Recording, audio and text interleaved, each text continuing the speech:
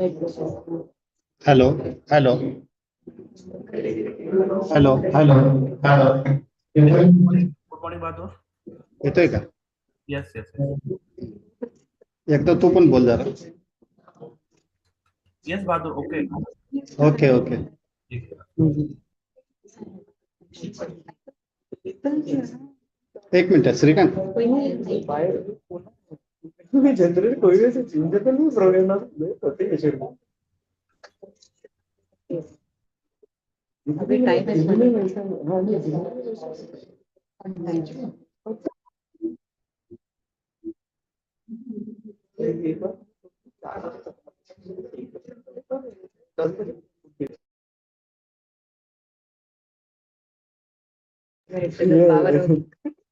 Capital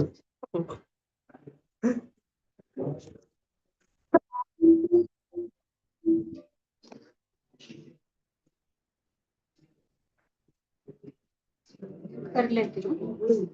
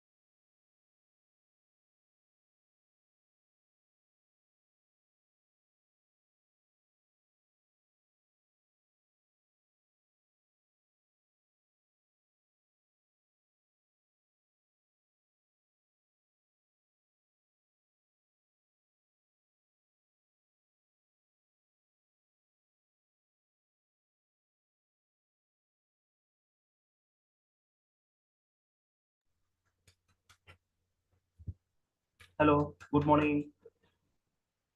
Morning, can you hear my voice? Yes. Great. Let me just turn on my video as well. Hi.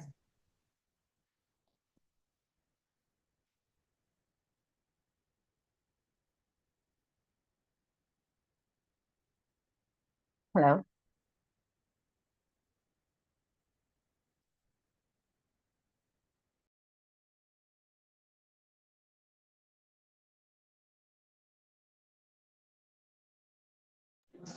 Hello, Deepa, can you hear me now?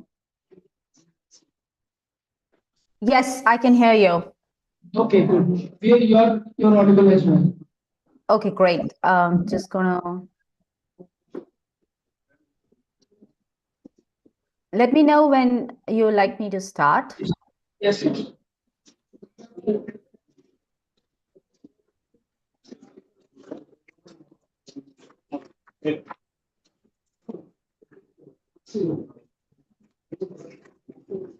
त्यांना pin करू sir. त्यांचं PPT आहे का? हाँ, आहे. PPT आहे का? मग ठीक आहे. आपलं छोटं करून टाकू.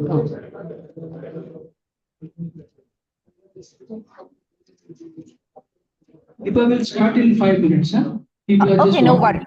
Yeah, no worries.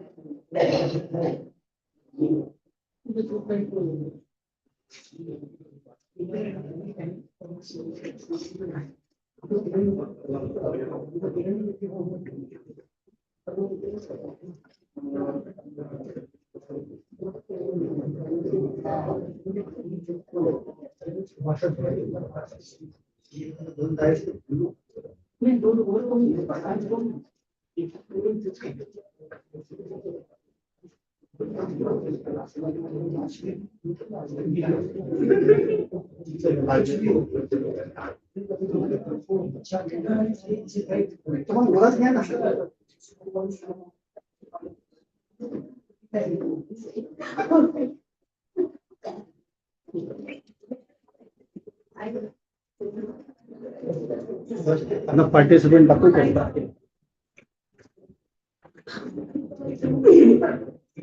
Good morning. It is almost 9:26. If anybody is not yet settled in, please come. We'll get started.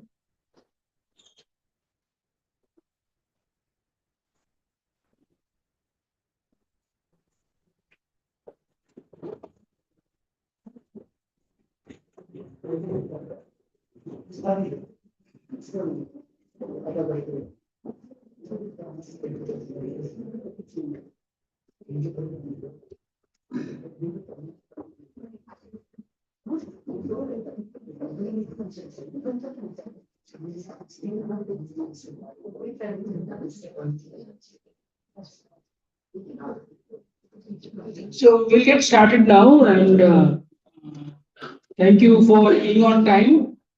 I had requested Deepa that we all come on time because I know we are keeping you up late in your night. So thank you, everyone. A quick sort of recap. I hope everybody had a good day yesterday. There were a lot of interesting talks. I have shared. I think the highlight of yesterday was, of course, the opening talk by Mr. Vivek Sahu.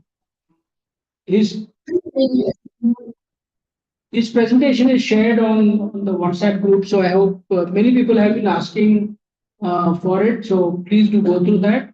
We also then had Rahul Kulkarni, who gave us a good sort of on the ground view of many of the tools. Many of us probably were using it for the first time. And the usage continued through the night until this morning also, right? So is the innovative ways in which we've started to use these tools is really interesting. One is, I think yesterday there was a question on how do you get a Wikipedia set up, and within a couple of minutes, Sudhatai was able to get the thing from ChatGPT and she was able to share. That's how once we get hooked onto these things, they can become real in what sense, I think it was Vivek Sawanth who said it's a co-pilot. It's not an autopilot, it's a co-pilot, it's an assistant. And this morning it started a fantastic way where Ravi asking ChatGPT to compose a poem in Marathi. I don't know how many of you have seen it or not seen it, but if you have not, please do read through it. So Deepa, Ravi asked ChatGPT to compose a poem in Marathi to convince his wife that he should come here on a Saturday. And that was fantastic. I was just Yeah, hoping his wife does not compose the other way around and say, I've convinced Ravi not to go. Yeah, she didn't. That's a difference between those who attended and didn't. Anyway, good. So we also had a short session with Ravi Botwe from Atlantics yesterday. Unfortunately, Dr. Ramu sent his apologies. He was in traveling through Chhattisgarh. He was not able to access the internet with a good signal, so he could not talk about it. We'll see if there's an opportunity sometime later to see how he has built his conversational bot for people interested in natural farming. Today, we are focusing on two or three things. One is we're going to continue to get a little bit deeper understanding of how AI tools are being used, and Deepa Chaudhary, who I will introduce in a minute, will really give us an insight into how somebody is using AI tools for her own productivity and also to create some very interesting offerings for the sector. Yogesh Kulkarni, not the Vijnan Ashram Yogesh Kulkarni, but we also have AI advisor, Dr. Yogesh Kulkarni. He's coming and he's going to take us a little bit deeper into this whole science of prompt engineering. How do we ask questions so that we get the right answers? Again, bringing back to what Rahul said over and over again yesterday, don't feel embarrassed to ask questions to an AI tool. We Indians are, we don't have the habit of asking too many questions. So we should do that. And it will never get tired of questions. So, we need to do that. But if there is a science and there's a art to doing that. Some of it we got to learn yesterday. Today we learn something more. And then after that we've got a sort of brainstorming session on what are the kind of problems we see which might be solved through AI in the near future or in the medium term. And to help us with that, we've got Sagar Sarkale, who's come from People Plus AI. He will be talking after Deepa. So that's the plan for today. So without any further delay, we invite Deepa to start her presentation. I'll give a very short introduction. Deepa Chaudhary, we got introduced to Deepa Chaudhary thanks to one of the speakers from our Lucknow conference, Ashish Arora, who had spoken with us from Himachal. He introduced us to Deepa, and we had a really good conversation when Deepa and I had a first chat. And she was so excited, saying that I've been using AI tools very aggressively, very effectively for my own work, and she wanted to share how she's using it and how all of us could also benefit from that. Deepa has been a social entrepreneur. She's worked in the social space while she was in India and has continued to work while she now resides in Canada as well. She's also built a very interesting platform for nonprofits or NGOs who spend a fair amount of time writing good quality proposals, grant proposals, and so on. And her pitch is that with her platform you can significantly cut down the effort and time needed to come up with a very good winning proposal. So we'll get a peek into that as well. And with that, I think I'll hand it over to you, Deepa, so you can take over. And we've got about an hour's time, so feel free how you wish to use it. Over to you. Great. Thank you so much for the introduction, and I'm really excited to be here. The moment Chaitanya ji said that he wants to introduce AI to people on the ground doing actual work, I got really excited about it because it's always my dream to empower people who are doing grassroots level work and to give them the knowledge and the skills of using technology to do good.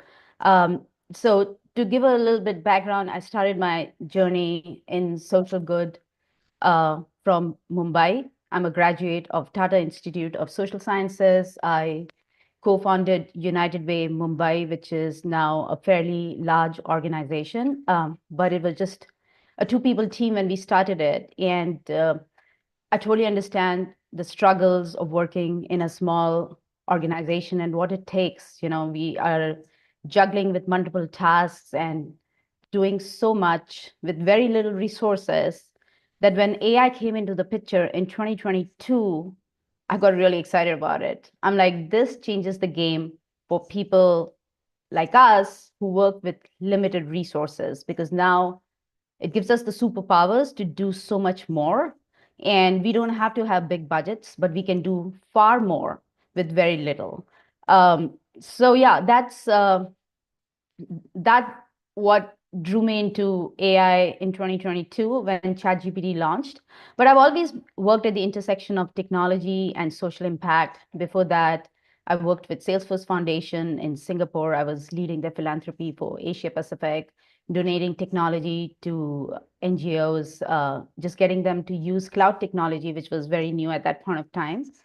And one realization that I had when I was working with Salesforce is that if the technology is not simple enough, it doesn't get adopted. So even though we were giving out a lot of technology for free, nonprofits were struggling on using it. And that's always stayed with me over the years. And now that I finally launched a AI-powered platform to enable change makers, that was something that I kept in mind, that it has to be really simple, like a no-brainer, no learning curve involved. And that's another thing that excites me about AI is that it's a very simple technology. We don't need to learn how to use AI technically. Like we just have to talk to it and just learn the art of talking to it. It's like a really dumb assistant. You need to give them step-by-step instructions. Otherwise, it just doesn't do the work the way you expect it to it. So you have to imagine that it's really dumb, but highly intelligent. So you have to instruct it in a way that it follows your instruction, but then it'll be in the quality of answers and the knowledge it has is really, really superior. So I know this is your day 2, and I'd like to share a deck that I have about AI, and I know you already have a fair bit of knowledge about what this technology is all about. Can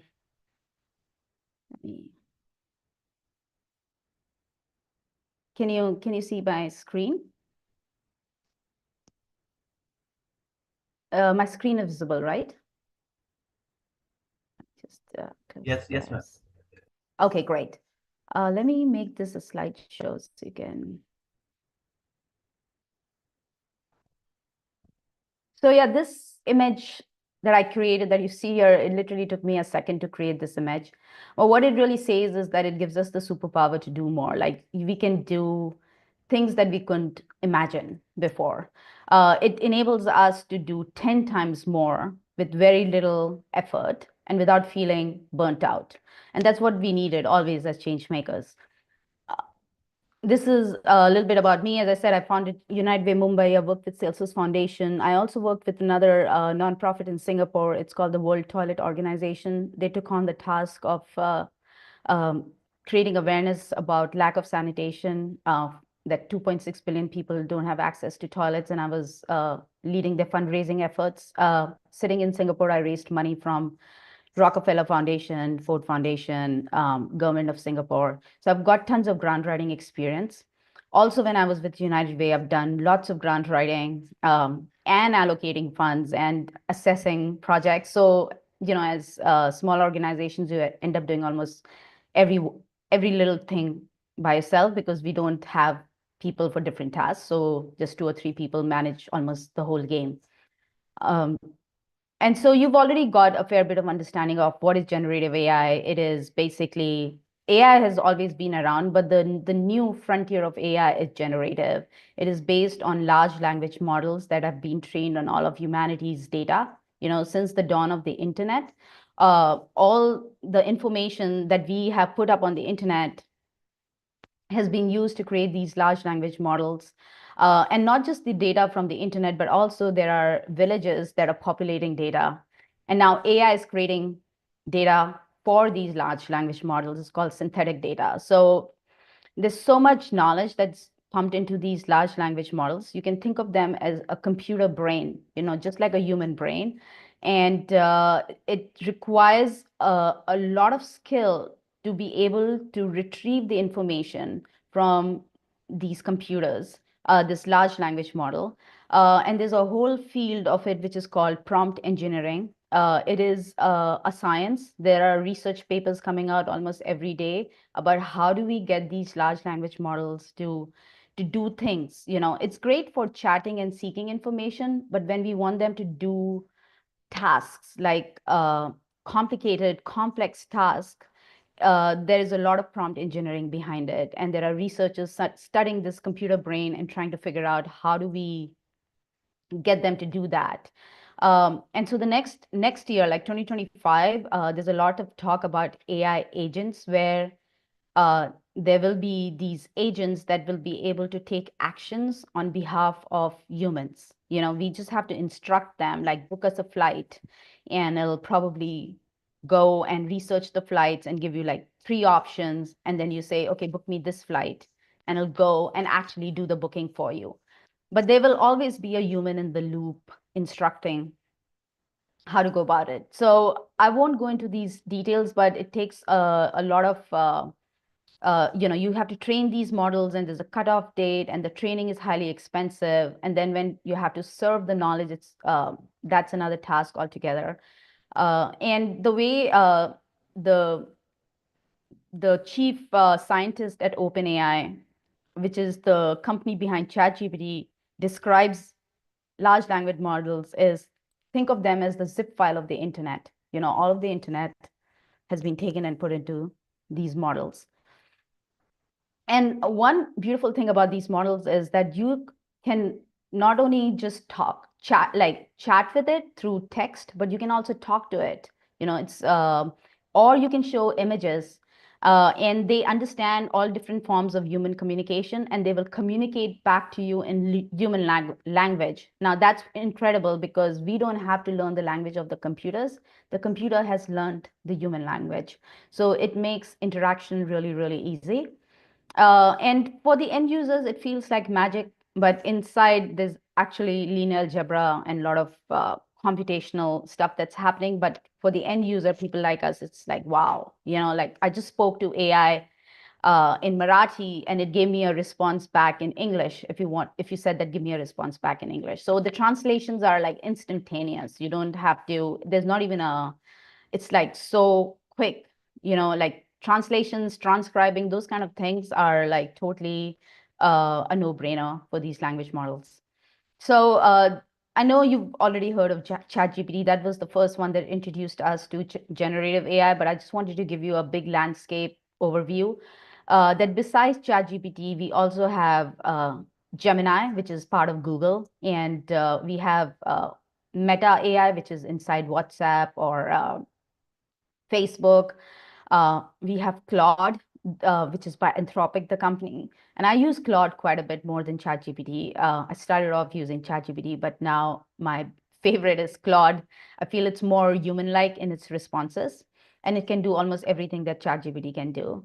And there's another one by X, which is Twitter. It's called Grok, and Grok is also a chatbot. You can chat with it, and it can also generate images, which is great. And it's excellent for doing research. So the way the Grok AI bot works is that it provides real-time information. So as I said, like most of these large language models have a cutoff date. They train on the data, and they after that, they don't train for, say, maybe 2 years or 3 years. and then they update it once again. But Grok uses something called RAG. And so the information that it gives you is real time. Like if you ask Grok, tell me about all the climate events that have happened this morning, I'll give you a nice summary of everything that's happened to this time. So that's about just the chatbots, like these are chatbots are like chat applications, which is an interface to these large language models. But besides that, we have models to create images, videos, songs, and I use almost all of them. So DALL-E is inside ChatGPT, so you can create images with ChatGPT as well. And I saw like on WhatsApp, like tons of images being shared. So that's great. Like everybody's got a hang of it. Midjourney is another incredible one that I use Midjourney quite a bit because it is more, it's just nicer. Like it's trained, it's an image model. It's trained on images. That's the focus. And it does an excellent job with it. I can show you, give you a glimpse of Midjourney after this. And Grok is also great at generating images, which is the Twitter's AI. So if you have like a subscription to Twitter, then you automatically get access to the AI as well. And you can do research, you can chat with the bot, and you can generate images. And the images are like highly photorealistic. So I create videos as well for my product, like all my product demos. I barely do live recording. I just use my images and I animate them and create videos. But very soon, we will be able to create Hollywood level videos just from our computers. Luma and Runway ML, and there are a couple of more other video creation platforms. Right now, the maximum limit is like 30 seconds, but I think in the following year, in 2025, we'll be able to create videos like 2 or 3 minutes long. So if you want to communicate a cause using video, high caliber, like really high quality video, literally Hollywood, Bollywood style, we just have to describe with text what is it, what scene that we want to create, and it'll create it for us. So we don't need to have any technical skill set. So that's another beautiful thing about AI is that it democratizes access, and you don't to be able to do anything, because you don't need to have any particular skill sets anymore. Like you can be a music producer, a video producer, a grant writer, anything you want, as long as you can communicate with the AI what is it that you are looking for. So I think that's important. And Suno.ai is great for music, and Udio is another one. Maybe I can make you listen to some of the tracks that I have created. So AI literally gives us the superpowers to do almost everything. Like we can run our whole organizations using AI. And at our startup, because I work with 2 AI engineers, my background is not in engineering, but I have always worked at the intersection of technology and social impact. And I have 2 AI engineers who are basically just deep into this space. And every time I go to them with questions, they're like, have you chatted with AI first? So they've really helped me build my AI muscle. Initially, I almost gave up on ChatGPT because it was not able to give me the answers the way I was expecting it. But they were like, no, you got to build it have it in your system, like before you come to ask for any problems, you got to go and check with ask ChatGPT first, because it has all the solutions.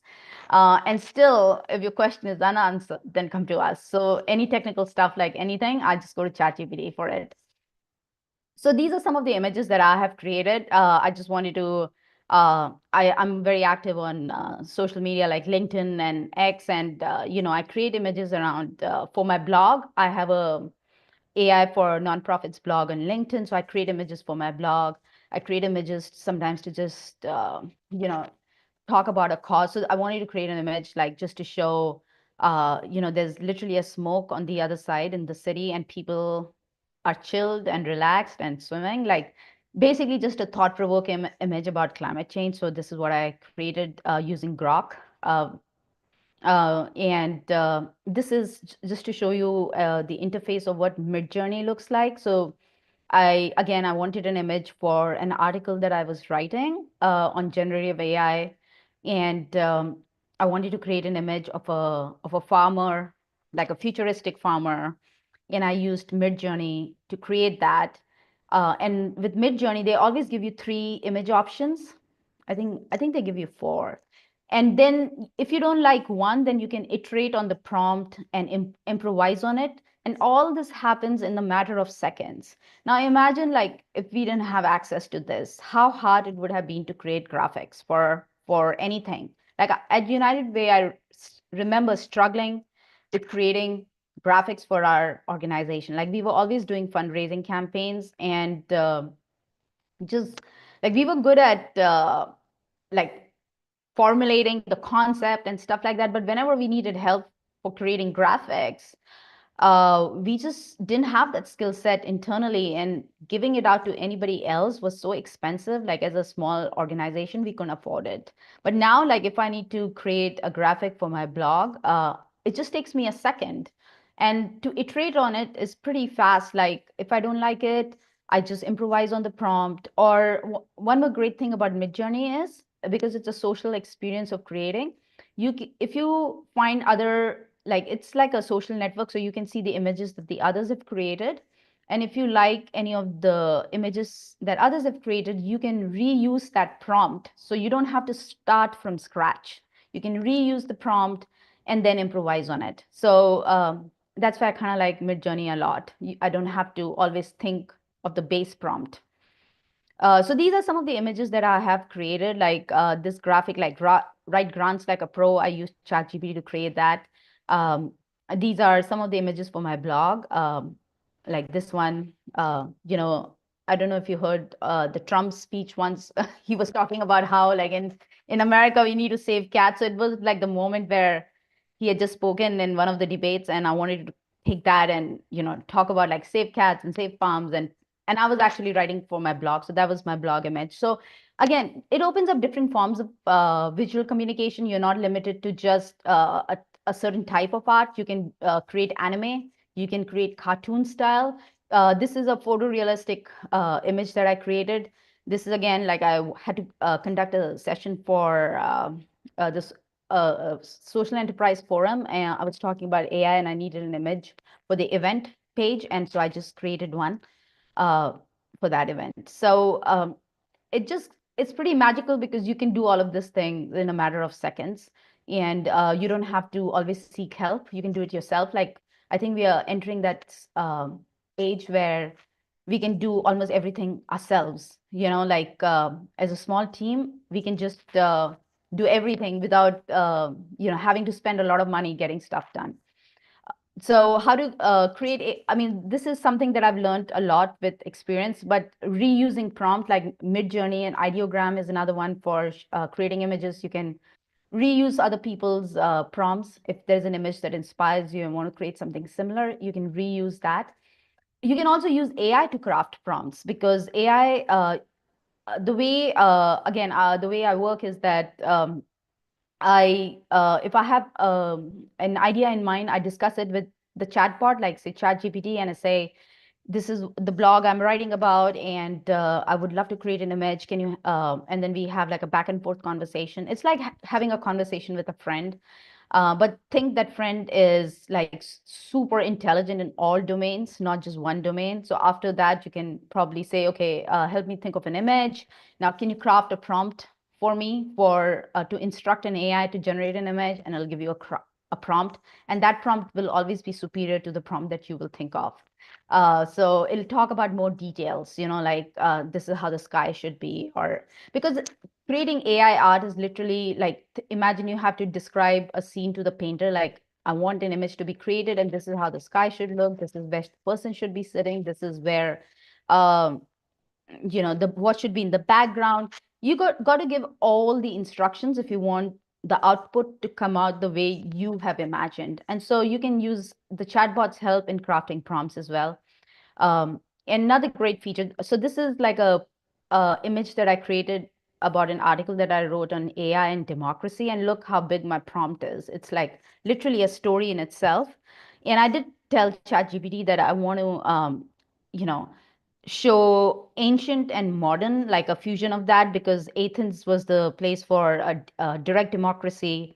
but I want that like a futuristic where AI is like informing people about these are the different candidates that are there for elections, and just give people who are coming to vote all the information right when they are standing in the line to vote, so they have every knowledge that they know before they cast their vote. So this was a very long prompt, and I got like 4 variations out of Midjourney, and I used this one. And again, out of the 4 variations, they were all equally good, and I was confused which one to use. I actually fed in 2 of my favorite ones to ChatGPT, and I said, which one do you think will be the best for my article? And ChatGPT said this one, because the AI is kind of like uh, it's fitting into the environment rather than like standing out. And so it gave me like a whole analysis of why I should go with this image as against the other image. So again, like this was for one of my social media messaging. Like I wanted nonprofits to think that they are not limited by their ability anymore, and that they can actually aspire to write 1,000 grants a year, because it doesn't take much time and effort to write grants. And this was my like I obviously iterated on it number of times. This is what I got on my 6th try. And what I instructed ChatGPT was like, change the background to a dense field of wildflowers, shot from the top, make the vines wrap around the letters 1,000 grants. So you've got to like really give very specific instructions to actually have the output that you've imagined. So AI is also great at image analysis, as I just said, because it understands all forms of human communication. So I use image analysis all the time. Like, for my blog that I just explained to you, if I have 2 or 3 images that I want to use, I just give it to Claude or ChatGPT and just ask them to suggest which one I should use. But you obviously have to give them the context, what purpose you're going to be using it for, so it can help the AI understand the context and then recommend which one to use. And so this is really great when you are going to be writing your impact reports, or you need like more compelling visuals for your blog or for your social media or for your website. You can always like feed in those images and ask them to recommend. You can also ask the chatbots to generate captions for those images. You not just recommend which one, but you can say, give me a 1-line compelling caption for this image, or an inspiring quote. So I'll just give you examples of that. But this is, I wanted to show you before I move to that. This is like, a parking sign, like for in front of a school, which had like multiple signs, like you can park from this time to this time. And like it was so confusing for a human being to understand. And there's this person, Peter Yang, he actually fed this sign into ChatGPT and said, it's Wednesday at 4 p.m. Can I park at this spot right now? Tell me in 1 line. And ChatGPT like took a second and said, yes, you can park for up to 1 hour starting at 4 p.m. So it just is so quick, because it's a computer brain. It can do things faster than a human brain, like 1,000 times faster. So, but again, look at his instruction. It was very specific. Tell me in 1 line. But if he had not said that, and if he would have not said it's Wednesday at 4 p.m., but if he would have just shown the sign and said, tell me if I can park, then the ChatGPT would have actually read out every sign to you, and it would have been an open-ended thing, because you would have to then decide whether to park or not. But because he asked ChatGPT, he gave them a very specific instruction, it gave a very specific answer back. Like he wanted to know if you could park, it's Wednesday at 4 p.m. Like the context was given, everything. So that helps in getting specific response back. This is another one, like I was at the farmer's market and I took a picture of whatever was available on the stand. And I gave this to Grok and I said, can you suggest a recipe out of these vegetables? And one thing great with AI is that spelling mistakes are totally fine. AI will understand it. So you don't have to every time correct your spellings, even if the spellings are wrong. So my recipe spelling, maybe it's right, but yeah. But anyway, so it gave me like this really great recipe, and I actually tried it and it was great. So it can do all kinds of things that we have to now start exploring great ways of using AI, because it has all these capabilities. So this is another image that I generated. And I asked the chatbot to give me 3 inspirational quotes, and it gave me 3 inspirational quotes. So this could be really handy for you all again, like if you, for any of your marketing material, like if you want inspiring quotes, or you can say quotes of, a quote that goes with this image, provide some quotes, or a title for this image, AI can generate pretty quickly. And it can give you options, like you can say, give me 10 or give me 3 or 5, like you can instruct the AI. This is a nonprofit that I've been following since the start of 2022 when Midjourney came out, and they've been using AI images to promote their cause. They set up pop-up villages all over the world, inviting change makers to come and spend like a month and hack together on ideas. And so they use a lot of inspiring imagery, and all of this is created with AI to just get folks excited about what they're doing. So fundraising with AI is something that I'm really excited about, because grant writing so grants are a very important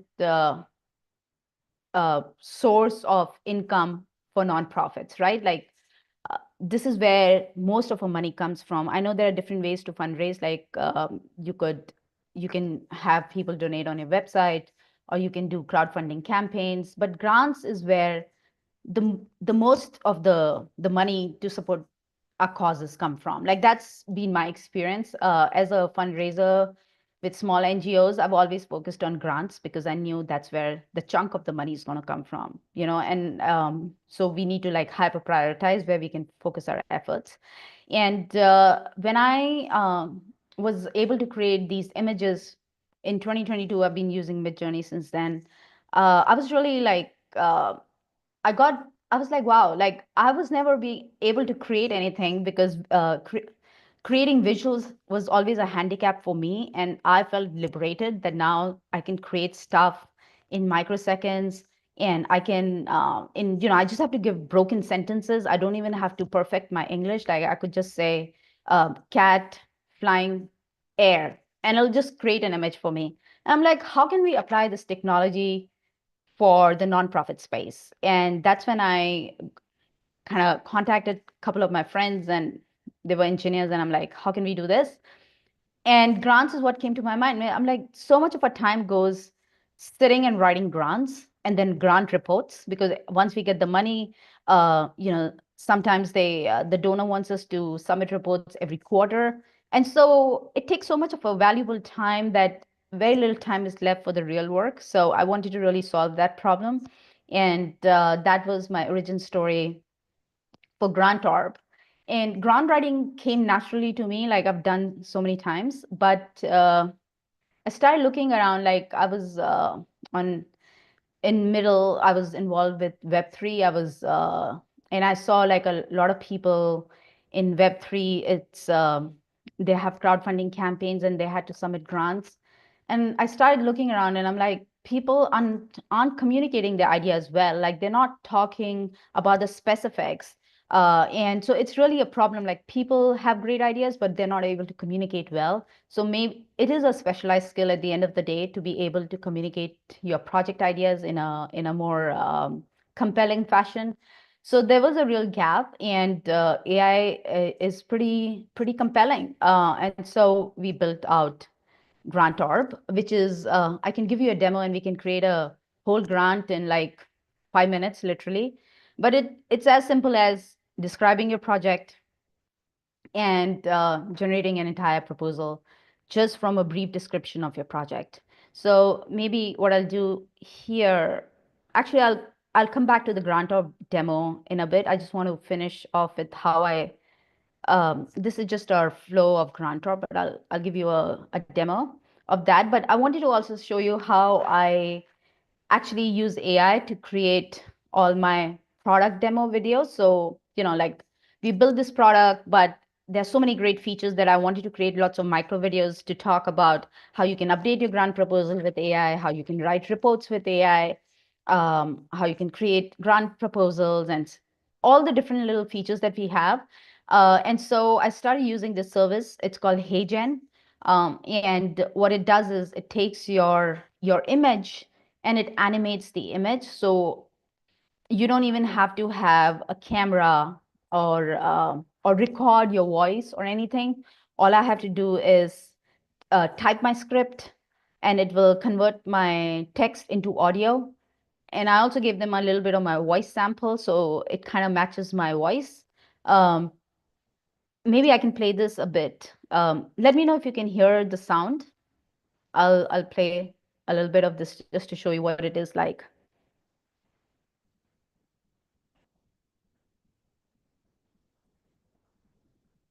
Are you able to hear the sound of this?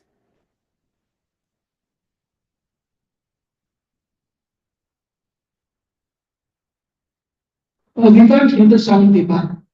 Sorry, was the sound clear? No, we can't hear the sound from your YouTube Oh. video. Okay, I just wanted to, let me do one thing. I want to share the sound share. Okay, I will go back to sharing my slide. Screens. Okay. Let me know if you can hear it this time. Grant reports that impress. Yes. Click on Create a Grant. Select the grant report from the drop-down menu in the Grant Wizard. Use the Grant Wizard to enter project update. You can also... So I'll just pause here, but what I'm trying to say is that I didn't really speak any of this.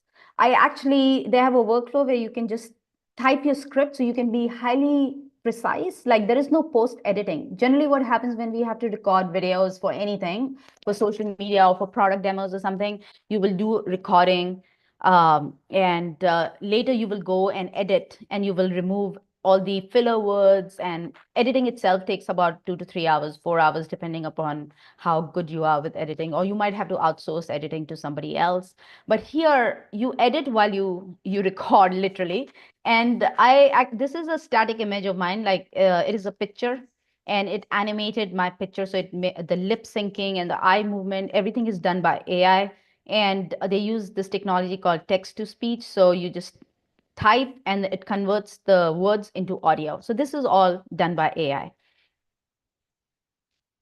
And this is what the flow looks like. In the end, I took screenshots of that. Like you just type out what you want to say. And one great thing is that you can translate this in different languages, and it's instantaneous. Like, I could have this video in French, in Chinese, so you can reach different demographics. I don't think in India we have that issue, like, or actually, yes, maybe, because if you are working pan-India and you want to talk to your Tamil population or Marathi, then I'm not sure if they have, I think they have Tamil, but they don't have Marathi. So they have lots of global languages, and Hindi is obviously there, but they have Tamil as well, but they don't have other dialects of India right now. But maybe there will be an app which is very India specific, and then you can do quick translations. Like, it's instantaneous. Like, the whole video will be then spoken in that language. This is another one that I wanted to talk about. So as I said, I was in Web3 for a bit, and I studied DAOs, which are like decentralized autonomous organizations. I did a research in that, and I wrote a book. And after that, I actually created a course on how to start internet native organizations. And when Notebook LM came out, which is a product by Google, it's a pretty young product. I think only maybe less than 6 months that it's been out for. What you can do with Google Notebook LM is that you can share any of your knowledge with that AI, and it instantaneously, not instantaneously, but it takes about 3 minutes or 4 minutes to convert it into an audio file, which is highly engaging. So it's literally like having a podcast. So and it's a really great product, because sometimes there are research about our industry, like, there's a research on immunization best practices, and it's very dense and complex and too much data that we never have time to really sit down and dig in deep. So what you could do is you can just share the PDF file, or you can, even if there's a website which has all the details, you can share the link, and Notebook LM will convert it into a podcast or that you can listen to. And once you get interested in the topic and you understand the topic, then you can also chat then with the document that you've shared, and you can ask more deeper questions. So it's like chat with PDF kind of a thing and a podcast. So I can make you listen to this as well. These are two AI hosts talking to each other. And Have you heard about Ukraine DAO? They used the power of the internet to raise $7 million Yeah. in just 5 days to support their fight for freedom. Wow. That's the potential of Impact DAOs, and we're diving deep into how they work, Yeah. their impact, and how you can even get involved. Ukraine DAO is a powerful example. Of how quickly these decentralized organizations Yeah. can mobilize. so this is like a 16 minutes long podcast. And I had created like a 6-step course on teaching people the basics of Impact DAOs. So I basically took all my the modules, I put it in one file, converted into a PDF, and shared it with Notebook LM. And in about 3 or 4 minutes, it converted into this podcast. So I went back to all my people who were participants of my course and also on social media, and I went to share this link saying, hey guys, you can now listen to it as a podcast, And I actually have plans to launch a podcast which will be completely generated by AI using Notebook LM on social good topics that interest me. So, in the future, like I think because AI is a great content creation machine, like curation will become very important, like curating out of all the content that's available, like taking actually humans being involved in curating like what is really good content, and then surfacing that kind of content. So you can use, something like Notebook LM to launch a podcast. You don't have to have live people discussing. It kind of reverses the game. When you have podcasts, then you transcribe it and you blog about it. But how about you take already the knowledge that exists in words, put it out as podcast, and that kind of reverses the game for podcasting. So that's about Notebook LM, and it's a really great tool because there's so much research in the social impact space, and very few of us actually use evidence-based practices when we are doing grassroots work, and we are reinventing the wheel all the time. But there's so much already research that's published and out there. But what if we can now, with the help of these tools, we can quickly understand that research. We don't have to spend hours trying to read it and then apply that research to our programs. It will just make it so much more effective rather than, doing it all over again. Have you? So it's really great. Like the other things that you could do with Notebook LM or the tool that I shared before that, which creates videos, is, you can have all your HR policies if you are in an organization and you actually have policies and stuff converted into audio files. That's really nice to listen to. Or your volunteer onboarding, anything that's heavy and dense to read, you can have it in a more engaging manner and present it to the people to absorb that information faster.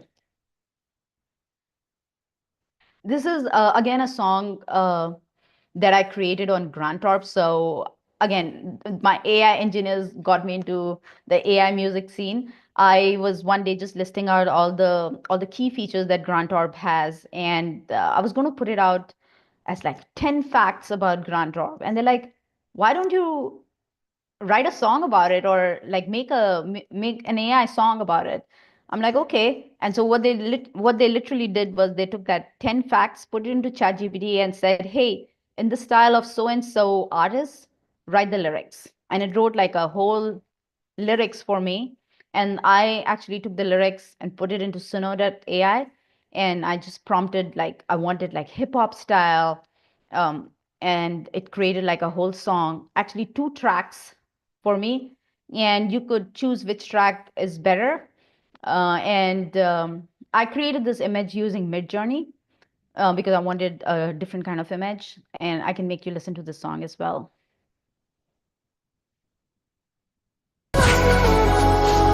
Sorry.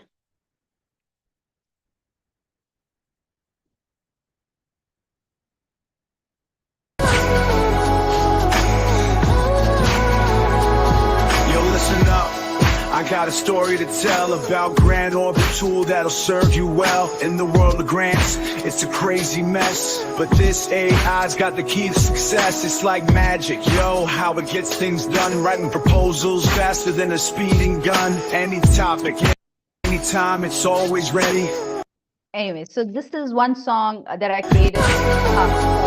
I need to go and show you. This is the lyrics basically of that song. And I recently created another one. I was giving I was invited to talk about AI to a nonprofit group in the US. And I created the song like just 2 minutes before the session was about to begin. And this is just about why nonprofits should use AI. Do more with AI. Amplify your impact, watch it multiply. Do more, it's not a lie. AI and nonprofits are powerful ally.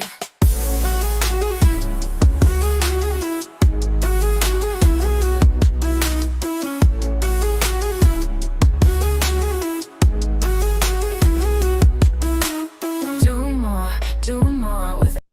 So yeah, that goes on. So again, I used AI to create AI. So I didn't write the lyrics at all. I just told Claude, this time I used Claude, and I just explained to Claude that this is what I want to write a song about. Like, I want to encourage nonprofits to use AI. Like in the US, for some reason, they're still like, oh, should we use AI? Like they're still contemplating. And I'm like, don't you get it? We should be using AI. Like they're kind of fearing the technology. And I'm like, this is our best friend actually, because we were always limited by resources, and now we are not, So I wanted to write like a encouraging song for them. So I kind of guided Claude the way I wanted it to be, and it created the lyrics. And I just went and created the song in Suno.ai.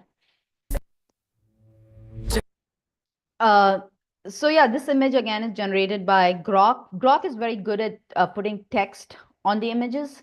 So it's really, really consistent. So act now, that text is also written by AI on the image.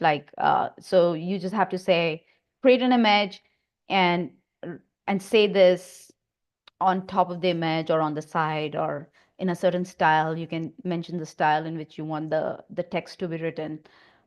So yeah, what I just want to say is that we are very early in AI right now. Like this is just maybe the real first year of AI. I know it has been around for 2 years now with the launch of ChatGPT, but like this has been actually the very first year of AI, in terms of all the momentum and the building and just awareness about it, and application in our everyday work. And what's really important is to build the AI muscle. So it will not come naturally. I know all these tools are available and we'll be like, okay, we'll use it, but we have to make a conscious effort to use it because it will not happen automatically. So maybe like whatever you're planning to do, think of doing it with AI, like have AI as a partner in everything that you're trying to do. Ask AI first, if every time you have a question and you have the urge to go to your colleague and ask for something, ask AI first, and in that way, when you start interacting with AI on a daily basis, you will automatically build your AI muscle and get better and better at it. So yeah, that's with my presentation here, but I would love to show you Grant Orb.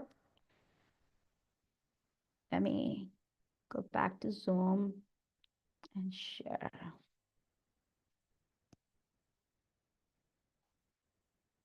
So you can see my you can see Grant Orb, right? Nice. Is that the screen? I guess so. Let's try to see a share. So yeah, this is the world's first AI grant writer. And I wanted to bring the same Midjourney experience to writing grants, just the way in Midjourney or in Grok or in ChatGPT, you can create images in microsecond. And it's not an easy task. Like if you had to create those images by hand, it would probably, you will not be good at it, or it will take you days and weeks and months, depending upon the complexity of it. So I wanted to bring the same magic to grant writing, where you can go from just a brief description to a full proposal in minutes. So if you go here, this is where all the magic lies, the grant wizard. Say you come up with a project idea, like whatever you're seeking funding for. Say there's an application that you need to fill, or you need to submit a grant proposal to somebody for getting funding for your project. So maybe let's say you want to start a mobile library kids in Mumbai.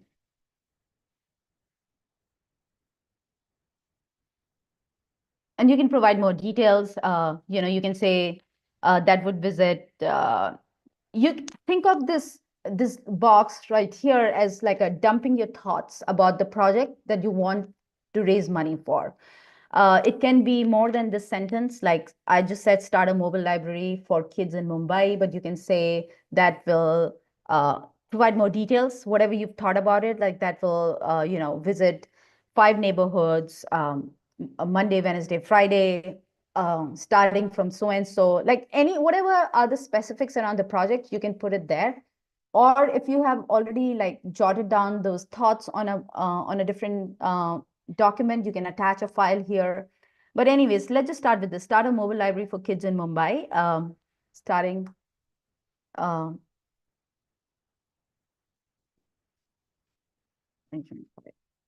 can just say that.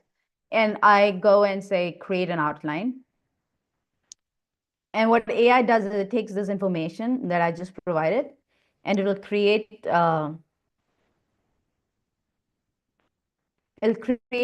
this template that you see here is a winning grants template. Like it's a proposal template.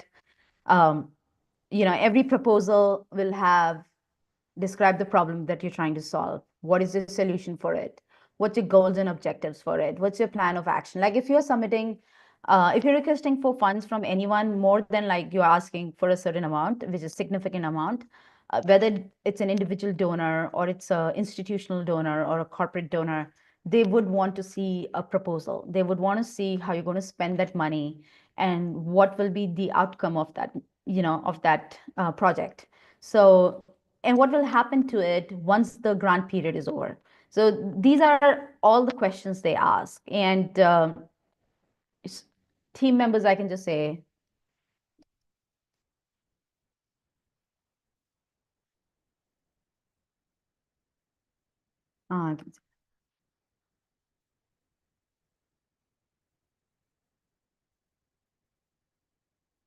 and partnerships. So team is something that you have to just copy and paste that information. Like if you, who are the people from your organization that will be involved, you can just copy paste that information here. And there's a line item budget. So we generate like a complete list of all the related expenses that will come in delivering this project. We don't put an amount next to it because it will differ from city to city or place to place. But what we do is we give you a list of all the expenses that would go in executing this project. And you can put your organization information here, wheels on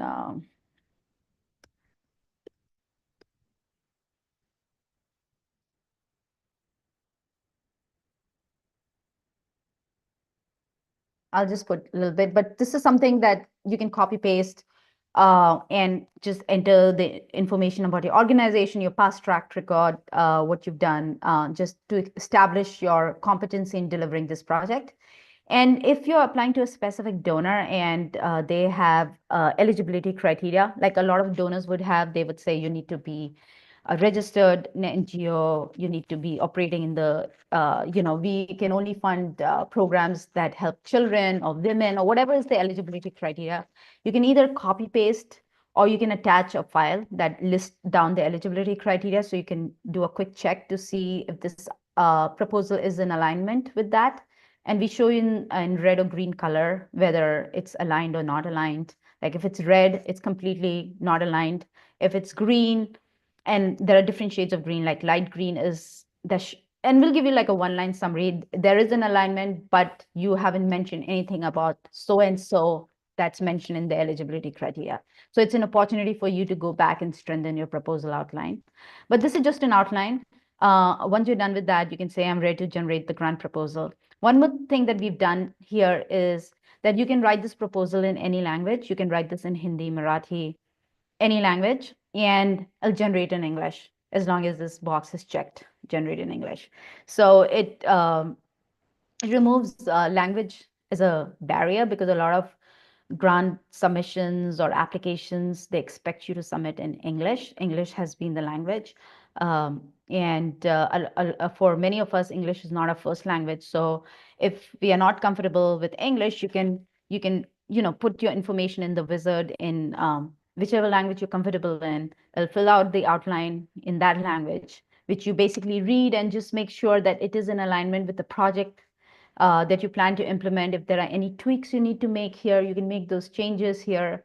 And once you've done with that and you're satisfied with this outline, then you go down and you just generate it in English. And so the AI reads this information that gets auto-populated.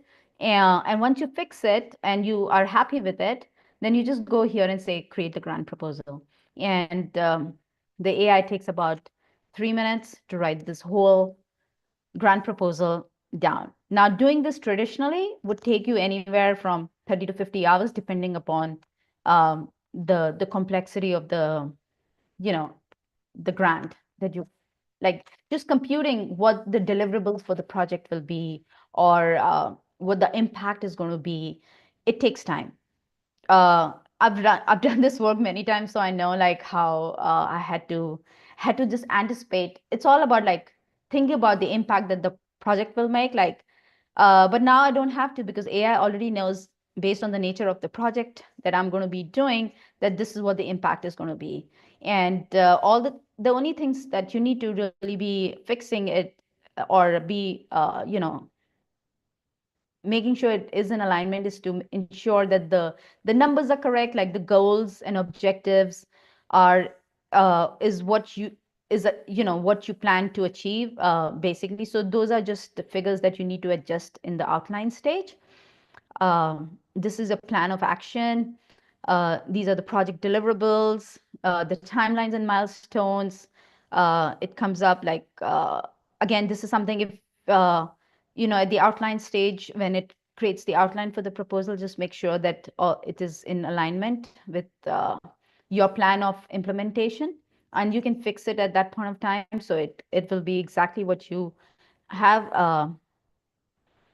Partnerships, impact, what will be the evaluation, the metrics for measurement of the success of this program, the plan for future funding, it does a line item budgeting, so it'll give you, these are all the related costs for executing this project. You've got to just cost it out. Obviously, as I said, we don't provide the associated costs, because it changes based on where you are. What are the risks and challenges, the organizational information. And if you want to make any changes to this, because say this is just your first draft and you discuss it with the team and you want to make changes to any of these sections, you can just come and update these sections here.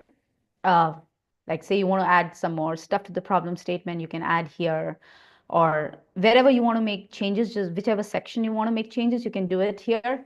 And it will, once you're done, you can just go back down here and say, I'm ready to generate the grant proposal, and it'll update the whole proposal for you. And you can see all the versions will appear on the top. Sorry, let me just go back.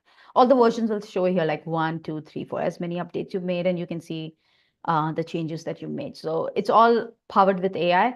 Once you're done, once you're happy with it, you can copy the entire text out, like copy it and put it in Google Docs if you want to. Or if you're submitting like an online application, then you can just go section by section, and copy to clipboard is an option, and you can copy and paste it in that application form. What we've also done is we've trained an AI to create custom templates because every donor has their own application form. So even though I showed you like a winning proposal template, like these are the set of questions that the donors will ask, but sometimes they have their own order or their own wording. They might, instead of saying problem statement, they'll say, describe the problem or something like that. And you want to have a form that exactly looks like that organization's application form. So we've trained an AI to do that as well. It can create custom forms.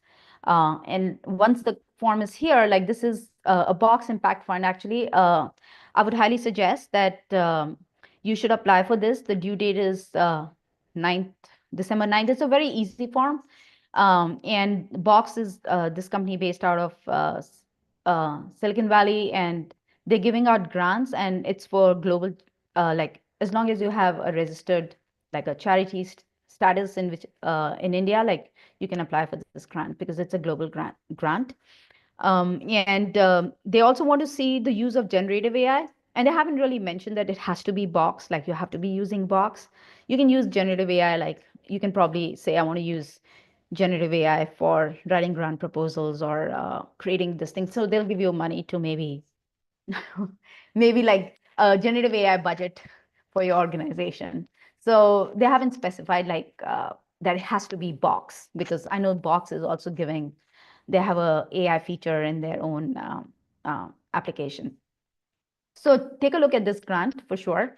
And it takes now 5 minutes or to write it down, like even with updates and going back and forth with the first draft, maximum 30 minutes, and you're done with grant writing.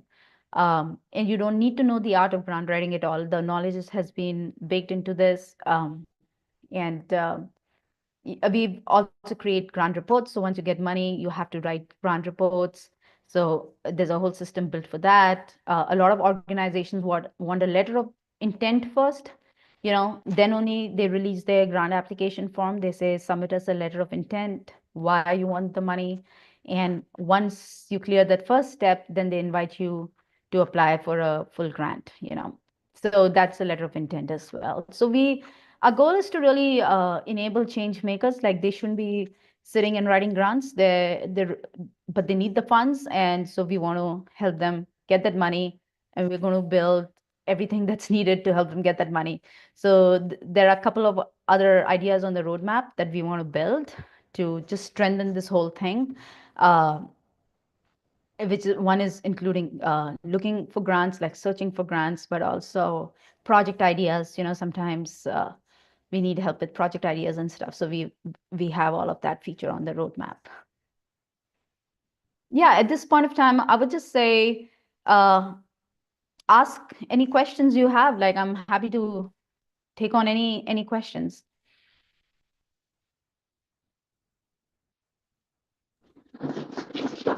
I think there's a lot of very interesting things. Of course, I think the most amusing part was how the songs came out. But the most valuable part, I think, is what we just saw now, is the power of AI to really save time in terms of the documentation that needs to be created and so on and so forth. Any questions? Do you have questions?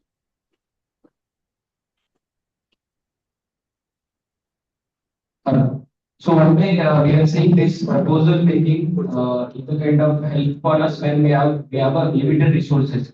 When I was going through the plan of this grant ORB, so the learning plan is around $190. So the cost is at part to 98,000. So when we say we have a limited resources, are we ready to pay around 98,000 for just building a single proposal? And that also we are not sure, because nowadays every organization has a different kind of templates. And apart from that, the human intelligence which we were talking yesterday, the template and designing is fine, but when we say to the extent of creating an impact at the doorstep delivery to the participant families, in that case, are we in a position to pay this much from? Because what I would do, maybe I'll hire a professional, say around 50 or 60,000, then I can have a number of proposals coming out of this. So that's what I think. So either it has to be kind of cost effective, where the NGOs or a small organization can avail this facility. Otherwise, again, it will become a kind of privileged facility to the topmost NGOs or the people who can afford it. Yeah, thank you. Yeah, this It's a basic plan. it's a basic plan. We actually increased the pricing of our single proposal generation because we launched this product in Jan at the start of this year, and what we saw was a lot of skepticism around whether AI can really write a proposal. And we're like, okay, what if you get AI plus human with my my assistance as well? And so that it actually includes 30 minutes of my time. And we increased the price for that because we wanted to build the trust with AI.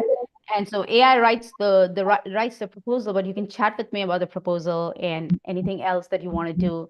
But this was actually to build the trust with AI. And this pricing is mostly aimed at North America because in the way the grant space is highly competitive. And it is highly competitive. A lot of small organizations, surprisingly, our customers are all small organizations. I thought they'll be big organizations, but they're all small because they've always struggled to get grants funding, and they've never had time. The executive directors don't have time to sit and write grants. Most of the nonprofits are run by volunteers, so they don't even have full-time people. They sometimes come on Saturday to do the work, or they have something else running full-time. And so they always had the disadvantage in terms of not getting the grant funding, even if that money is available. And big organizations can afford to have people, or they hand it out to consultants, and consultants charge a lot of money. So this is a really great deal for a lot of our North American nonprofits. And I understand it could be a bit for India. If anybody wants to try it out, I'm happy to offer it at a really deep discount for anybody. My goal, as I said, is always to enable the grassroots people, and I wanted the pricing to be accessible for everybody.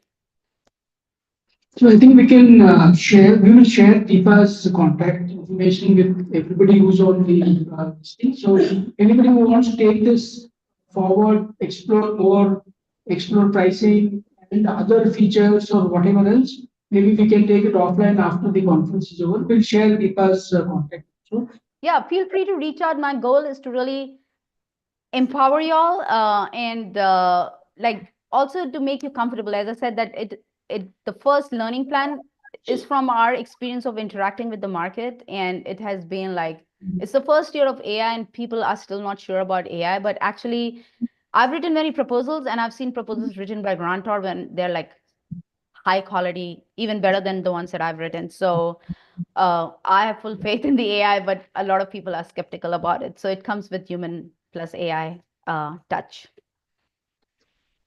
There is another question here. I think Sudhata, your question of cost is kind of answered. There is a question here: can it cite studies or in the intro or rationale? Sorry, I didn't. Can it? 1 second. There's a question which says, can Grantor also cite studies in the introduction or in the rationale? Yeah. In the problem statement, yes. So that's a feature we are shipping in December, where it will cite. Right now, what we were saying is, if you can provide the data points and the citation was something that we had not included because we wanted that to be grounded in factual information. But we built in that capability now, and we'll be pushing out that feature where it will cite the data and provide citations that where this data comes from. So whenever you state a problem, like this is the problem you're trying to solve, it's very important that you make it compelling by providing the data around the problem. That X number of people, like 2.6 billion people, don't have access to toilets. That makes it very compelling. And now, where does this data come from? That needs to be cited. Otherwise, it could be fluff, right? So like the World Bank. So that kind of citations and data we're going to be adding by next week, actually. Wonderful. Any more questions? Yeah, Anil, yes, 1 second.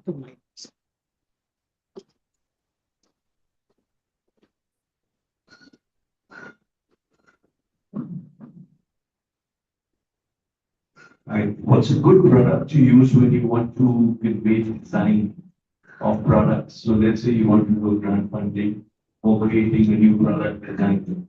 Which of the types of products will actually show those designs where you verbalize it and then they can craft it out into a design?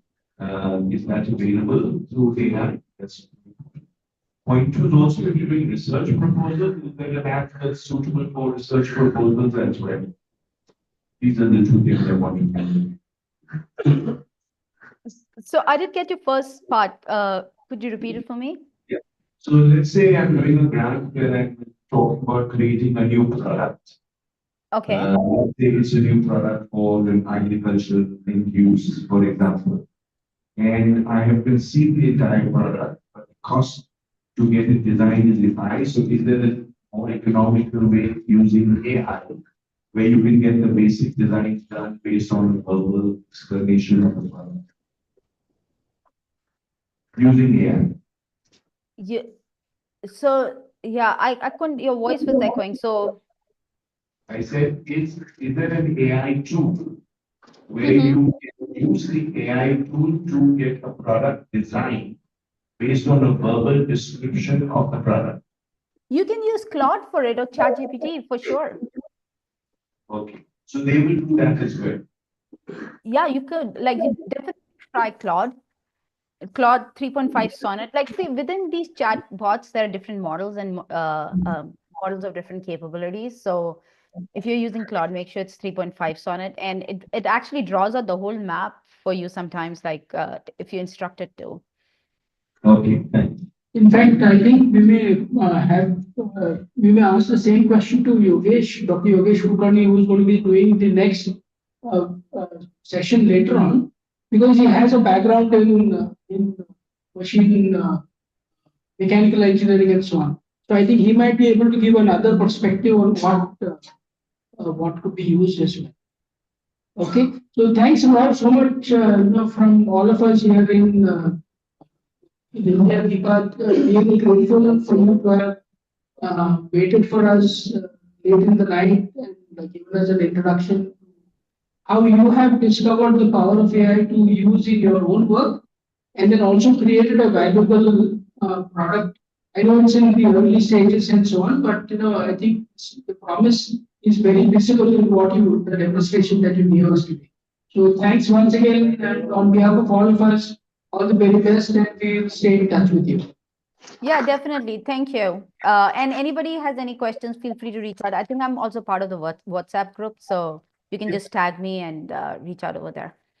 Sure, absolutely. Okay. Thank you. Yeah, thank you. Yeah, bye.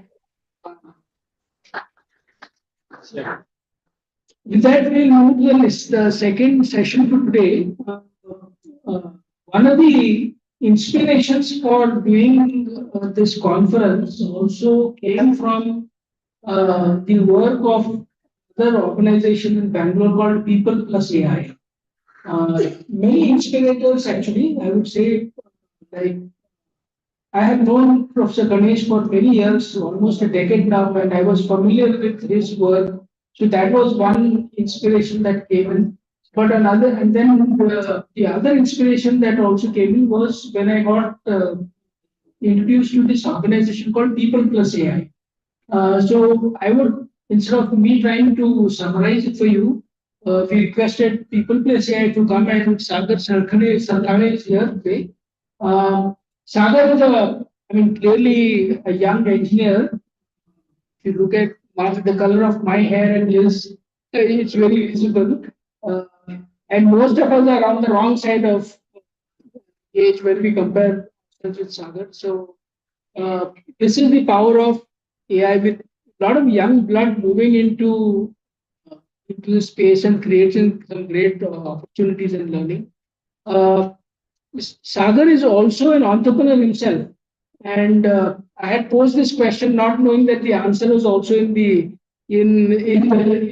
conference schedule yesterday. He has built a Marathi language model himself.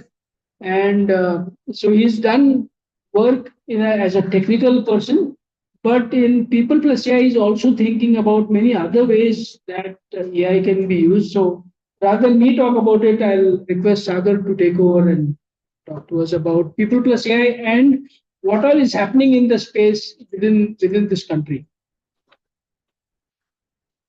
Hello. It's audible, right?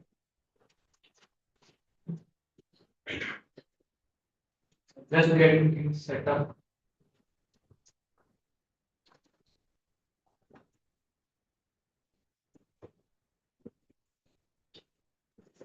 Okay. Thanks, Chaitanya, for introducing me. And like before even we begin with what People Plus AI is, what it does, I would like to take a couple of minutes to actually identify and like tell you about like how exactly solutions in India are different when it comes to AI or any other solutions. So, as People Plus AI, we are on the mission to create Adbhut India. So, yeah, let's begin with it. So, what is the kind of solutions that are being demonstrated over here? We can clearly see there is a cool car on the left hand side, and there is an auto rickshaw on the right hand side. Right. So this is the cool car on the left hand side is a promise that you will get speedily to from point A to point B. But in India, would it really work? That is the kind of question that we should ask. Because what works in India and phenomenally well is a three-wheeler vehicle with lots of kids packed into it, moving from point A to point B in no time. Also, the cool car over here seems very expensive. In India, that does not make economical sense, right? So in India, solutions do fundamentally very different from what the solutions in the West are. So this is one slide which talks about that. So something similar, how a similar solution in the West was scaled into India. So in West, there is Walmart, which is 50,000 square feet grocery store. People walk from they travel from their homes buy groceries on weekends or weekdays once a week. But in India, like the things are changing. You are ordering groceries from your phones. And what works in India very well is 500 different dark stores of 100 square feet each, powered by 40,000 delivery agents. That actually scaled very well in India, right? So innovation in India is like actually designed very differently. So we need to understand this fundamental fact before even tackling any of the problems in India. AI part comes much later.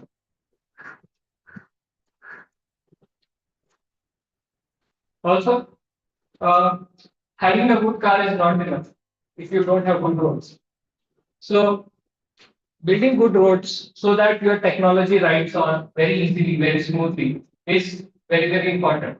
Otherwise, you just have a fancy toy in your house and you can't play with it. You can't actually use it to build and impact a lot of people in our lives. So I think that is very important to have a very good infrastructure. Now, keeping these slides in mind, let's try to understand what People Plus AI does. It exactly does what these earlier slides talked about. So we try to first identify the problems which exist in the space, which are actually affecting millions of lives in India. Once we identify these use cases, once we identify these problems, we try to pose them as use cases. Once we have done that, we try to build proof of concept solutions, POCs, with our partners. And then we try to scale them up to population scale. So that is the first pillar of People Plus AI. Once we have that, we also need a good infrastructure to enable builders as well as the end users to actually use the solution or build the solution. So we are actively working on providing that distributed infrastructure to both builders as well as end users to actually make and use the solution that we are building. So that is on the infrastructure front. But having good technology, having good use cases, and infrastructure to build them on is not enough. We need an active community, active set of members who are constantly innovating on top of each other's ideas and promoting the entire growth of the use case altogether. So that is how we actually solve a problem. So AI is too big of a problem to solve on your own. So we need collaborators, we need builders, we need experts. So this can happen only when we have an active community constantly working towards a certain goal. So that happens with community. We provide a platform for multiple people coming from multiple domains to come to a place and work together and collaborate together. Also, what we do is there are a lot of solutions that come on the local from local regions. There are a lot of independent developers who are actually building very good stuff. They are doing research and they are coming up with innovative ideas to tackle problems in India. We make sure that their voices do not go unheard. We try to spotlight them every now and then and tell the world that, hey, this is what is happening in India. By doing this, we not only keep up the enthusiasm to build and innovate in AI, but we also try to build a blueprint of how AI should be done in India. So that is the main part, because a lot of people are building AI, but having a goal, having a track of steps that we are taking is very, very important according to us. So that is our people plus AI. So moving on, as we saw, problems in India are very, very different. The way we design the solutions in India is very, very different. The way we think of it is very, very different. So how do we even start working with this AI? Because there are already a lot of models that exist in the space. How do we actually use them to build solutions that are meaningful to us and not just copy the West? So this is where the answer lies: building use cases, building applications. So before even going over there, let's try to first identify what AI is, right? Because having this definition clear helps you unlock multiple steps that I'm going to speak about. So when it comes to AI, there are three main components. One is data, other is compute, and one is models. So intersection of all these three things give rise to AI. Data, again, is a set of numbers. So it might be text, audio. At the end, it will be represented in numbers. So these numbers will be sent to a computer. So computer basically does multiple operations. That is where the compute part comes, the GPU, hardware, CPU. So all those infrastructure hardwares fall under compute. Who does this multiplications in a fashion which actually makes application? Those are models, right? So data is sent to models, models do compute on what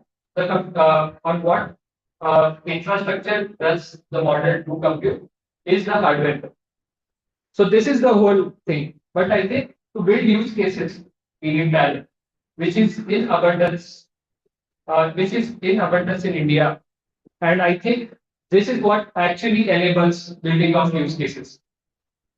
So when it comes to building use cases, we need to have these things in mind, because having data which is specific to the problem that we are solving is very, very important. Figuring out the model which is very, very relevant to your use case, to your application is very important. Once you have these two things in your hand, you have to figure out compute, which is relatively cheap as compared to what it was a year back. So once these three pieces are in line, your use cases get unlocked.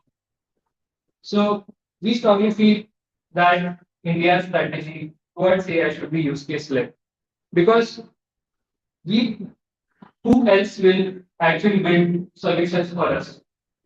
No one in the West is motivated enough to build or solve problems which are very, very unique to India. They care very less. I think, rather, I strongly believe that it is our moral responsibility to build solutions which actually impact millions of lives in India. So that is about use cases. Now let's come to what use cases we are building at People Plus AI. So these are the 3 use cases I'll be talking about. I'll go one by one to each. First is Sthan. So think of a day-to-day scenario where you order some product, the person is out for delivery. The person calls you up and say, hey, where exactly are you? So he might be around like 400 meters away from your location. He asks you, भैया कहाँ पे आना है? And then you reply, कि ये वाले पेड़ से left लेना है, वो वाले पेड़ से right लेना है. So these are the kind of instructions that you actually give to make the person reach to your house. So this is exactly one unique aspect of India which we are trying to solve. Because there is no precise address or precise way to reach to a certain location in India. The cost of reaching to people is around like 10 to 14 billion dollars. So this was published in a report by Delivery. So how does Sthan solve this particular problem? So instead of like you being frustrated with the delivery guy, instead of delivery guy being frustrated with you, what we do is we introduce an AI agent between you and the delivery guy. So the delivery guy will call the AI agent instead of you. He might talk in any particular language that he wants to talk. Sometimes the person might talk Tamil. So we support all kinds of languages. So the delivery guy will call and talk to AI agent and get for the instructions which are meant for Indian aspects. So that is what we do at Sthan. It is already live, like there are POCs being built and we are like actively seeking collaborators. So that is about Sthan. Next is Jan Ki Baat. So Jan Ki Baat, think of so how many times have you complained about electricity not being there? How many times have you complained about water not being supplied for days? So most of us in this room are privileged enough to not give out these complaints. But for some people, this is a reality that they have accepted. They don't even complain. They are living with it. So can we do something better here? Can we make the voices of these people, which goes unheard of multiple times, accessible to the decision makers? So this is what exactly Jan Ki Baat does. What it will do is, like you can, we are currently collaborating with organizations, government organizations and multiple institutes for enabling people to give feedback through voice.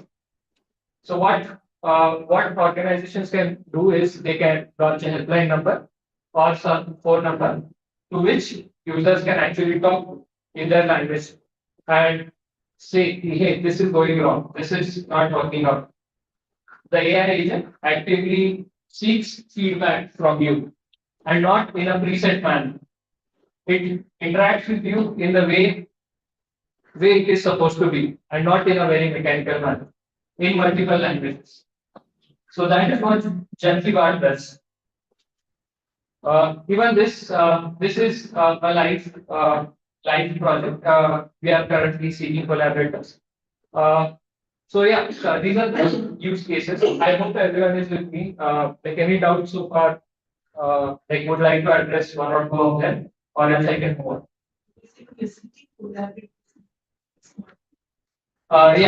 So when I say when we are seeking collaborators is we build a POC, right? We try to tie up with some organizations to make this use case scale.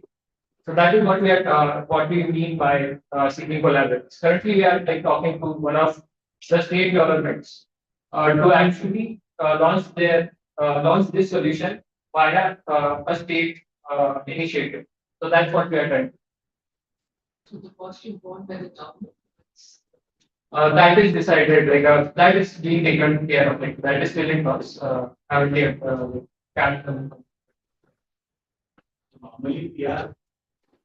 Normally, we are required to do the baseline of any initiation. And there also, like, we need to talk to people, get their feedback. So can this 70 bar kind of thing will be useful? Yeah, I think for collecting feedback, this is like one of the best products out there, which is being built as we speak. So yes. Yeah, we can do that as well. Cool. I'll just move forward. Like, feel free to interrupt me if you have any questions. So, consumer-wise, so recently there was a news out. Bonvita is not a healthy drink, right? It contains a lot of sugars than what they are promising. So there was a false marketing that went through. So I have been drinking that almost like half of my childhood. So can the damage done to my body through that product undone? I think no. But the fundamental question to ask here is, do we was there ingredients listed down on the product tag there? Yes, it was. If it was, then why did we not read it? If we read it, why did we not act upon it? Because there was like very little awareness back then to actually think of what we are eating. So right now, that awareness needs to come back. So ConsumeWise actually does this. We are trying to build a centralized database of ingredients which can cause harm to you, which are actually healthy. So there would be a centralized database. Using this centralized database, we will try to educate the end user, the consumer, that hey, this food, this protein is good for you, is bad for you. So all these decisions can be made possible when we have a centralized system. And we can actually make this happen because there are other people at play. So there are producers at play, there are distributors at play. So producers can gain their reputation by delivering constantly good kind of produce. So their reputation increases if they deliver right set of goods with right set of ingredients. Once this happens, the distributors like Swiggy, Blinkit, they have a better position to actually tell the end user about the product. Hey, this is what you are going to eat. This is what you are going to consume. So having this centralized database with the help of AI, which we are trying to build, would actually enable multiple people in this chain. So that is about ConsumeWise. And these three are like just few of the many use cases that we are trying to build for India. So,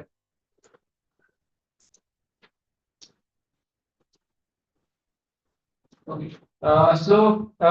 So Indian landscape. By now, like you must have, yeah, sorry. Right now, no. We have just started working on it. There's a plan out there. We have started working on it. There is a POC that is being built, but the data is not yet out. All these are started like at already. So the projects are out there. It also it is a live thing out. Right. It's not right? No. Right now it's not. But source code and what is around. And yeah, I list out the data point actually. So this data will keep on refreshing in the real time because the producer will keep on updating the kind of ingredients that are being published, and the AI will keep on verifying. So this will be a constant like feedback loop that would be happening in the ecosystem. So yeah, thanks for that. Yeah. No, I have not. Okay.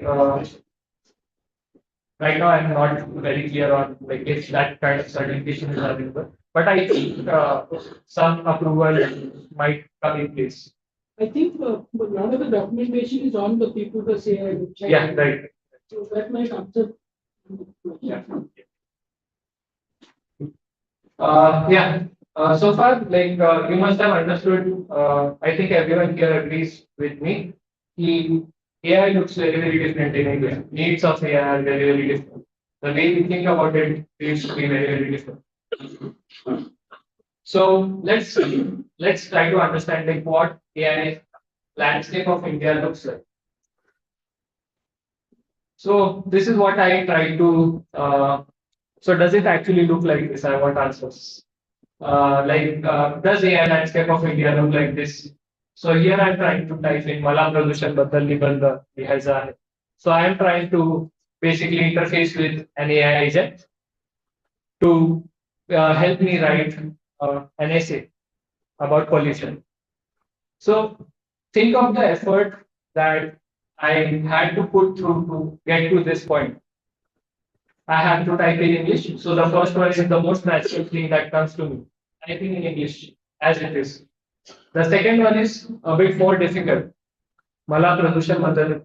I have to write it in Marathi, and the kind of keyboard that is available with me is very, very limiting. You'll have to, half of the time you are finding letters, what needs to be typed in.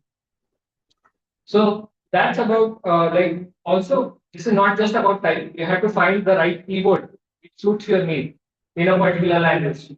There is transliteration which takes place, which is in the third image that you can see. So is this what AI landscape of India looks like? Is this how we are going to interact with so-called cool technology of the West? So that is something that we need to ask. In India, even the interaction of human with AI looks very, very different. We won't be interacting with keyboards with AI. We would be using voice. We would be talking to AI agents on phone. Am I still audible? Yeah. So we would be talking to AI agents or via voice, and not like this is what I see. Also, AI landscape of India is shaped by these three fundamental things: research, application, and adoption. So research is the backbone on which everything else will be riding on. You have to be very strong over here at research. There are some institutes who are actually doing very, very great job at research. And most of us in India are building application layer on top of that research. So this research is borrowed, adapted, and like uniquely built for India. Similarly, application is uniquely built for India. And adoption also looks much, much different in India. I'll walk you through like what exactly is being researched, being built out there, and like how would the adoption look like. So when it comes to research, there's a lot of research going on and an active effort going on, getting the data, getting the right set of data to build the models which are out there right now. So this data can be categorized into two things. One is training data and one is application data. So in training data, it is very, very simple. It's question answer pairs. So you might be given some paragraphs. You have to summarize it. So summarizing the paragraph would be a task. So that would be your question answer pair. Similarly, translating a sentence from say Marathi to English, Marathi to Hindi. So these are like some simple tasks which are expected out of model while training the model. So that is about training data when it comes to training. And once you have this training data, the model learns some basic feature, some basic usages of language, how to follow the instructions. Once the model understands how to follow the instructions, you have to teach it, or rather fine tune it for your use case. So getting data for your use case is of primary importance. Without having good data for your application, you cannot build good applications at all. So that is one thing that we need to keep in mind before even thinking about applications. What thing we are trying to solve. So that is about taking data. So data is the biggest enabler. Lot of people are actually providing data as a service to help people build LLMs, help people build speech models. So that is currently happening. Right now on the frontiers of model building game is AI for Bharat and Sarvam.ai. So these two are like very prominent leaders who are actually in the model building business. So AI for Bharat is also a research field. They also collect lots of data. They open source it. They have a lot of partners. They have a lot of collaborators, and they have the ability to collect a lot of ground data. So there is a one data set out there, which is just audios of multiple people across the country. So here accents, various dialects of the person, ज्याला आपण बोली म्हणतो मराठीमध्ये. So all these things get captured through these kinds of efforts. So data as an effort is being led by AI for Bharat. We at People Plus AI are also contributing to that effort. So data drives any model out there. If model building is concerned, data is the key. So there are a lot of speech models which are being built by Server. They are also open sourcing it. Some of them is exposed via API. So yeah, that is about speech models, and the way we think of models needs to change. It's not just about building models. We also have to understand what are the capabilities of these models. How good are they? So for that, there are some benchmarks which exist in English, right? But there are close to no benchmarks that exist in local languages of India. So how do we even understand, hey, if this model I'm using for my use case, will it even work for this language? We have to be in a position to specifically point out that these are the mistakes that my model might do. But currently, that mechanism to identify how good a model is does not exist.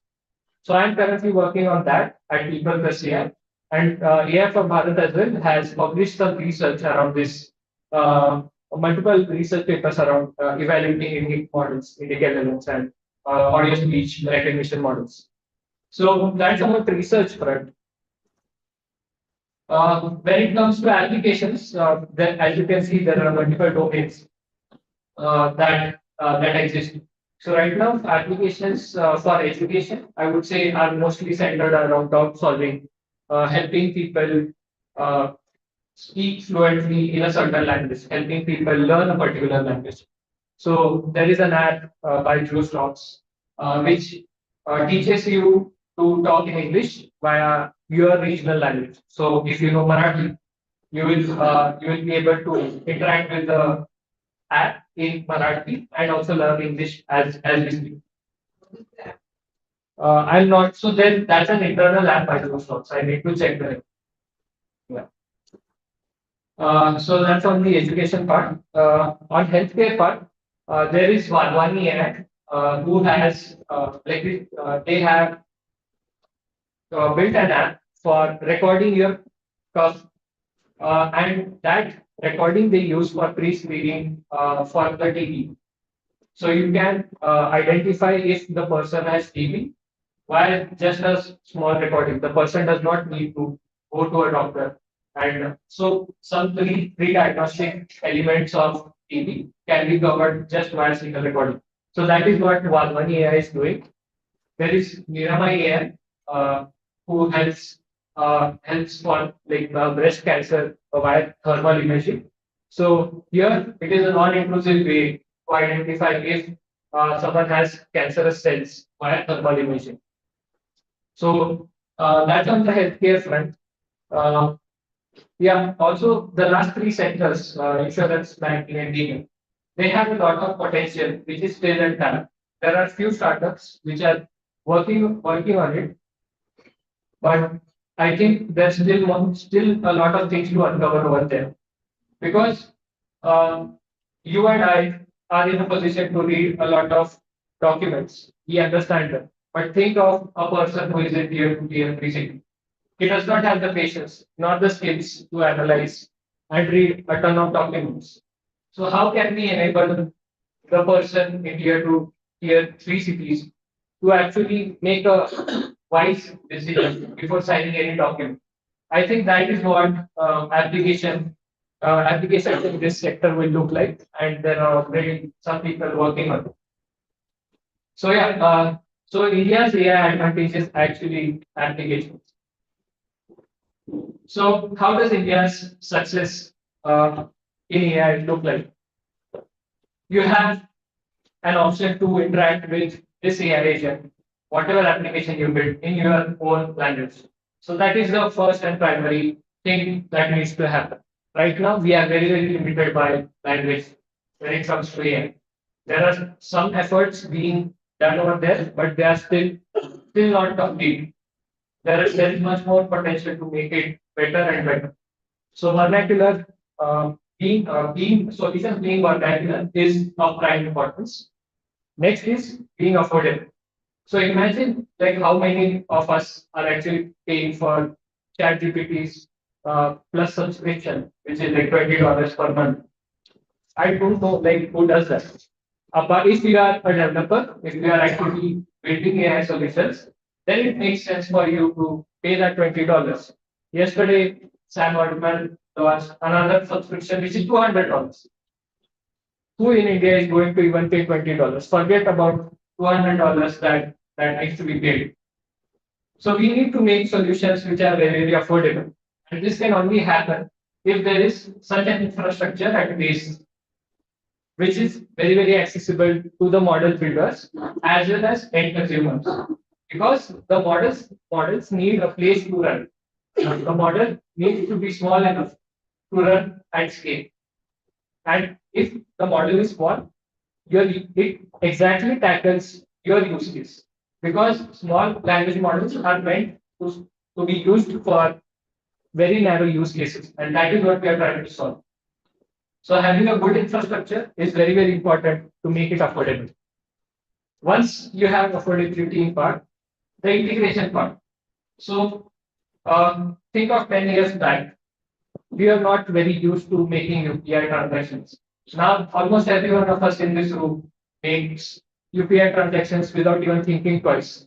They just open an app, scan the QR code, and just pay it out. So this is what like integration needs. Your solutions need to be mobile first. It needs to be accessible to the larger population, and almost everyone nowadays has a mobile phone. So this is how accessibility can fall into place, and we can integrate these solutions. I already talked about digital infrastructure. So before leaving, I just want you to like have this thought in mind. AI won't change the world. Like we are going to change the world. It is up to us. It is up to us to build applications that make sense to the Indian context, Indian culture. So it is us who will bring about the change. So yeah, that's my bit. Thanks.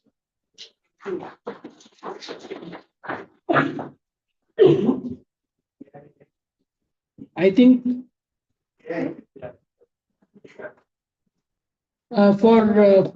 for all of us who have been in Stars Forum conferences over many years, I think I would not be wrong if I say that Sagar has been the youngest presenter in all our conferences. So a big round of applause for Sagar.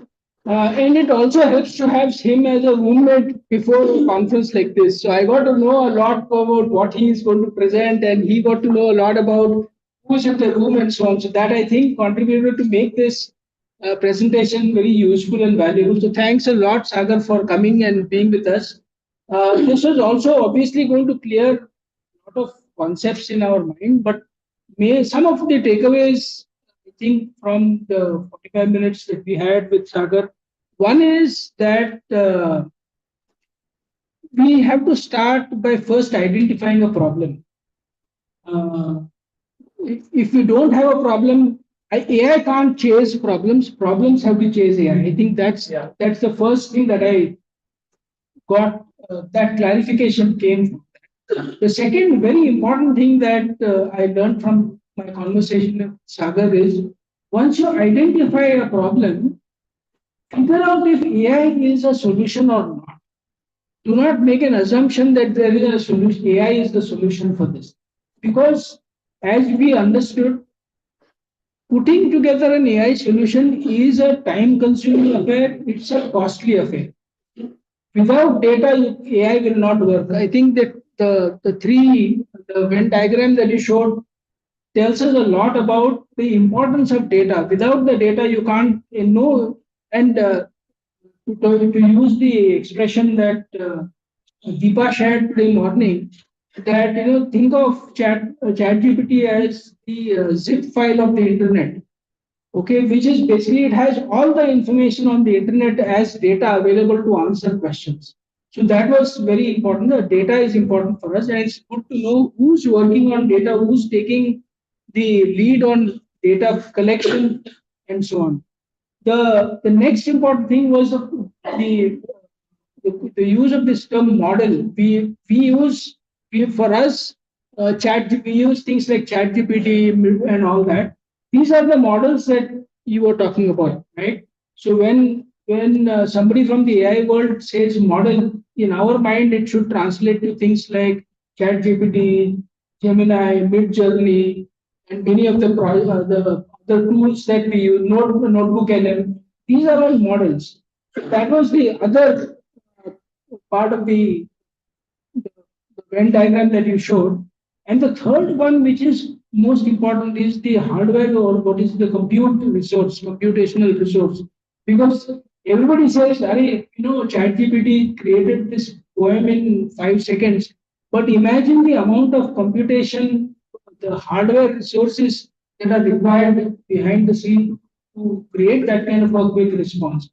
And also, what Srinivas Kulkarni said yesterday morning about whether, looking at the energy consumption that AI infrastructure requires, we have to be also mindful of the fact that it might put net zero even slow down the process to get to net zero. So it's not just something that we can blindly adopt. So thanks a lot, Sagar, for bringing that clarity in our listening. And I think another important takeaway from what you said is, in India, we cannot have text-driven AI solutions, in the sense that most people, for us, typing and reading, writing is second nature. But for 80 to 90% of Indians, that is not second nature. So if we really have to percolate it down to the base of the pyramid, as is normally called, we have to make it voice enabled, not text enabled. A person should be able to speak into a model or an AI tool and then get the response in the language that he or she understands. And that is where this other aspect that we talked about is accent, dialects, multiple languages, being able to detect the dialect. So if I'm talking to an AI model, the model should recognize what language I'm speaking and which body of the language I'm speaking. I should not be telling, I'm going to tell you in Marathi. The language recognition has to start from there, and then so on and so forth. So there is this additional layer of complexity which we have to be mindful of in India when we build AI solutions, making it speech to speech rather than text to speech, and very cognizant of the language and the dialects that are there. So thanks a lot for bringing all this to our attention. We will now take a short tea break and come back in about 10 minutes or so. After which we'll have the next session from Dr. Yogesh Kulkarni. But before that, may I request Narendra Paul, our trustee, to felicitate Sagar Kulkarni.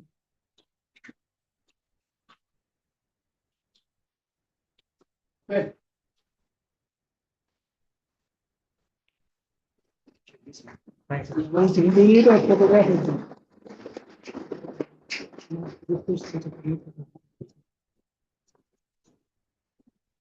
Thank you once again. And before we leave, one other thing, logistically, all of you who need your receipts of the registration, please collect them from Bhakti.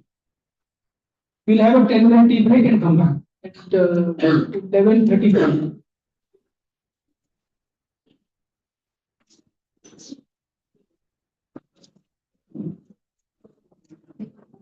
नहीं नहीं है ना मेरे पास है ना मेरे पास है जो मैंने पेन ड्राइव पे ले लिया था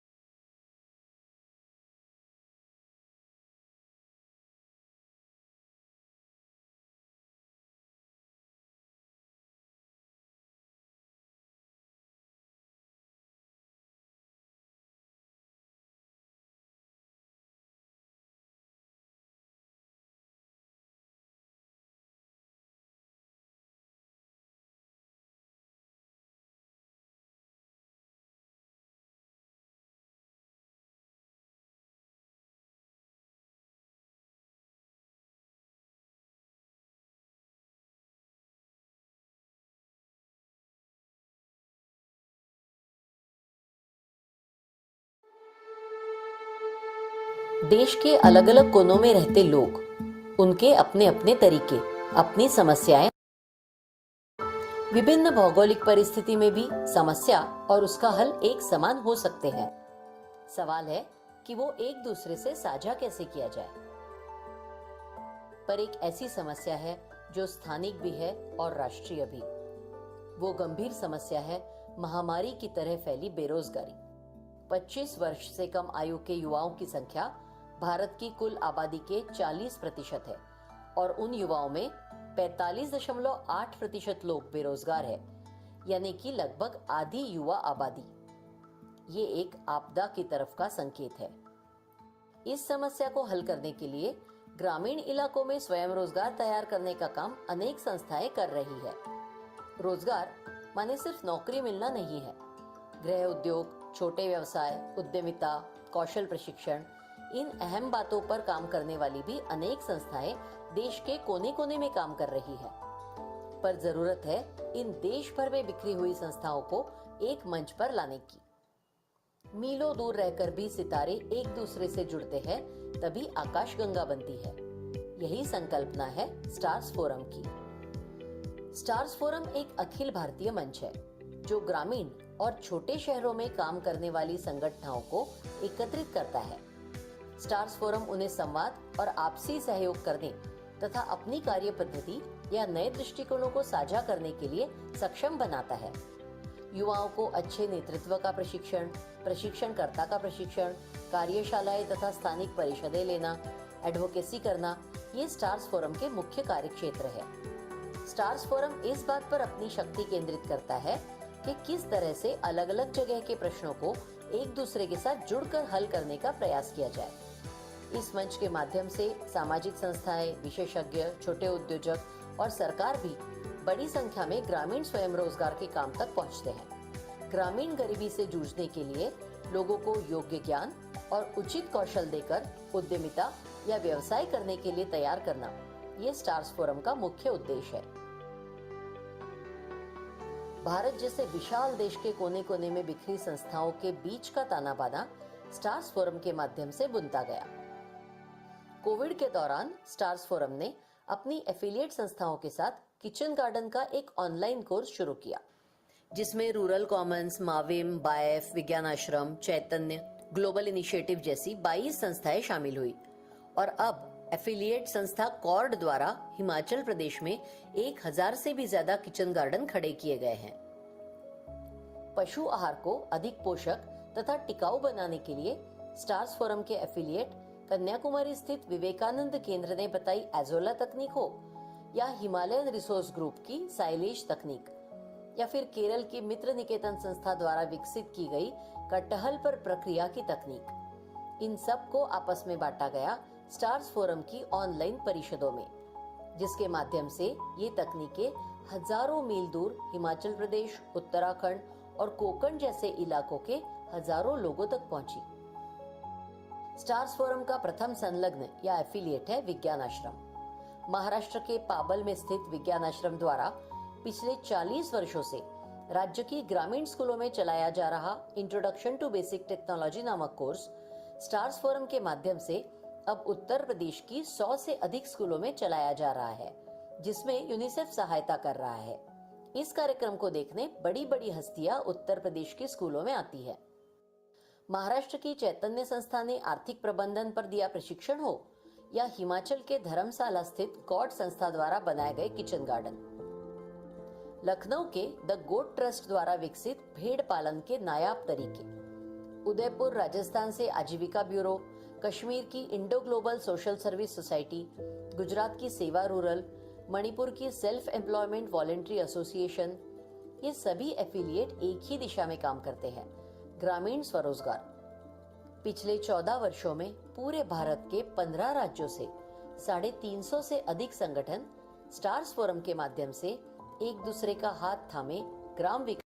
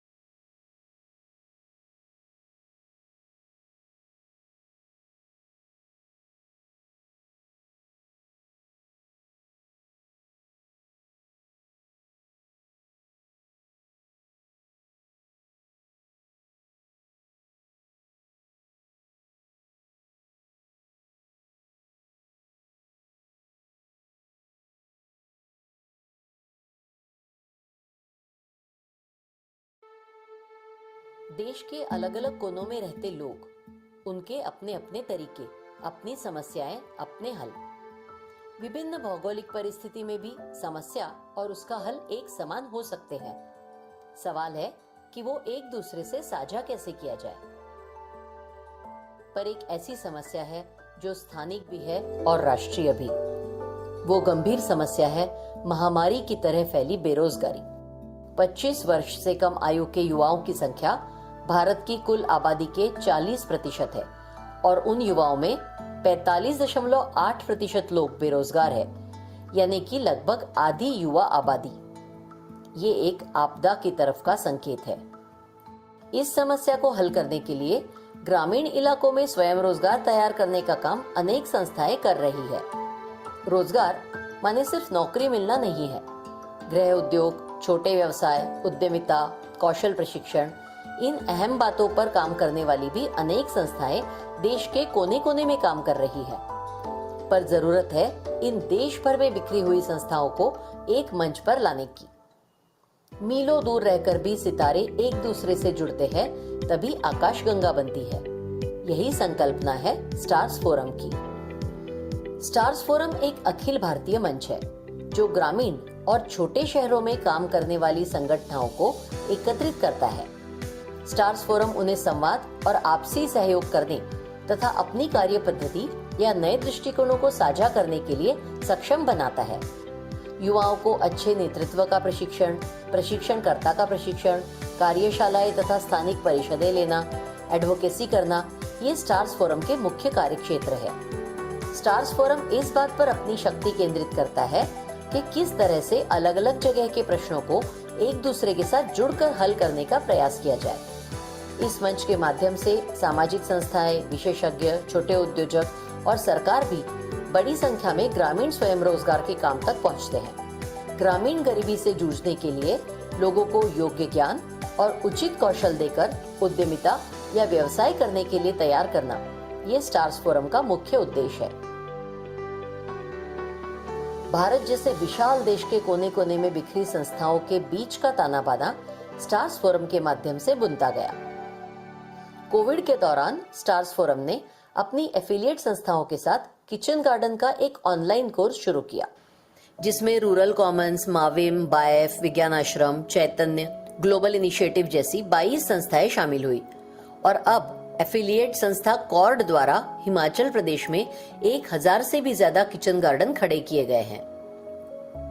पशु आहार को अधिक पोषक तथा टिकाऊ बनाने के लिए स्टार्स फोरम के एफिलिएट कन्याकुमारी स्थित विवेकानंद केंद्र ने बताई एजोला तकनीक हो, या हिमालयन रिसोर्स ग्रुप की साइलेज तकनीक, या फिर केरल की मित्र निकेतन संस्था द्वारा विकसित की गई कटहल पर प्रक्रिया की तकनीक, इन सब को आपस में बांटा गया स्टार्स फोरम की ऑनलाइन परिषदों में, जिसके माध्यम से ये तकनीकें हजारों मील दूर हिमाचल प्रदेश, उत्तराखंड और कोकण जैसे इलाकों के हजारों लोगों तक पहुंची।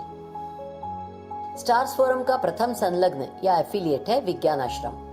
महाराष्ट्र के पाबल में स्थित विज्ञान आश्रम द्वारा पिछले 40 वर्षों से राज्य की ग्रामीण स्कूलों में चलाया जा रहा इंट्रोडक्शन टू बेसिक टेक्नोलॉजी नामक कोर्स स्टार्स फोरम के माध्यम से अब उत्तर प्रदेश की 100 से अधिक स्कूलों में चलाया जा रहा है, जिसमें यूनिसेफ सहायता कर रहा है।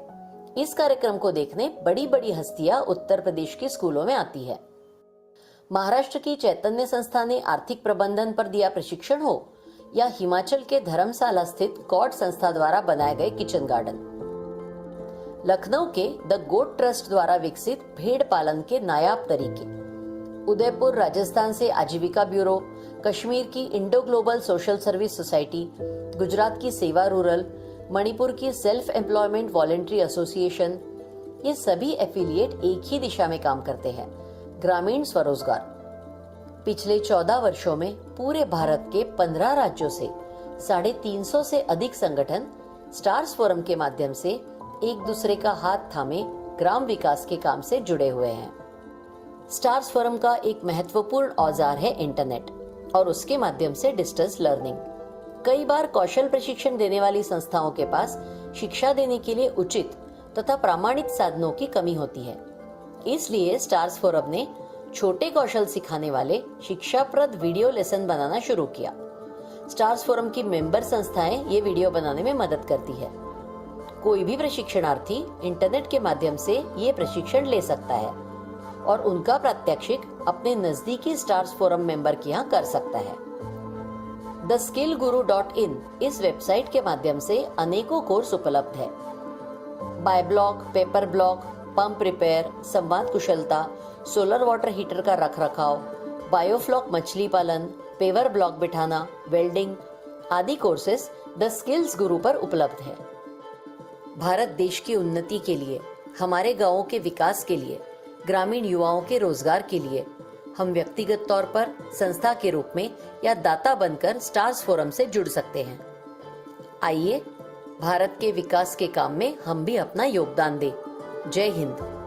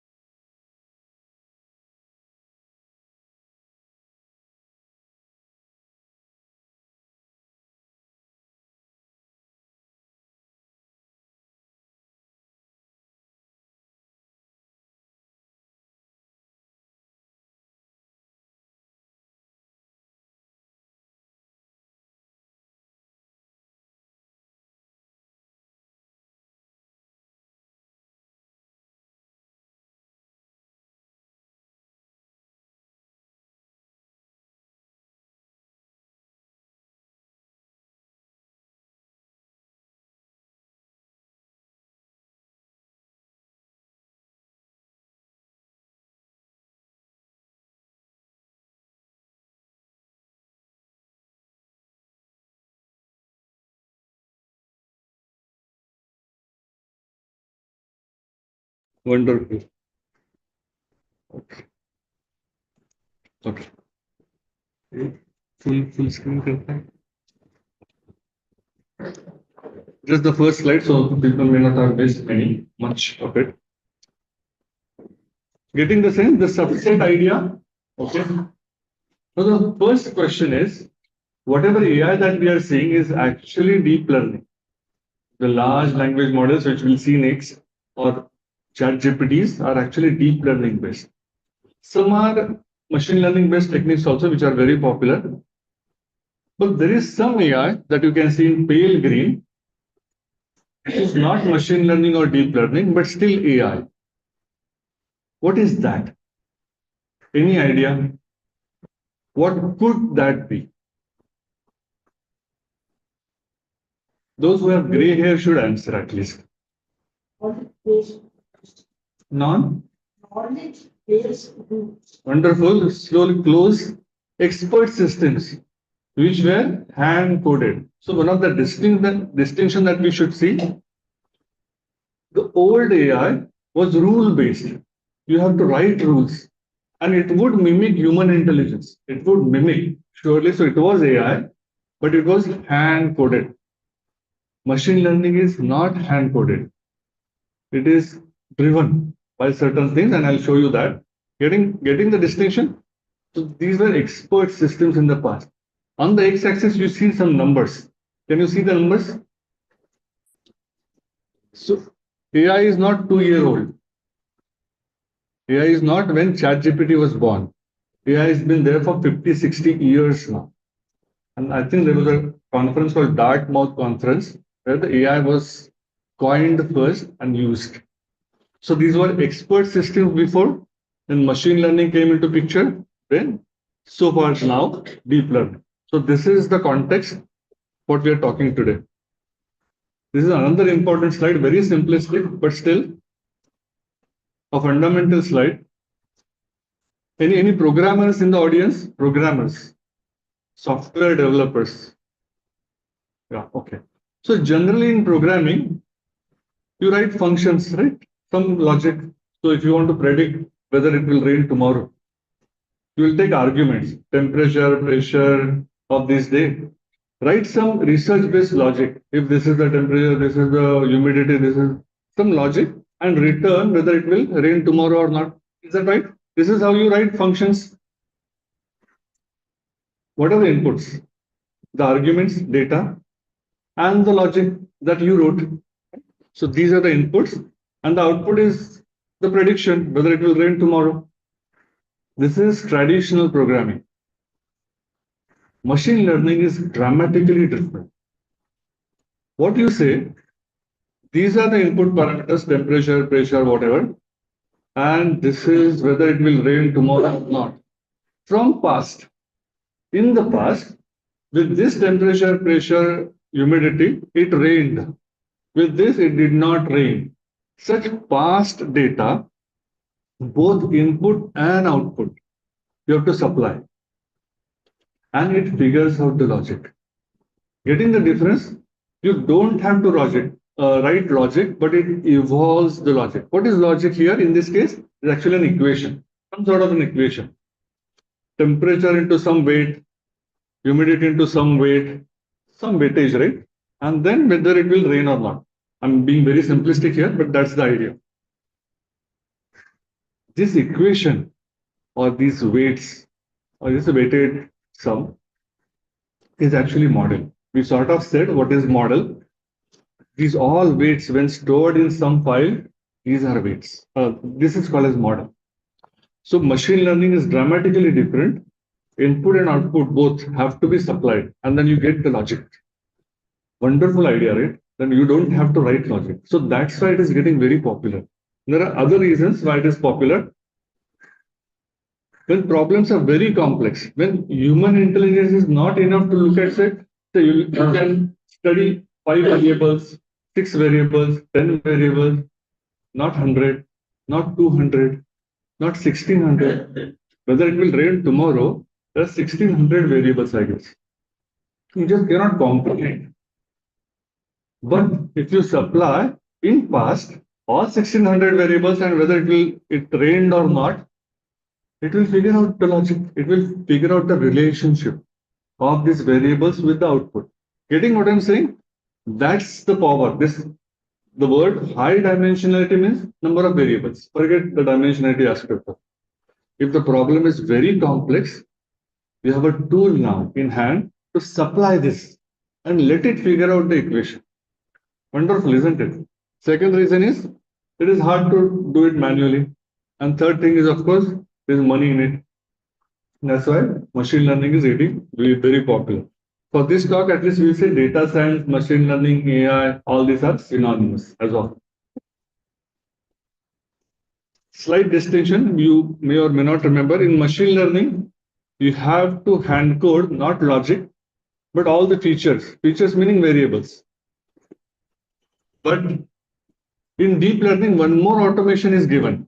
If you use Camera is off.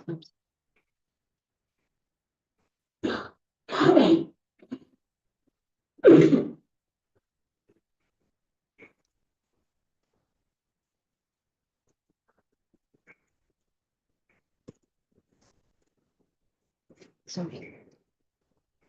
Some manual input was needed for feature extraction. But in deep learning, even that is done automatically. It will look at the inputs and then figure out which features are needed. Neural networks. So that's the idea. But of course, for that you will need more data. We are coming slowly towards ChatGPT. Okay, we are going from zero to ChatGPT slowly. AI, machine learning actually. This picture is taken from somebody. So deep learning, and part of deep learning is generative AI. This is not very true. There have been rule-based generative AI also, but for now the currently popular generative AI is deep learning based, meaning neural network based. So that's the idea. Again, few terms. Neural networks can be used for normal numbers, predicting whether it will rain tomorrow. This is a numerical problem because temperature, pressure, everything is numerical. You can apply them on images, whether in the image there is a cat or a dog. For such problems, you can apply neural networks. You can apply them on text. Whether this piece of text, is it positive or negative? Sentiment analysis. Have you seen such cases? Quite a few cases are available. These are very useful actually. Say for a company, whether the product reviews on the website, somebody is complaining, somebody is praising, whatever. You scrape them and run a model on this. Whether somebody, overall, is there any positive sentiment about my product or not? So that's an application, right? Getting the idea? So such thing is called as NLP, natural language processing. So there are two types of languages. Natural language is what we speak, English, Marathi, Hindi. The grammar is there, but slightly relaxed. You don't speak very correct grammar, right? Anyway. But there is a non-natural language. What is it called? Anybody? No. Boli Bhasha also grammar is relaxed. Where the grammar is strictly adhered to. Formal language, programming language. Programming language, you cannot relax the rules. It will start compilation error, right? It will give compilation. So, natural language processing is very difficult, challenging because our language is ambiguous. At least in this area of the world, what we speak is not what we mean, right? And if you go a little more specific, Pune 30, more difficult, right? What we speak. So, building models of natural language is very complex. And then I'm slowly coming towards LLMs. There's a specific type of problem called sequence to sequence problem. Example is machine translation. English to French, English to Marathi, whatever. Input is also sequence, output is also sequence. How do you build model? Now any idea? How do you build a machine learning or deep learning model? You have to supply data which is in pairs. That's what I think Sagar mentioned. Question answer. English, French. big paragraphs, small paragraphs. If you can think, these are all input-output based sequence-to-sequence problems. Such models are called sequence-to-sequence problems. And the LLMs are sequence-to-sequence models. I'll slowly come to that also. So we started with AI, ML, deep learning, generative AI, sequence-to-sequence. Now we'll go to LLMs slowly. You may or may not remember all this, but later on, if somebody starts speaking about something, then you may have it as an aha moment. Oh, that's the case. One more distinction, as I said, this is generative AI. What is non-generative AI? There has to be something which is not generative. It's called discriminative. It's a technical term where some cases you see the data and see the image, whether it is a cat or a dog. You're not generating anything, you're just analyzing. Whether this review is positive or negative, analyzing. So these are discriminative AI. But generative is to start writing things. New creation. This is where generative AI comes in. Just quick understanding. Predictive models and then generative. In generative, you have new content. Why do we need to know this? Everything is not generative AI. A lot of AI, which is actually really serious AI, is non-generative. Whether it will rain tomorrow or not is not generative. It is a classification problem, binary classification problem. And it is very important for farmers. And it is not a new content, it is just analysis of content. So everything is not Gen AI is what I wanted to stress. So this term that got thrown around yesterday, foundation models. Okay. We'll look at that for now. So if you have prediction problem, whether it will rain tomorrow, you build model, you have data for that. For summarization, you have another model, big paragraph, small paragraph, right? So at least when I started the career, we used to have a separate model for all these tasks. Classification model is separate, regression model is separate, summarization model is separate, translation is separate. What happened 2 years back, with the special moment that occurred in the history, this model that ChatGPT gave did all this. So that's why it is called foundation model. A single model doing multiple tasks. So it was one-to-one previously, now it is one doing many. So that's why it is getting very popular. So this is the term I wanted to clarify. Foundation models can do many things, many tasks. Now the foundation models are such that they can do many modalities. What is these modalities? Data type. They can do numbers also, they can do text also, they can do images also, they can do sound also, they can do videos also. Everything, all data types they can handle. So they are getting very, very popular and powerful because single model. You may have to pay only for one model to do all these things. That's why it is getting very popular. Homework, being a teacher. A problem that you know, and I'll give you one hint also. You have seen earlier it was rule based, then came machine learning, then came deep learning, then came generative AI. A single problem can be solved by all these methods. And I'll give you one example. Then the homework is you have to have your problem in the mind and do it by all these 4 methods. Just mentally. No need to submit the assignments. You can do it mentally. Okay. I'll give you one example. This very simple product review. Whether the review or tweet is positive or negative. Simple problem. You have a text and you have to say whether the guy is saying something positive or negative. Now question is, how would you do it rule-based way? Anybody? Nothing technical here. No equations, no mathematics, no submodel subsets. Wonderful. You will find positive words in it. You will find negative words in it. If more positive words, positive. But it is very crude logic. If I say I would go hungry but eat your pizza, where are the positive words here? Where are the negative words? Nothing. So that's why rule-based does not work all that great. But it is very simplistic, easy to code, rule-based way. Machine learning way is you do frequency analysis, complete words, and then you train it. All these sentences were positive. All these were negative. Now you figure out the logic. Mera kaam ho gaya, right? So this is the machine learning way. Use neural network for the same.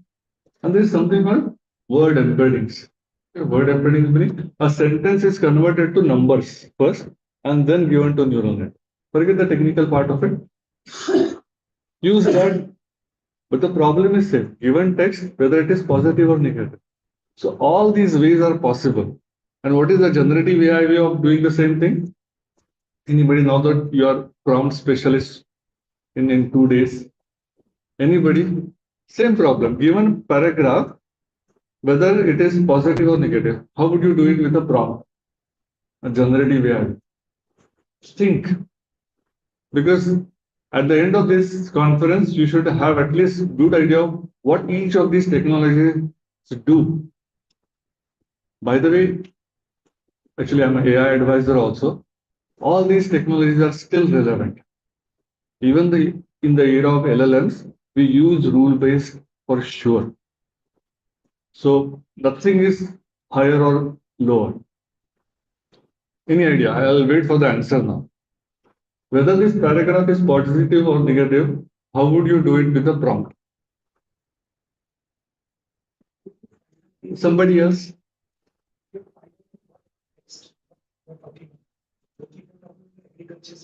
Correct.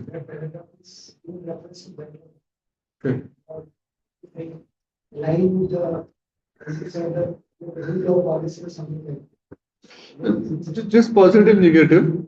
I bought a fridge yesterday. It is working fine. So this is the sentence, whether it is positive or negative. You write a prompt, very simple prompt. Look at the text below. Say it is positive or negative. Simple, right? This is prompt engineering. What else do you do? That's it. So these are 4 ways of doing sentiment analysis. Of course, prompts can be very, very elaborate, which you will see. Same problem, different technologies, and we should be versed, at least usage-wise, of all this. I'll skip this. I'm looking at the clock now. What is behind ChatGPT? Anything that you know? The model name? It started with GPT 3.5. What is this GPT 3.5? What is this? Generative pre-trained transformer. We'll see all this. Generative meaning it generates. Simple. Pre-trained means it has been trained already with some corpus, some data. Transformer is the name of the architecture. I'll show you the diagram. Okay. And this is what is called as LLM, large language model. Everybody, it is called LLM, large language model. So what is the model part that we have seen? Some weights stored in the file. What is language model? I'm showing one example here. Everybody must be using SMS app on your mobile. When you're typing, it starts giving you some suggestions in the middle. They're very appropriate actually, isn't it? How does it find out which is appropriate? So if I'm typing, let's go for a. In the past, in my earlier 100 SMSs, 4 times I've said coffee. 2 times I've said movie. What is likely to come in the middle? Coffee. More times. Simple. So it has looked at the past, which is called as data. Whatever is past is data. Found out frequencies. And it has found out the probability, mathematical term, probability of which is likely to come in the next. Simple. This simple phenomenon of predicting next word is called as language model. Nothing great. If and this SMS logic is very, very crude, isn't it? Very simplistic. It will just look at what is the frequency. But rather than having just 100 SMSs to look at, if it has whole world to look at, all the text available in the world, publicly available in the world, then it will be very, very proficient in predicting next word. Finally, it is predicting next word. When we are getting a whole lot of text, it is actually doing it word by word. If you see very closely, it starts writing word by word. So it predicts the next word, takes it inside, whole thing predicts next word, takes it inside, next word, next word. It is very coherent. It feels like somebody is writing it very nicely, right? But the idea is it predicts next word. That's it. That's language model. And then what is large part of it? There are two aspects of being large. Large corpus, corpus meaning data. So it is built on everything available in the world publicly. So it knows not just 100 SMSs, but everything. So it is very proficient. Second part is the neural network that we saw, deep learning, is very, very big. Meaning all the weights that we saw, 1600 variables, not 1600. I'll show you the graph. When I started my career, I used to use BERT. Now there are many variants of BERT, Albert, Robert, whatever. It's a transformer architecture, but it had 12 million parameters. Can you see some numbers? And something happened in the last 2 years back in the November. It came out GPT. It has not 12 million parameters, meaning weights, but 175 billion parameters. It just knows everything. It just has idea of everything in the English. See the power. That's why it is very, very proficient in English language. So two things, big corpus, big network. That's why it is very proficient. Now I conduct a session on transformers for an hour, but I'll leave it with a slide. This is the diagram that we teach.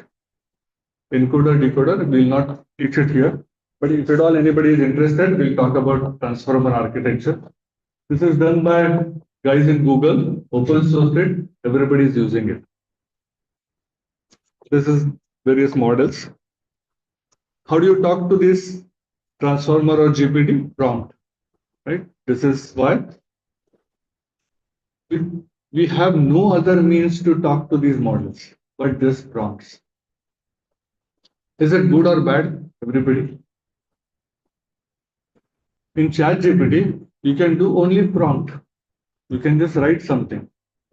In earlier case, in deep learning, you could architect a neural network, layers, activation functions. In machine learning, you can change hyperparameters. In rule-based, you can write the whole new code.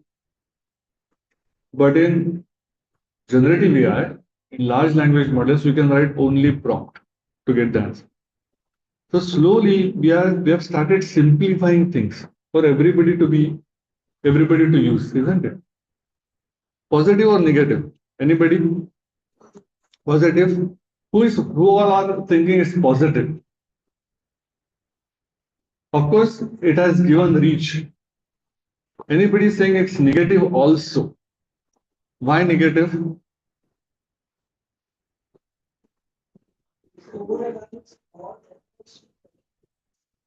Sort of coming close, ma'am.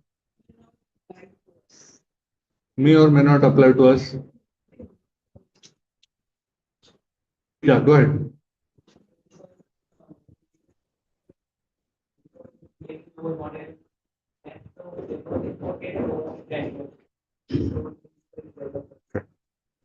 A simple thing, if it doesn't work, what do? You write another prompt. It doesn't work. You write another, what else? In deep learning, I can change the network. In machine learning, I can change many things. In rule-based, I can write a completely new logic and get it to work. Meaning, what is called as debugging is almost completely missing in generative AI. Debugging is not there. That's why it is powerful but limiting. That's why we have to have all 4 levels of solution. So we'll have 10 minutes, or should I go 5 minutes more? All right. I wanted to give hands-on exercise of prompt engineering, but I'll just show it to you now, because if you start doing it, it will become very lengthy. So All we have are prompts in our hand. With prompts, you have to get things done, isn't it? That's the limiting, but still powerful thing. I'll directly go to that. This is the task. Making of a sandwich. So you want a sandwich recipe. A simple prompt would be, anybody? This is a simple prompt. Single line. Explain how to make peanut butter jelly sandwich. You can replace this sandwich with any of the local dish that you know. For Pune, it would be misal. Right? But I would suggest, once you get hand of this presentation, try it out. I wanted to try it out here itself because you will get illuminating insight of how it works. Okay. Everybody at least would write this if you want to get a recipe of a sandwich, right? Everybody. Right? This is baseline. We slowly enhance this prompt. Okay. And at home, second homework, you will do it for your dish. Okay, that's fine. Things will change because this is sort of Western in nature because this is a sandwich. But you can do it for your local thing. Making of a sandwich. You can add roles. This is important. You can tell ChatGPT or whoever that you are an expert chef and ask it to do the same thing. And you can see the change in the reply. In your case, if you're writing a proposal, you have to first tell it, ChatGPT, you are an expert proposal writer. You have written 500 proposals for this domain, So chadhana hai basically, right? And this is legitimate. You have to specify a role. Why I am saying this? So what is a nuclear? I'll say your query is what is nuclear fusion? Okay, this is your query. You wrote it, you got answer. How do you add role to this? You are a 5-year-old guy. For 5-year-old guy, explain what is nuclear fusion. You have a PhD in physics. Explain things which are relevant to a PhD in physics. Adding rule is very important. Accordingly, the answer will change, and you should all try this. Explain the audience first for whom you are trying to do this answer. This is called adding rules. So one more enhancement. As a chef, explain your assistant. Now the assistant is really dumbish guy. A chef talking to an assistant, how would the recipe change? That you should see it by your own eyes. That's why I wanted to conduct this. Okay. Okay. We make it sandwich only, not just later. Okay. First prompt. We'll try 3-4 prompts, see the change, and then I'll explain the further. Type this. For now, type this only. The misal and bakarwadi at home prompt. Okay.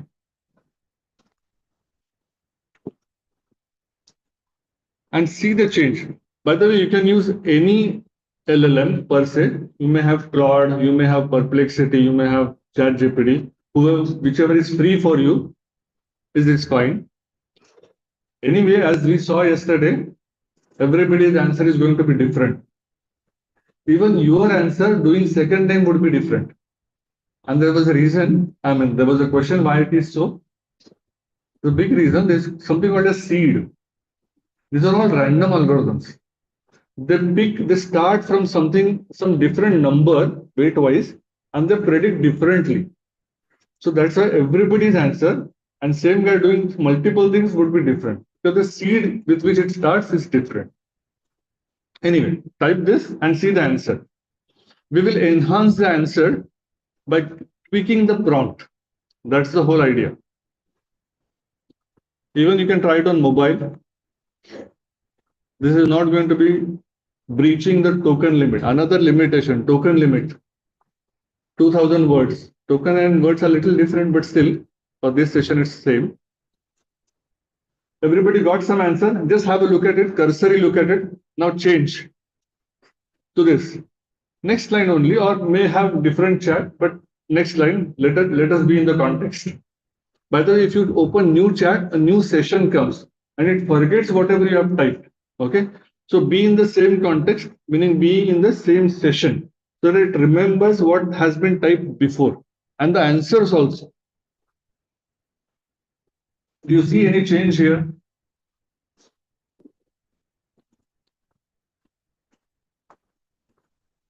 It is more of a ordering or explaining. No, mine is better, yours is better. There is no such thing as, because it's all generative. Sort of okay. Everybody saw the change at least. The tone had changed. One more change. Adding constraints. This is now specific to sandwich, but you can have domain specific constraints. Okay. That I don't want to put proposal in western region of Maharashtra, whatever, or to government institutions, or to foreign institutions. Accordingly, so add constraints. So you added role, meaning a persona. Now you have to apply constraint. इससे बाहर नहीं जाना है. See, somebody wants nut free. इसको allergy है. Wants nut free, but nut free peanut butter. It is a misnomer, but still, nut free. A sweet sweetener, whatever, non-sweet. So, has it changed? Has it changed the ingredients? I'm giving a sandwich as an example, but at the back of your mind, you should have your domain in the mind. If I'm creating prompt for my domain, whatever, agriculture, livelihood, what are the rules? What are the constraints? Say I'm a writer also. I write in local newspaper Saka. Okay. If I have to get an article, what would be constraint for me? Write only in 800 words. All else will start going here and there, right? Constraints are important. Adding examples in very gimmicky or flashy, it's called few shots learn. Few shots. Meaning, what do? Create whatever. Create two unique versions. We will not type this. Now I'll just go on because 12:30. So what I've given, now you got the sense, right? How you can enhance the prompt. I'm giving myself two recipes. Okay, the ... is actually a recipe that you have to type. Right now we cannot type. So this is a Kolhapuri misal and this is a Puneri misal. There is a religious war between them, right? Chivda ka pohe. So give both. Looking at both, give me something unique so that I can start a shop. Right? So give examples. This is called as few shots learning. Adding examples is important. Adding contextual information. My shop is in Sinhagad Road or rural area. The ingredients may be different there than city. So this guy is a head chef. Something. So adding contextual information is important. That's why if you see very professional prompts, these prompts are very long. They give context in which you have to write. Incorporating feedback. Now this is sort of secondary. You are doing conversation. You saw first answer. No, you did not like it. You give that guy a feedback. Oh, this is and this is. It will convert and change. Adjust it. This is incorporating feedback. Give feedback very bluntly because the guy is not going to cry, isn't it? Not human. So be blunt. Time constraints, prioritization. Give priority to whatever locally available items than the imported ones. Incorporate some Ayurveda knowledge in making sandwich. Vata, Pitta, Kapha. Right? So something else, right? So you can incorporate other knowledge. Adding that, my own preferences. I don't like white bread. I like only whatever, multi-grain bread. Something like that. Actually, we are embellishing. हम सजा रहे हैं prompt को one by one. Why are we doing this? Because when you give a simple prompt, it has all the freedom, all the randomness to generate the whatever the output it gives. We want very precise output. And we want output that we like. That's why we have to give all these roles, constraints, feedback, everything to arrive at what we want. Self-criticism. You can write few sentences. In the prompt itself, in the first prompt itself, tell it to self-criticize yourself. See, is it going very costly sandwich? Just see. If it is going costly, change it. Make it budget sandwich. Or maybe it is a premium sandwich. Whatever. Ask doing self-criticism. This is very important term which is technical use, chain of thoughts. I won't go into technical details of it. In prompt engineering, it is very common chain of thoughts. What happens when you give a prompt, it starts spitting out. It doesn't wait. But if you ask it to wait, think logically, think step by step, the answer becomes much better, especially in the mathematical things. If you're doing compound interest calculation, ask it to wait. See what is the interest rate, what is the formula. So ask it to do, think step by step. Actually, just do this formula. You'll see a very different output, very small prompt to write. Same thing, explain how to make that sandwich, but let us do it step by step. From the first answer that you got and now, it should be dramatically different. Step by step is the key because then it actually does step by step. After one step, it does evaluation. Then next step, evaluation, next step. From this talk, if you don't take anything, just take this last phrase. For every prompt, write step by step. Your answers will be better. Okay. Are you seeing a little better output? Yeah. So many more things can be done. That's about it. So far, by the way, there are quite a few courses on prompt engineering. If you write prompt engineering GitHub, GitHub is actually a code repository publicly available. Prompt engineering GitHub, you'll get one page which is sort of technical, but it has given all these techniques that I've mentioned. Okay. Most prompt engineering GitHub, GITHUB, GitHub. If you type these three words in Google, you'll hit quite a few things. Select a course. And this is my suggestion to everybody. At least this much technical we should do. How to write better prompts. And these are technical things. By the way, prompt engineering is now becoming a skill now. Not for writing these recipes, but doing something very mission critical. See, I used to work in what is called as legal document processing. Whether a given clause is a warranty clause or a penalty clause. If you put it as a prompt, whether it is a warranty clause or penalty clause, it will start writing any things. Verbose, it will do whatever. How to constrain it to give just one answer, penalty or warranty? Give me explanation for that. Because once I get nice answers, I'll put it in software. I'll make app out of it and start getting money. And people don't want verbose answers. They want yes or no. That's it, right? That's why getting a good prompt to give good results is very critical for making money. That's why these new rules are coming up, prompt engineering rules.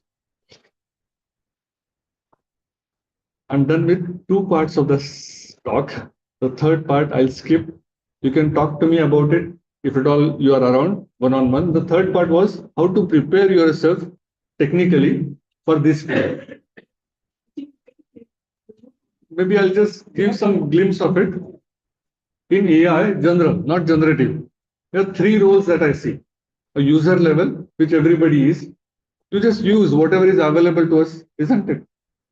Second is developer level. If you are aware of programming, you would build such applications. As Sagar said, all these applications, they would use models, but build agricultural application, insurance application, your developer level usage. And third thing is more critical, more complex, is researcher level. User, developer, researcher. For researcher, all that you have to know is mathematics. How to create such models, right? That's very difficult. As I said, just 1 minute. Typically, it is being owned by Western guys. We are also started doing it on an open source basis, 3 levels. So today we'll see the further section of my talk was really addressing the developer level. So if at all you have programming background, you can talk to me later, I'll explain. But user level, I'll say just do prompt engineering course wherever you get it. Most courses are free. No excuse. On YouTube, there are N playlists available. Do prompt engineering and you'll be fine. So this is what learning path is mainly targeted to developers, but for user, prompt engineering is fine. And by the way, this is again for developer. This is my own sketch note, single page, done by hand. What all you need to do to become a developer in AI. So you can search for it, it's free, open.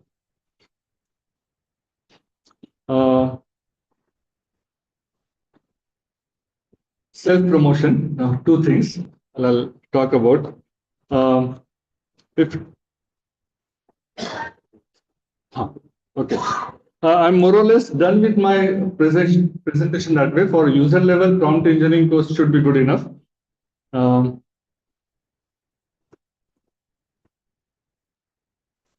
are 2 things, again, self-promotion. If at all you want to connect with me, this is my LinkedIn. You can follow me there because I keep on putting AI related posts. You can follow, you cannot connect, connections are full. So follow me there. And second thing which I'll mention, all these things that I've done is actually a journey.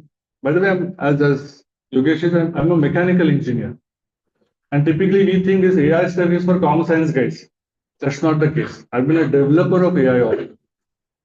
So how somebody transitions from being a mechanical engineer to an AI advisor, that journey I've spoken in a TEDx talk. Okay. So if you type Yogesh Kulkarni TEDx, his talk comes first, but his picture is there. My talk comes next. It's a little recent. So you can have a look at both. Okay. So this is my journey of being a mechanical engineer to AI. So you may want to leverage that. I'm done with my talk. Any questions? And then we can break for lunch. What is not free? As far as AI models are learning, what do you want?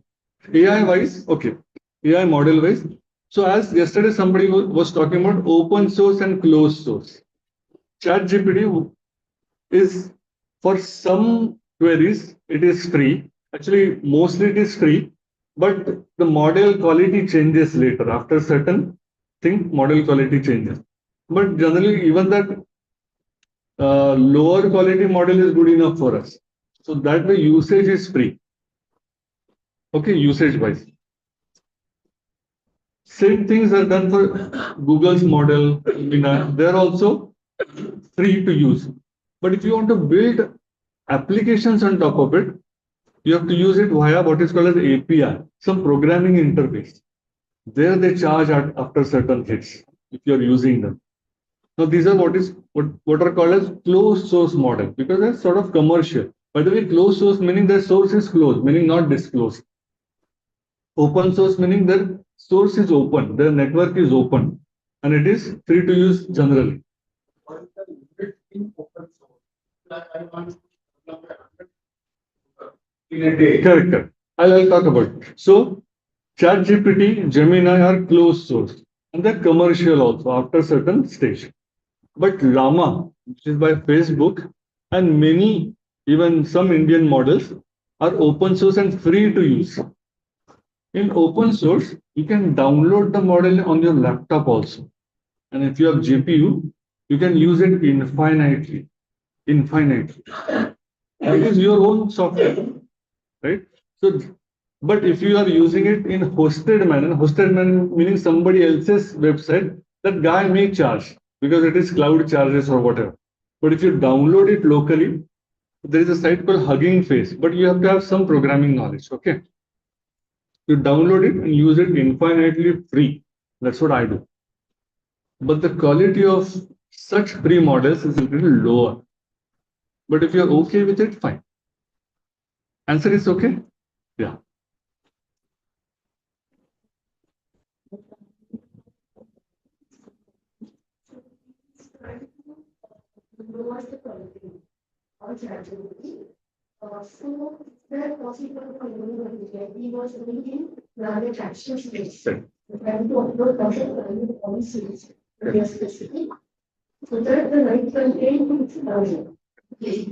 I'll repeat the questions for everybody. Some person is trying to improve ChatGPT model so that it gives good climate related answers, right? That's the question.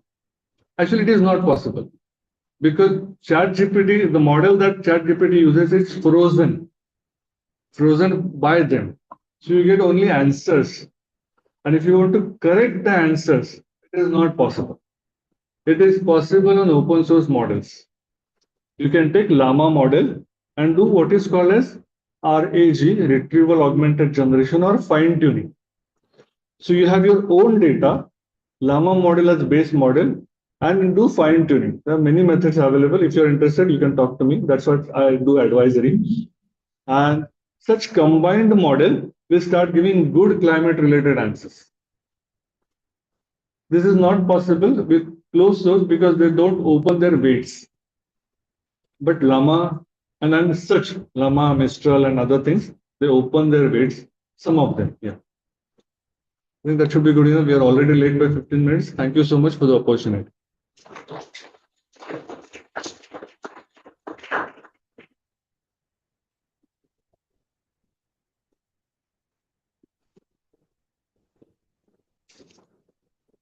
Many thanks, Yogesh, for really sort of in a way simplifying everything that we have heard and listened and tried since yesterday morning. I would request Sudhatai to come and facilitate Yogesh.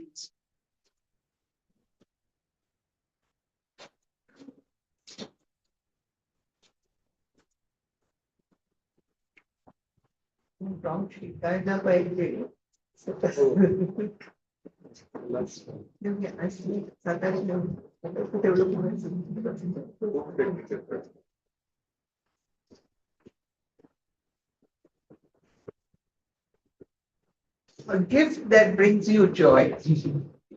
Thank you.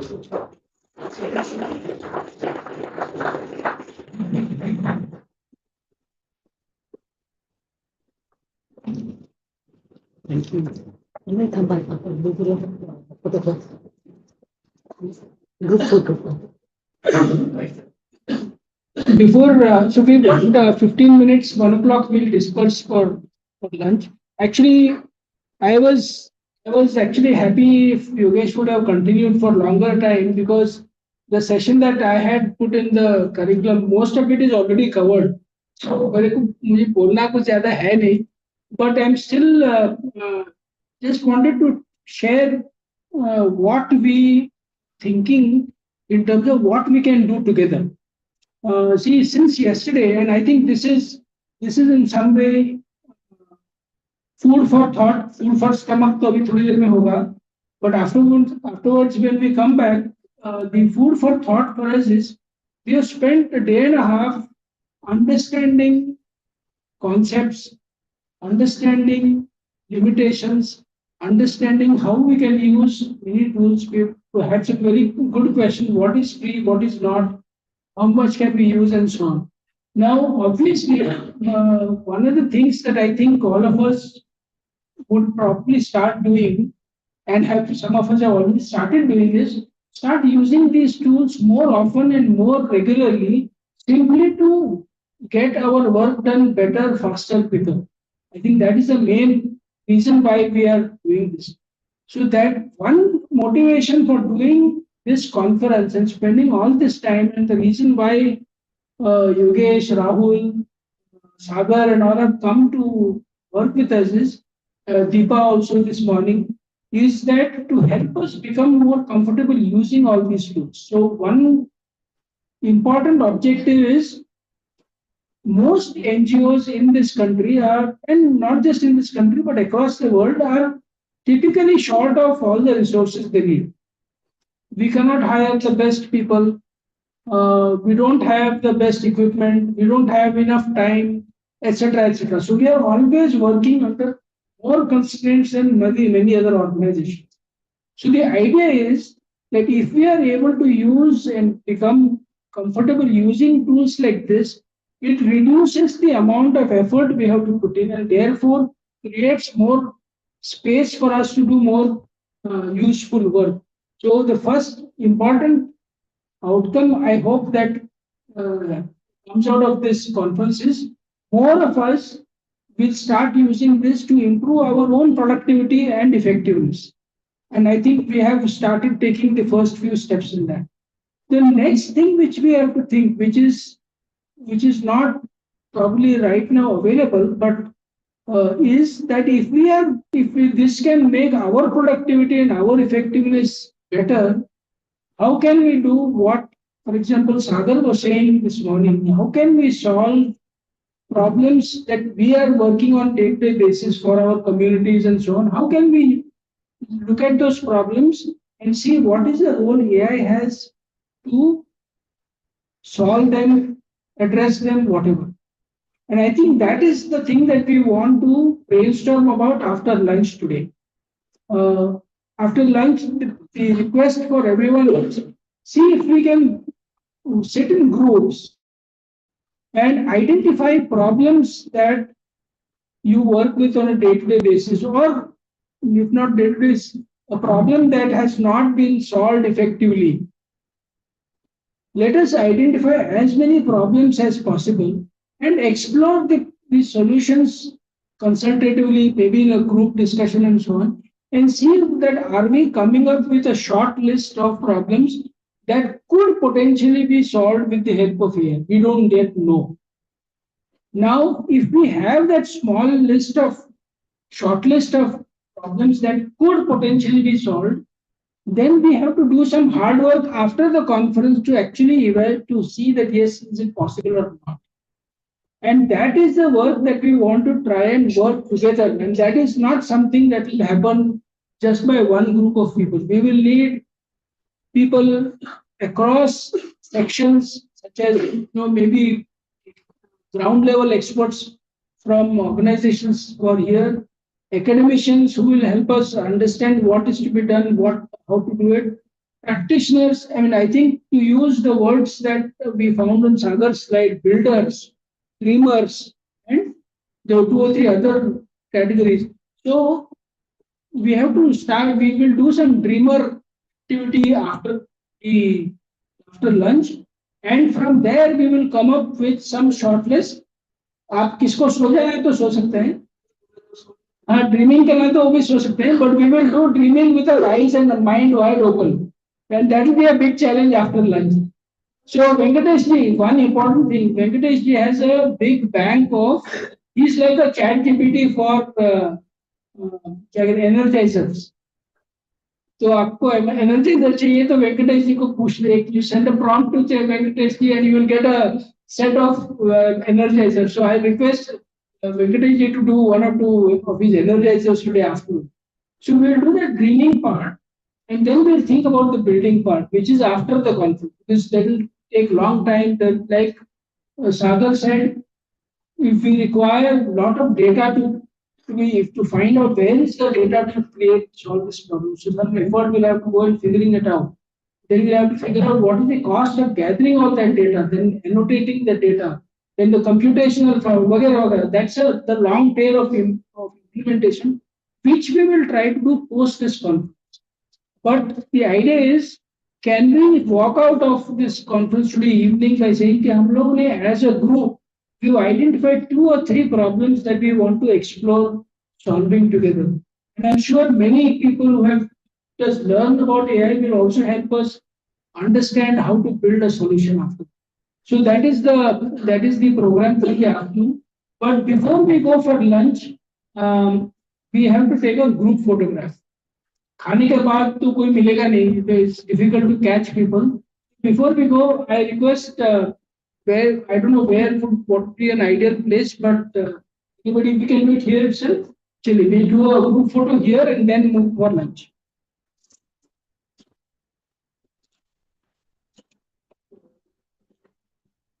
सबको इधर आगे आना है and everybody who's on Zoom, maybe we can take a group photo of by all of you turning your videos on as well.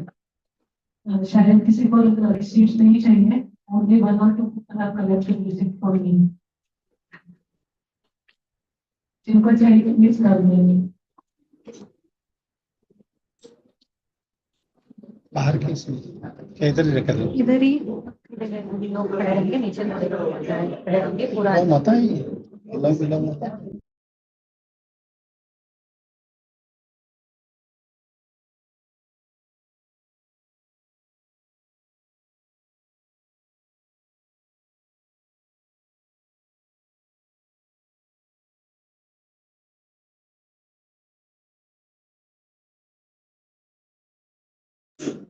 Can all the Zoom participants turn your video on so that we can have you also in the group photo?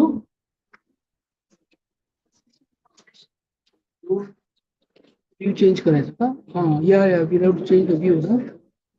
Second gallery, ना? Unpin करूँगा. So the company. When do we click the photo for the Zoom participants? Yes, please. When do we click the photo for the Zoom participants? Turn your video on. Sure. We are all coming towards the stage for taking a photo.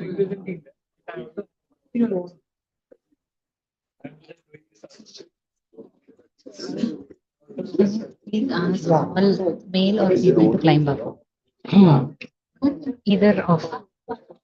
So we'll have one thing. One suggestion is all the males will stand on the stage and all the females will stand without covering the panel. Will not climb. Without covering the panel. हाँ चलिए ठीक है चलिए. थोड़ा सा एक काम करो थोड़ा सा तिकड़े ही करो.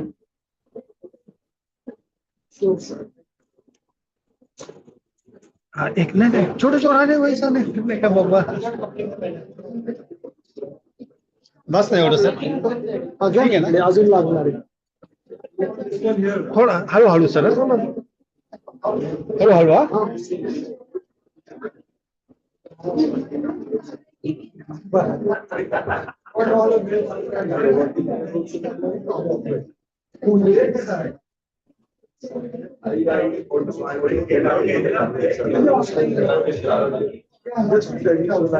Yeah, of course, I'm over the hill now.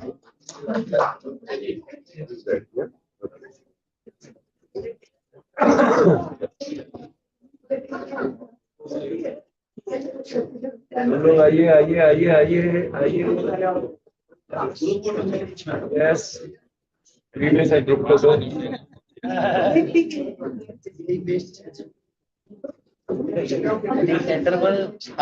Ranjit या येतं इकडं पुढे करूया रणजित. थोडं घेऊ आता पुढं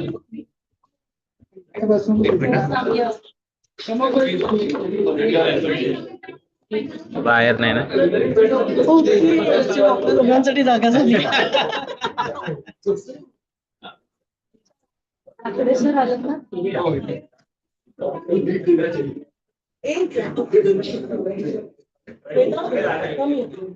मी येतो तिकडं तुम्ही इथे या बसते तुम्ही बसता का मी बोलायचो बसा तू नाही बसत नाही ठीक आहे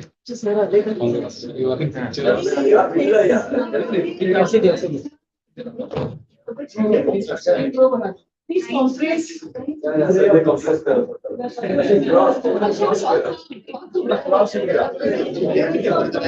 You open it. It's a good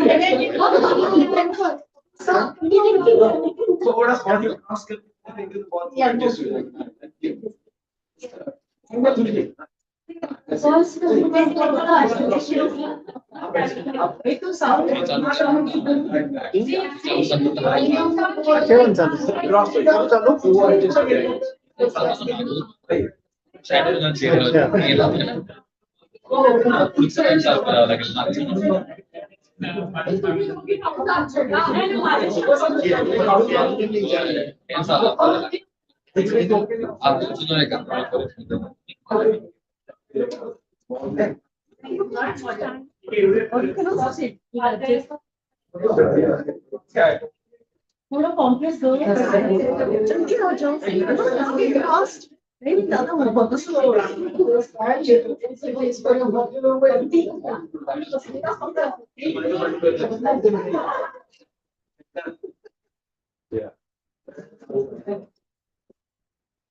सब लोग आ रहे हैं अरे यार हंसते हुए आप बोल रहे हमको कब हंसना है यार प्लीज पनीर बोलते रहिए सैंडविच सैंडविच से सैंडविच ओके चलिए 1 2 3 सैंडविच चीज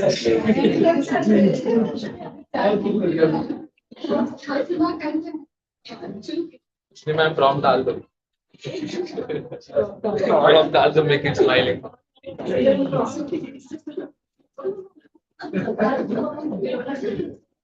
आदिल भाई आदिल भाई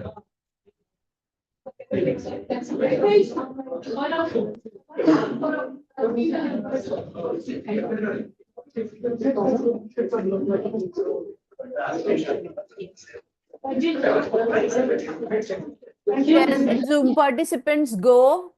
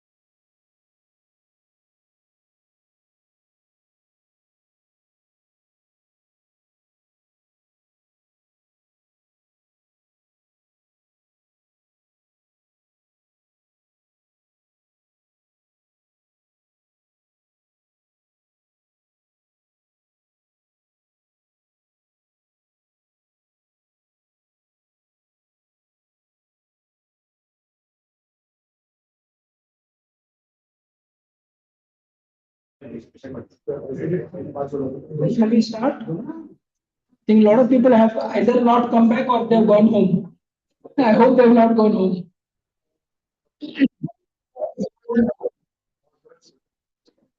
Conference fatigue.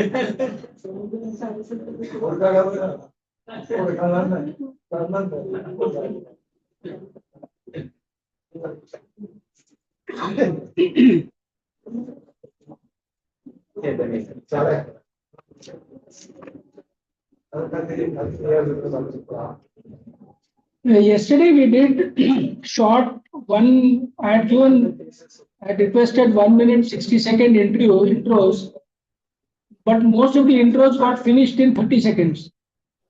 So I think we need to change something. बहुत ही short हो गया, बहुत ज़्यादा short हो गया.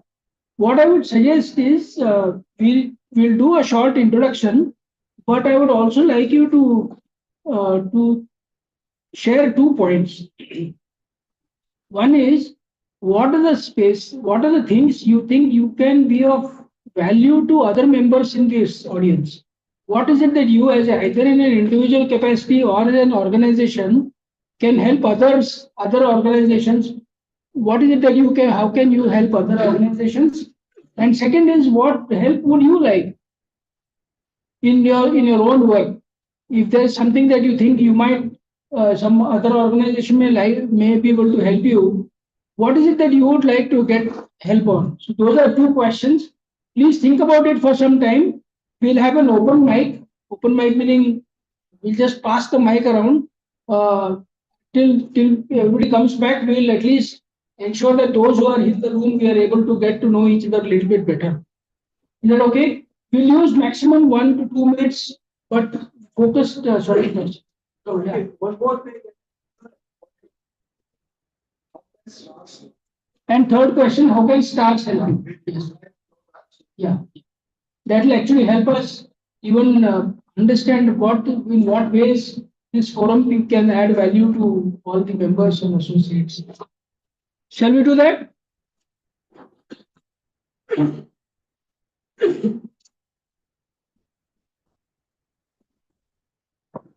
Then would you like to start?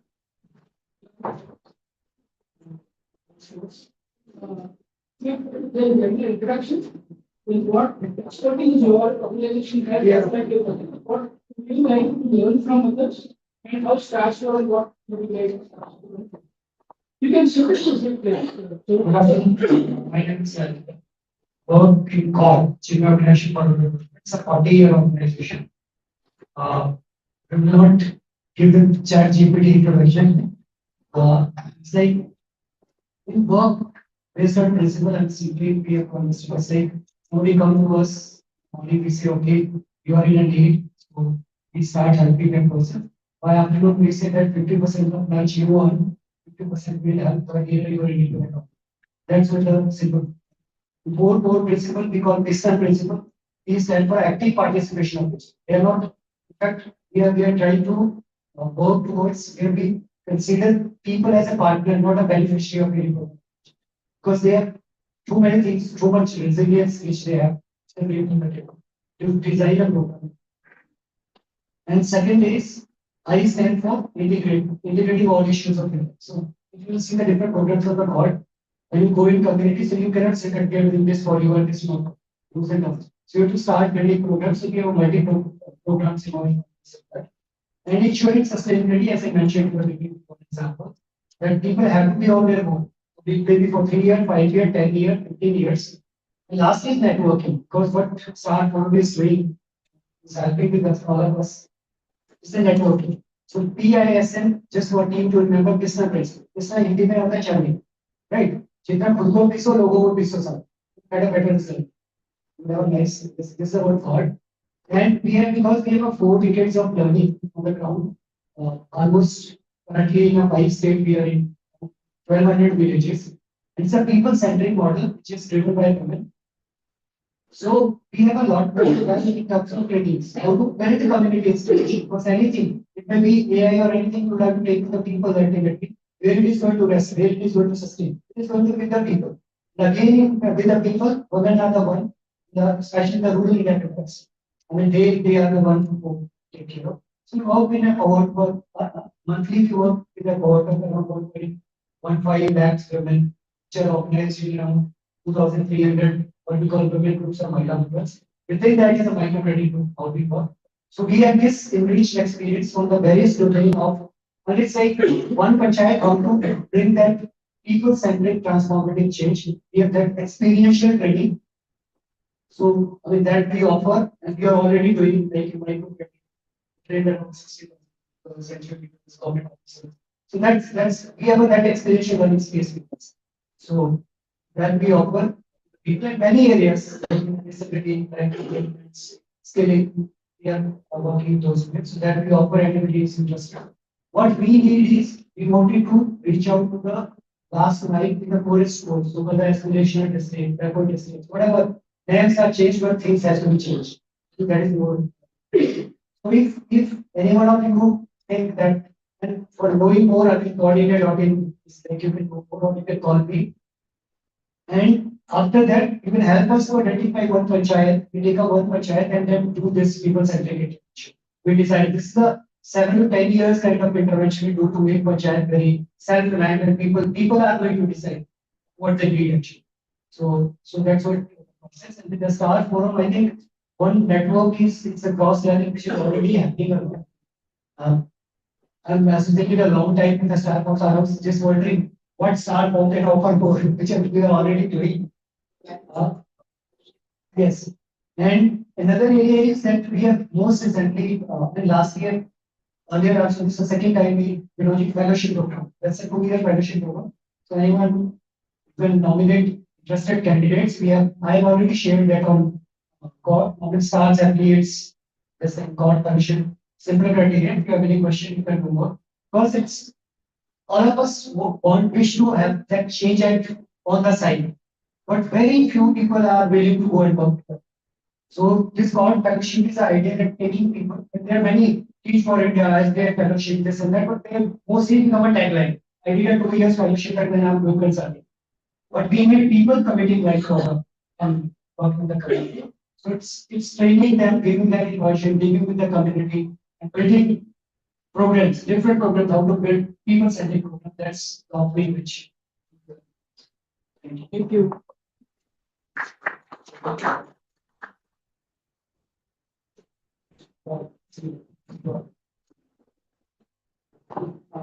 Hi. Good afternoon, everyone. I am Nityanand from Pradhan. Pradhan is a national level NGO that will work with the rural poor in Central India poverty. We mostly work with tribal communities. 70 to 80% people who work are tribal or conventional. So the work with a very small number of towns, it is 100 acres. And our primary approach is to mobilize organized communities, especially women groups, and help them to aspire the life of dignity and prosperity, and identify different sub areas or the areas, and engage with them in an urban manner to design different interventions. All kind of most of the interventions are collective led, but livelihood led. But after that, there is started out engagement to local governance, gender equity and action. And what is government also asking. So current outage about Kerala household, but Nagalandre we work have distribute more in Kerala households. And coming to me, I am currently engaging to advancement of regenerative agriculture practices in the country, both within and also outside. So, we call it Center of Excellence on Circular Agriculture, and we are engaging in 4 domains. One is the searching for knowledge and the contextual knowledge, contextual knowledge. And second is also to groom champions. Champion, I could say champions for the cause, professional champions, who in turn will create champions for. So that's a model. We have a structured program called 18 months long program, and which is a conceptual thing, but also hands-on partnership on field learning practices. And third is we want to discourse phase, different networks, different policies that we decided. All this is to support the environment. So what I think that I'm part of our target for personal, not very regular in that sense. Because we work with this now. What I expect from Stars Network in this Mohim journey, this movement of direct incident, suppose half the. So how can all can come to us, whatever way, maybe to spread the message. There are a lot of confusions are in this social media. Many professors are there, their own hypotheses. To quarter, that may be required. And second is obviously if we wanted to engage on this, we would have developed a lot of our models in particular. We are doing it now in Pradhan more than 2,000. Some kind of a expertise experience. So we can we can engage people in training also. And my expertise is to advise us. And what I think I found both. So I am literally looking at actually मुझे तो actually हम अपने को ऐसा करेंगे बस आप आपसे that's what was said. Thank you. But one more thing, this program is working largely forward to, and I see a lot of skill building works, but skill building what's happening and what things are working on. I very happy. So I would try to engage with my creatives to bring skills. You know, other discrete movements. So it's not skilling. Sorry, there is something just want to work with you. Then very well work without me. That is something we can talk about from us. Yeah, last, so I think the online participants can't hear very well. So you can, so who's coming next? Don't have, there's no sequence, so go ahead, इनके बाद. So please be ready. So good afternoon. मेरा नाम अमित असनीकर है. I'm from Pune. I'm founder of GramoUnnati.net. So I will first tell what we do. I have channel partners across Maharashtra. They are rural entrepreneurs, men and women in Wardha, Ratnagiri and Usmanabad. So they are themselves entrepreneurs. For example, one is a candle maker. One lady has a soil testing lab at the taluka level. So such type of enterprises, one is bag making. So now these entrepreneurs, whom I call core community resource entrepreneurs, are well trained in giving services to ground level, village level, small enterprises. Okay, so now with this team of core across India, I go into business. What type of business? BIF is my first client, and I have given me most of the assignments. So thank you for it. So what we do, we go to the target group of the NGOs and deliver various models of business development.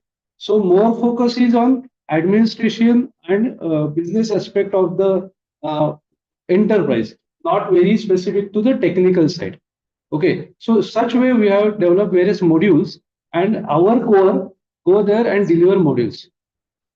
So this is a small business I run from 2.5 years, and till date I have generated almost 5 lakh rupees for my core, who otherwise would have been only doing the enterprise at their level. but this is a social enterprise, and for the same, I have received an award called Entrepreneurship with Social Relevance 2 years back. So that's our gramunnati.net. So what I can offer right now, which comes immediately to my mind, that we are trying the Bhashini app at the grassroots level during our EDPs. Okay, so that learning I can share. That can be the starting point. What I can do for in the STARS forum, and what I would require. Yes, I would require business from you. Thank you.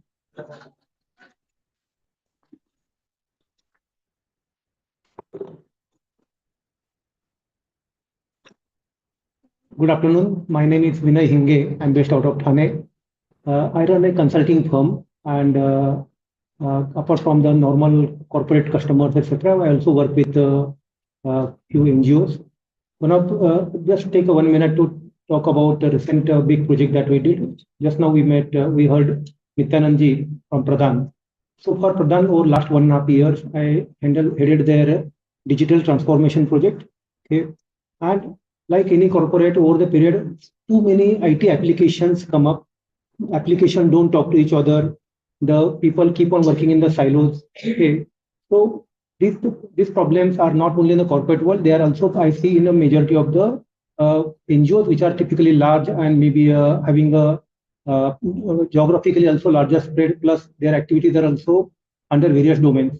So here we basically did the consolidation of the applications. And we work on a open source kind of a software wherein we can have how frugally we can manage the internal operations of the of Pradhan. So we implemented ERP Next, which is an open source application. Okay, a lot of customization, etc., needs to be done because of the FCRA and other such compliance issues. Okay. When it's coming to the, I would say, service delivery or service management perspective. We implemented a GIS platform called ArcGIS, and also a survey application which can capture the spatial data as well, can be used at the village level planning perspective. So this is what done using the ArcGIS and the Survey 123 application platform as such. Third area is Pradhan collects a lot of household data over a period of time, okay, in the area where they operate. So under various projects, different projects have a different goals and a different data point that you collect over a period of time, and different studies you keep on doing. How now many times the data gets to the once the project is over, the data gets discarded. Okay, so we said that that this data is actually valuable because a lot of effort is put in the field to actually collect the data, and how we can have actually a very long-term studies wherein you are looking at maybe a particular block over 20 years. Okay, how things change, or whether really the impact that happen, whether can be tracked over a longer period of time or not. So we created a data warehouse, okay, for that, and implemented required technologies. Okay, so this is I'll say one small or I'll say one good use case, and maybe many of you might resonate with that kind of a need in your organizations. Okay, my give is basically any tech related advice, okay, any recommendation that you need, any evaluations you need to do, any assessment you need to do. My team and I will be happy to do that for you. Okay, and what we are looking at is, I'm also happen to be a co-founder of one AI startup in Pune, which is working in the computer vision as a space. Okay, so we are looking for use cases where we can experiment. Okay, so in case you have got some ideas and where so no commercials, we just want to like say try out, it works for you. If it doesn't work, at least we will have a learning that it doesn't work. Okay, so that's my give from my side. Thank you very much.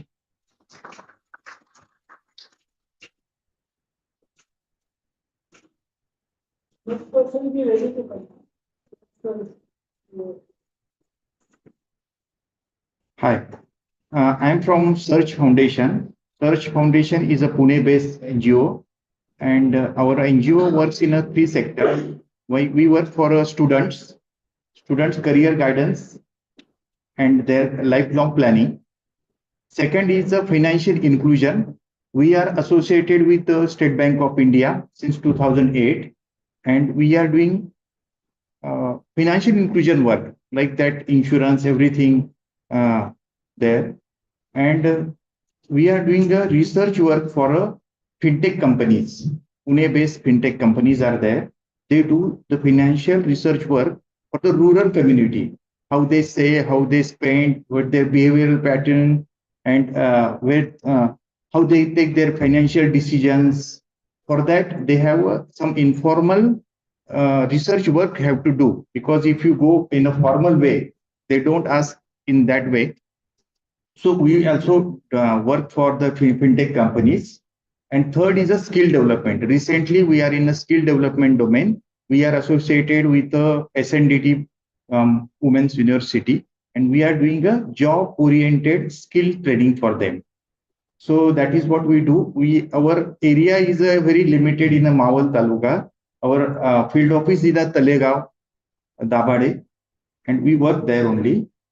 And we have one office in Pune. So we work in Pune city and Mawal Taluka. And also I will expect from my side what I can give. I can help you in a financial literacy. If you are planning to have a financial literacy, some awareness camps or anything in regards to the financial domain, in that way, our organization will help you. And what I can expect from the Star Forum is the conclave like this. So the AI terminology, everything we come to know due to the Star Forum, and more development in this sector. In technological sector, we would like to know more about that. Thank you.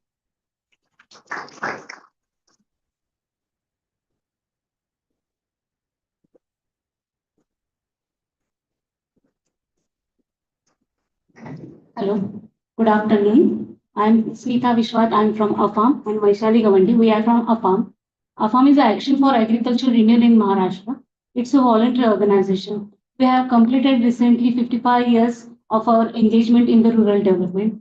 AFAM is actually an association of voluntary organizations working for the rural development. Our members are from all over Maharashtra, and about 100 members are us. So natural resource management through the integrated watershed development, sustainable agriculture, climate resilient agriculture, the integrated agriculture systems, and livelihood promotion through the micro enterprises are our core areas of our program, with the focus on the community capacity building. So AFAM provides the techno managerial support to our members and all community. So whatever we have learned in these 2 days, it will be definitely shared by us with the community and our members. So our offerings and our expectations. Thank you. Mostly जैसे अभी ma'am ने बताया कि AFAM एक associated body है, federated body है। अभी हमारे महाराष्ट्र में 100 मेंबर्स है जो महाराष्ट्र के अलग अलग डिस्ट्रिक्ट्स में काम करते हैं। हमारा मेजर 3 फोकस एरिया है, जैसे एग्रीकल्चर है, वाटरशेड है एंड लाइवलीहुड है। सो जो मेंबर्स है, तो मेंबर्स के लिए अभी हमारा AFAM को अभी 55 इयर्स कंप्लीट हो गए हैं।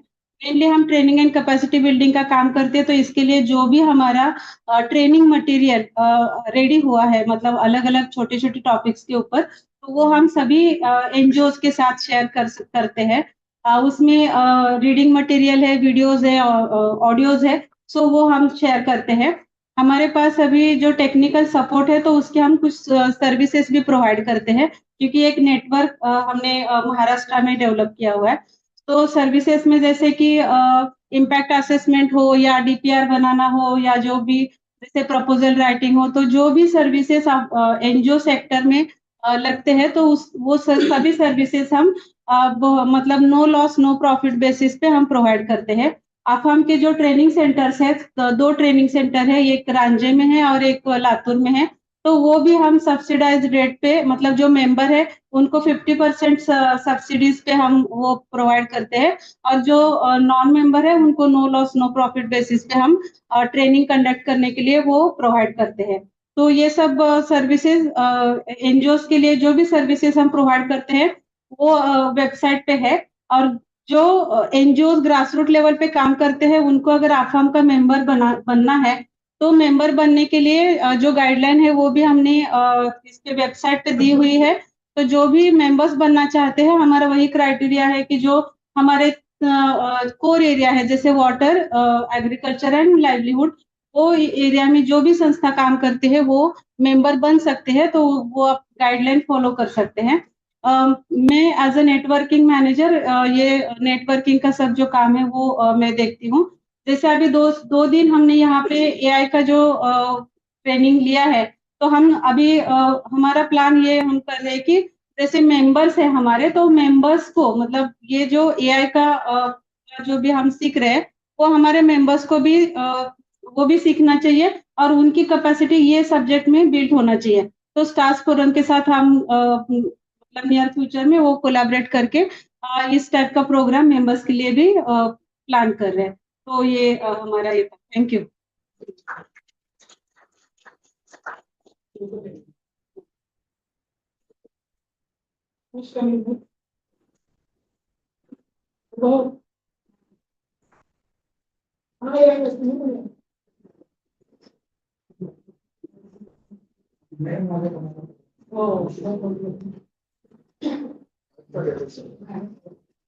नमस्कार, मेरा नाम वैभव है। मैं नागपुर से आया हूँ।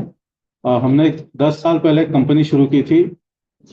बैम्बू से अफोर्डेबल और simple to build bamboo structures कैसे और कितने जगह बनाए जा सकते हैं। तो अभी तो काफ़ी एस्टेब्लिश हो गए हैं, पर अभी हम लोग जो काम शुरू कर रहे हैं वो है बैम्बू लैब। क्योंकि हमारा जो भी लर्निंग्स है, मेरा लर्निंग्स बैम्बू के स्ट्रक्चर्स और बिल्डिंग्स में है, लेकिन मेरा कुछ कोलैबोरेटर्स है वो आर इन इंडस्ट्रियल डिज़ाइन और सर्विस डिज़ाइन में। तो हम लोग एक बैम्बू लैब शुरू कर रहे हैं which we are going to offer, which we're thinking, we have not finalized, but we are thinking that there are many things within the bamboo sector where some inputs are required and there is a lot of fragmentation. हम लोग एक तरफ सोचते हैं कि हमारे पास bamboo बहुत है और उसका डिमांड फॉर एप्लीकेशन भी बहुत है, लेकिन उसका कहीं there is nowhere it is being somewhere it is getting fragmented. तो वो गैप्स आइडेंटिफाई करके उसके ऊपर हम लोग फ्रॉम डिज़ाइन, टेक्नोलॉजी और ट्रेनिंग, कैपेसिटी बिल्डिंग के इन तीनों चीज़ों को ध्यान में रख के अगर हम लोग कुछ प्रॉपर सर्विस ऑफर कर सके तो इसके ऊपर हम लोग अभी काम कर रहे हैं। सो मैं हमारी तरफ से मैं क्या ऑफर कर सकता हूँ, तो जिन लोग, जो ऑर्गेनाइजेशंस और एंटरप्राइजेस, इंडिविजुअल्स जिनको बैम्बू एज अ रिसोर्स लेके उनके एरिया में, ज्योग्राफी में उनकी कम्युनिटीज़ के साथ कुछ माइक्रो एंटरप्राइजेस सेटअप करने हैं अगर, तो हमारा एक्सपीरियंस भी है और हमारा कुछ विजन भी है, तो वो दोनों को कंबाइन करके हम लोग कुछ काम कर सकते हैं इकट्ठा। और हम लोग क्या चाहते हैं, अभी हम लोग, क्योंकि हम लोग कैपेसिटी बिल्डिंग में भी थोड़ा सा इन्वॉल्व होने की बात सोच रहे हैं, तो मैंने काफ़ी कुछ 2 दिन में सीखा यहाँ पे। तो जो मॉड्यूल्स हैं, स्पेशली अभी हमारा स्टेट ऑफ महाराष्ट्र में फोकस है, तो जो ट्रेनिंग मॉड्यूल्स है काफ़ी लोगों ने बनाए भी होंगे शायद। तो या तो instead of reinventing the wheel, वो कुछ ट्रेनिंग मॉड्यूल्स अगर काम अच्छे हैं तो उनको हम लोग कंसोलिडेट करेंगे, या फिर with the help of some of the network members we can think of developing some training modules and implementing them on ground. Thank you.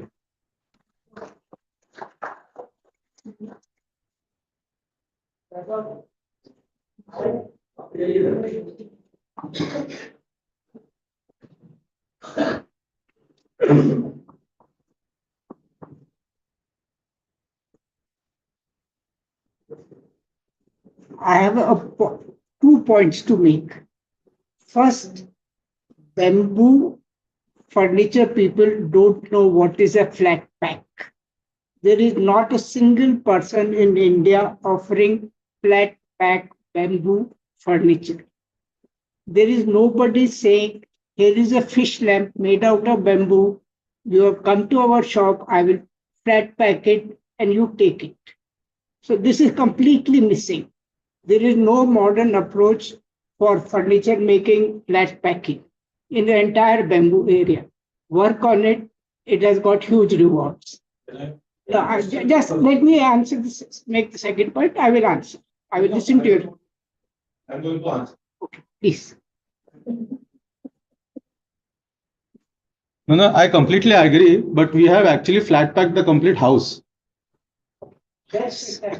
So our houses and structures are designed in such a way that prefabricated, they're flat packed and they're shipped, and there is a step-by-step guide that people can build themselves.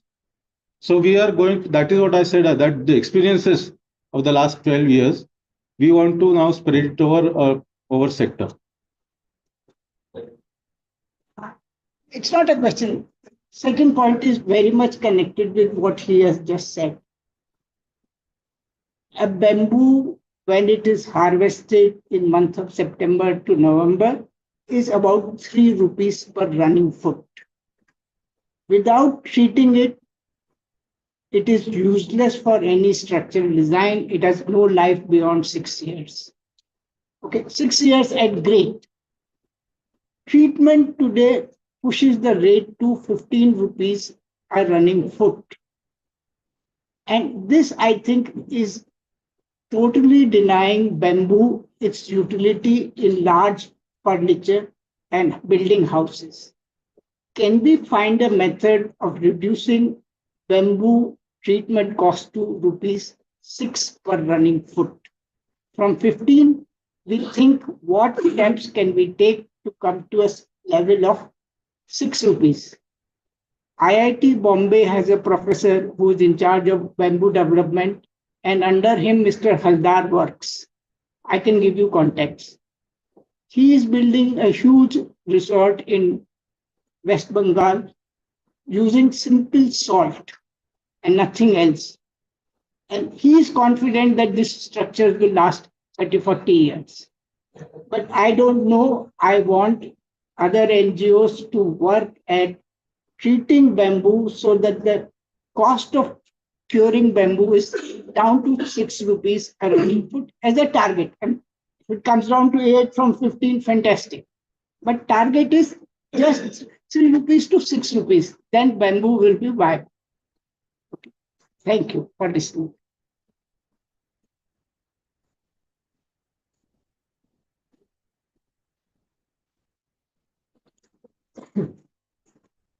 Hello everyone. This is Alim from Lendahan, India.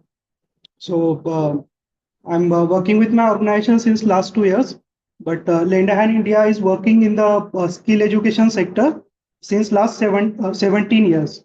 So we are working closely with the state government and the central government to operationalize the vocational education in our public schools.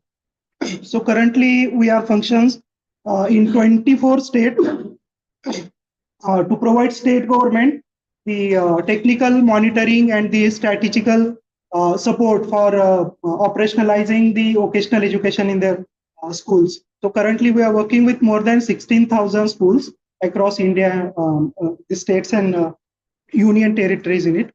So yeah, so here I would like to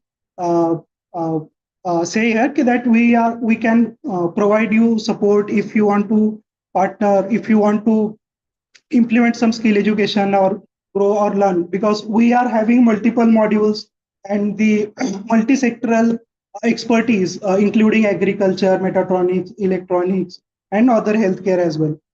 So I would like to tell you that recently our model of operationalizing vocational education has been mentioned in the Economic Survey of India last year. So that is a big achievement and a highlight for us.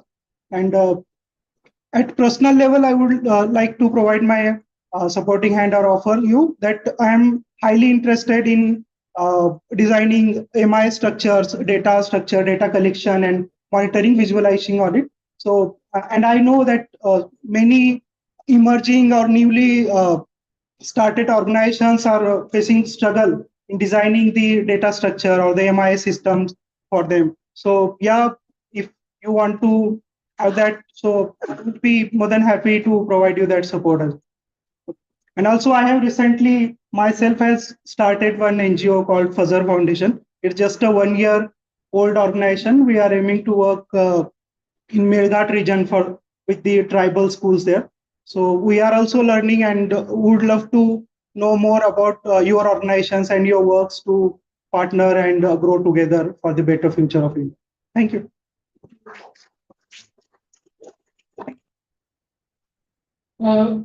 There are some participants who are online. If anybody from the online group would like to talk a little bit about their organization, you can take a couple of minutes to do that. That before, is anybody ready?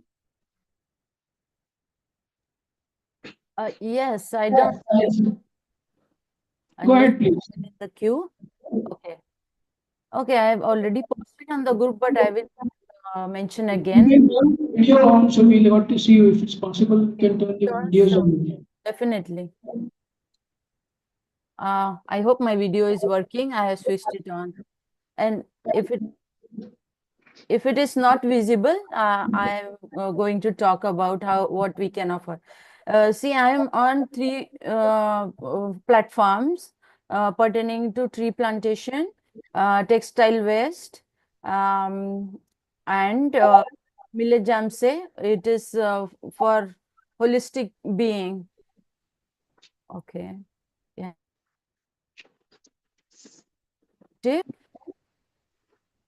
Pertaining to Global Tree Initiative.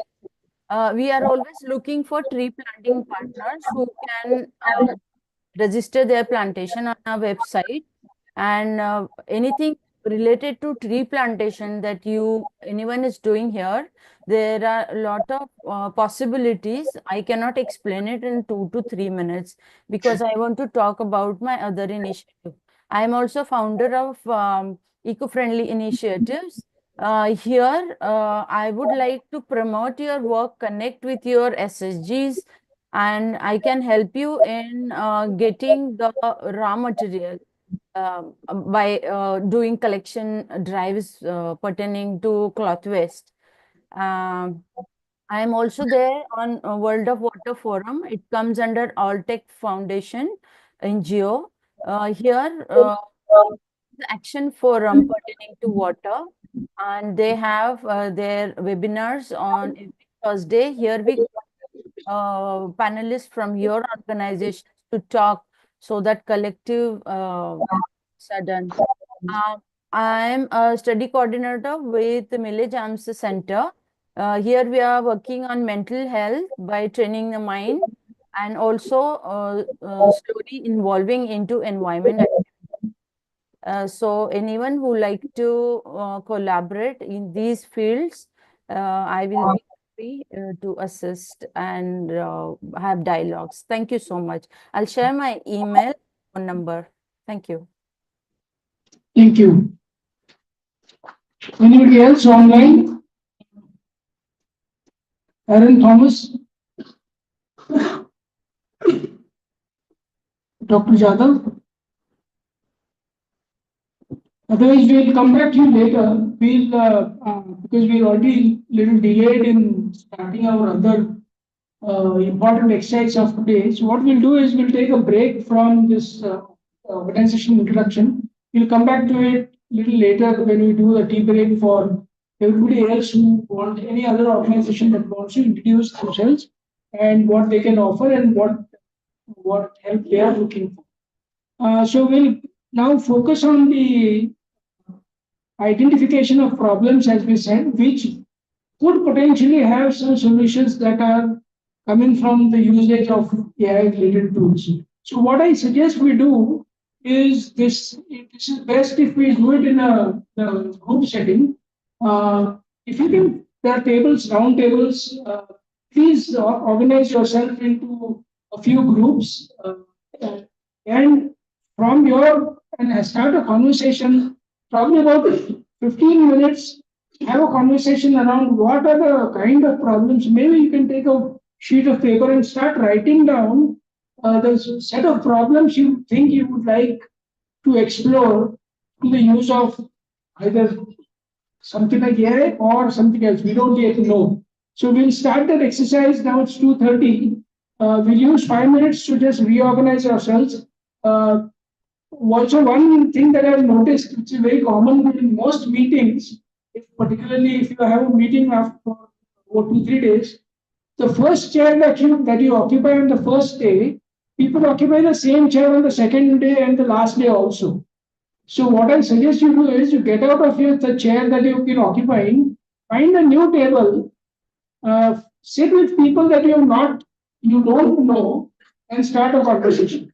Okay, so we'll spend 5 minutes just moving around, and maybe that will become a little bit of a refresher also, energizer. And then we'll have a discussion within your group. Start writing problems that each one of you may think is worth solving.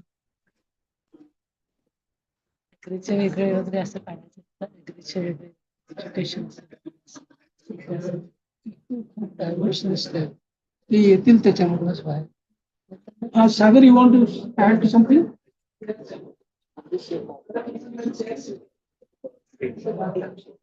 These are common to everyone. So what exactly this means from each of Why them? don't you do it's a good. No, it's okay. Go ahead. It's okay. You're of equal facilitator. So Hi everyone. I just need 2 minutes. Attention. So like what I noticed from like each one of you like while giving talks was everyone wants. Just let them settle down. They're not paying attention.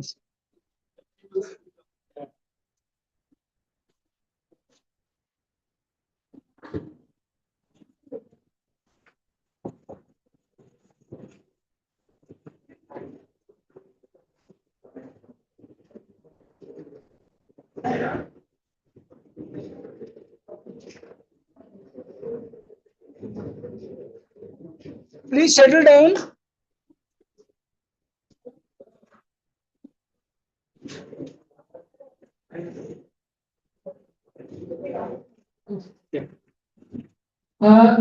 Everybody please pay attention here. I think there's some very useful inputs that Sagar wants to give. So please pay attention to this and then we can start our work.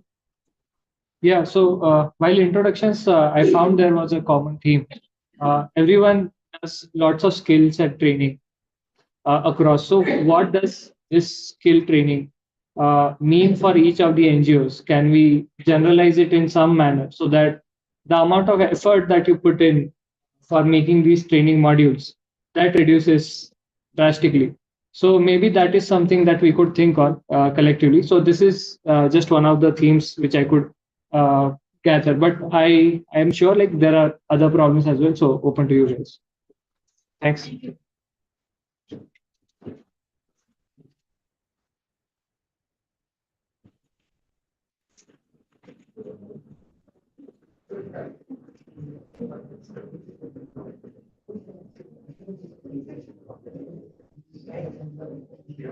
Can I get a minute?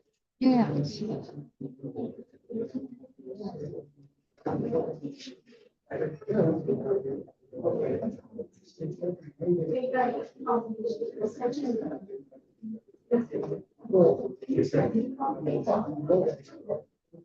I want to comment on skill training. What I find that 90% of NGOs are focusing on wrong skills when they are doing skill training. First of all, they don't look what is the market opportunity for the product that I am teaching skills for. Okay, how large is the market? Will it be able to absorb the output of 100 people, 500 people, or only 10? If you don't look at the market opportunity and start skill training because that's what you know, it's not going to result in any transformation. Secondly, we train for today's opportunities. We don't train anybody for tomorrow's. For instance, I'm going to train more than 400 people on AI ML, Polytechnic students in the final year. That's tomorrow's skill, and it can be delivered through web very easily at almost no cost. But how many of us are thinking what are the skills needed for tomorrow? If you are going to train people to do things with hands and not use the tools that are available, well, they will still stay in the poverty trap. They won't be able to earn 12,000 rupees a month. Okay, thanks.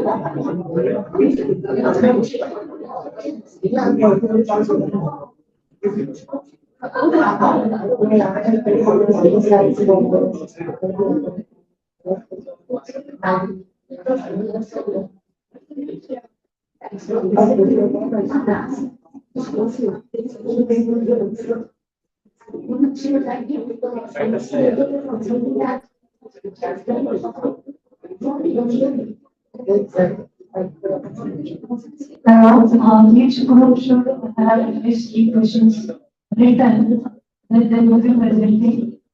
And then we will ask them to chat it. So, quick questions है तो पूछने के हैं. Yes.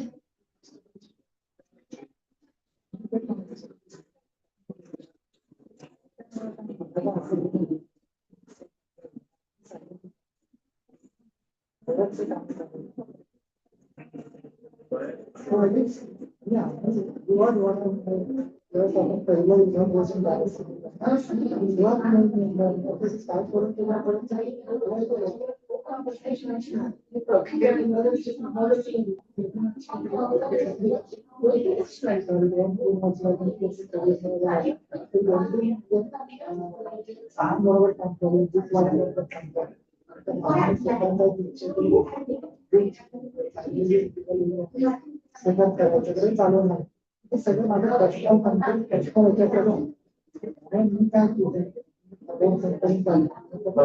त्यांना सगळं पैसे घालतो एकदम लायब्ररी सगळ्याला पैसा असेल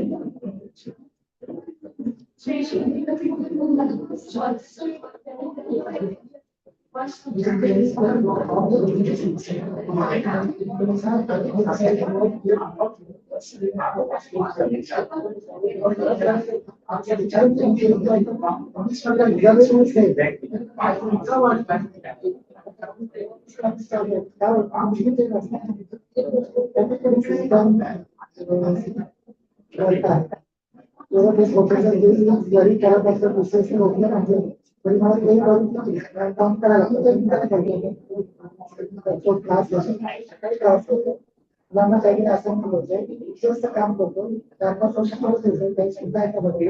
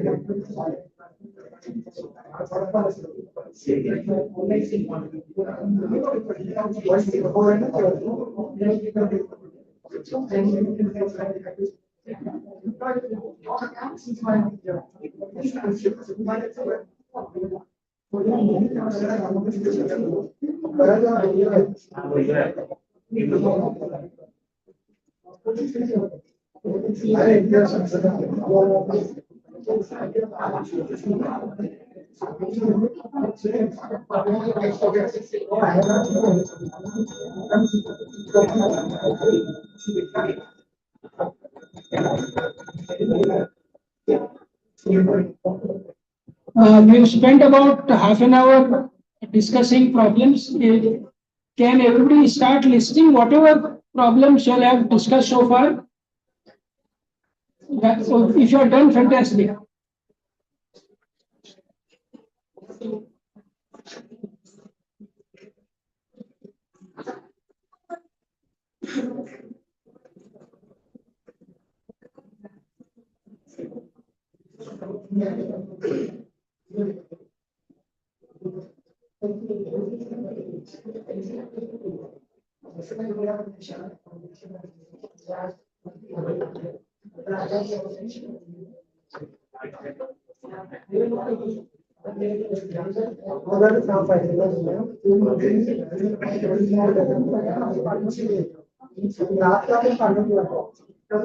Now the next exercise.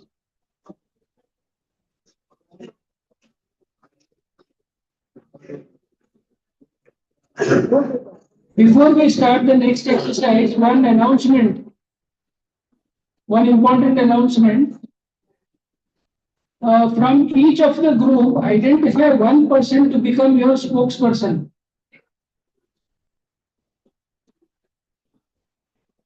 One person is your spokesperson and one person is the secretary of your group.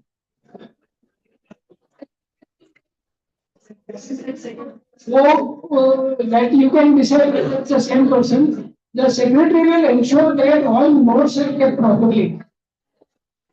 Okay, तो all notes are kept, मतलब problem अच्छी तरह से लिखा है, थोड़ा सा काम ठीक से किया है, and all that. And spokesperson will talk at the end of the this thing. Okay, so once this is done, second half an hour में, and we'll start the second half an hour before we do the tea break. And the second half an hour, take each problem and critically analyze whether it will really be solved by technology/AI. Whether the solution is in which way, how can you find a solution and whether it is an AI is required or not. In fact, if your answer is no, I would say very good. If your answer is no, this does not require artificial intelligence, तो बहुत अच्छा है. But if you are not convinced, or if you are convinced AI is required, then we'll keep that as a separate thing. So for in the second half, focus on finding solution and deciding whether or not technology or AI is needed to solve it. Okay, we'll do the best possible. Chairman, spokesperson, and secretary, I hope is assigned for every group.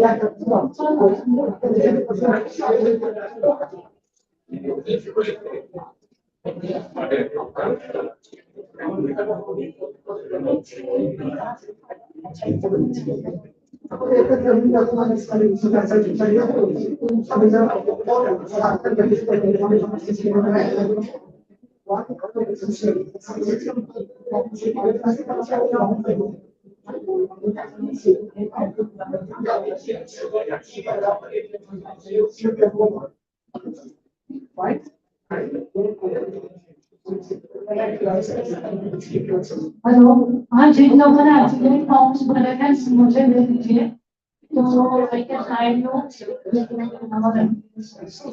Individuals और organisation बहुत specific का form form आपको आपकी kit में दिया हुआ है।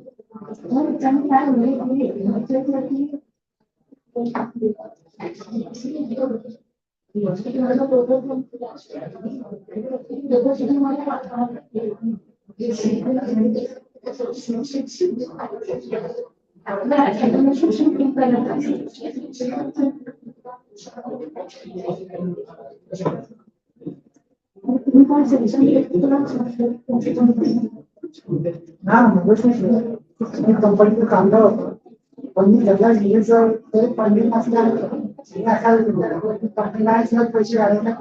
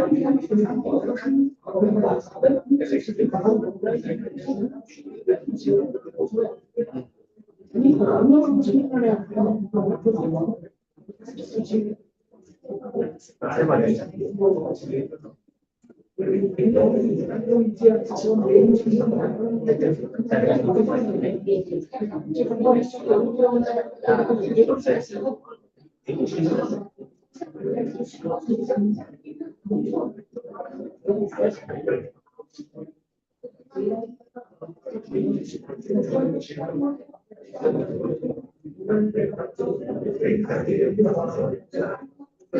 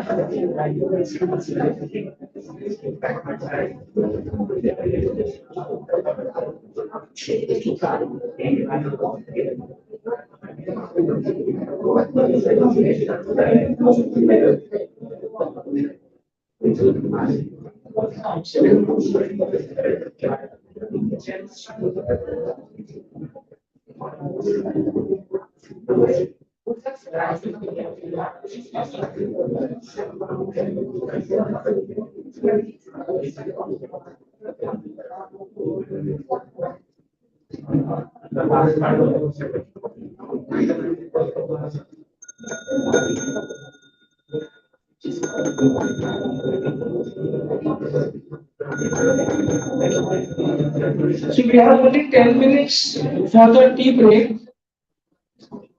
Tea break will be slightly longer because थोड़ा tea के साथ plus snacks भी आएगा.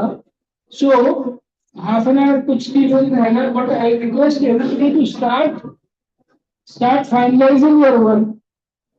Chairman, spokesperson or secretary.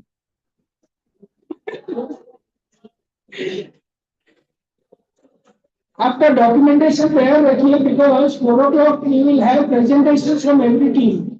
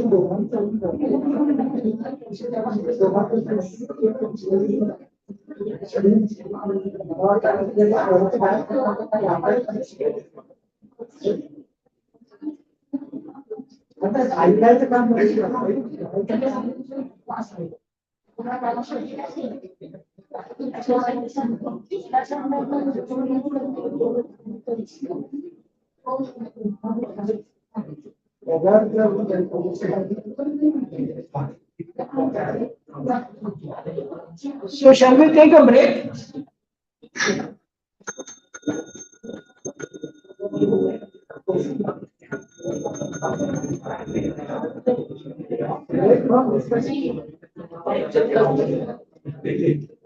Break म्हटलं की तर थांबतील पण नंतर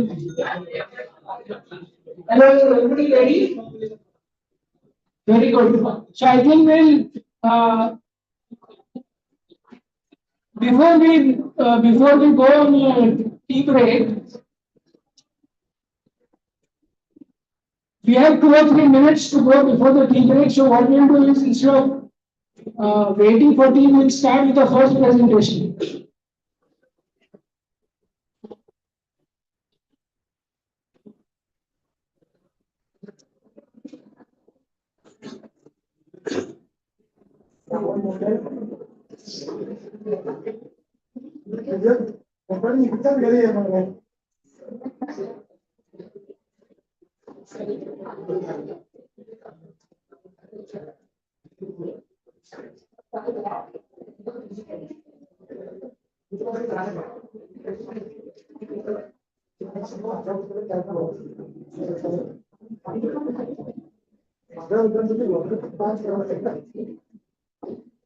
So first, I would request you to share the problems that you identified, and after that, how did you choose which problems to solve, and what is your likely solution method or routine?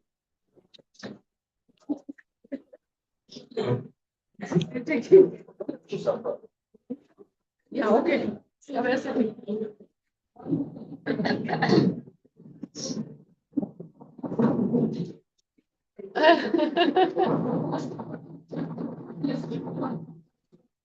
Light.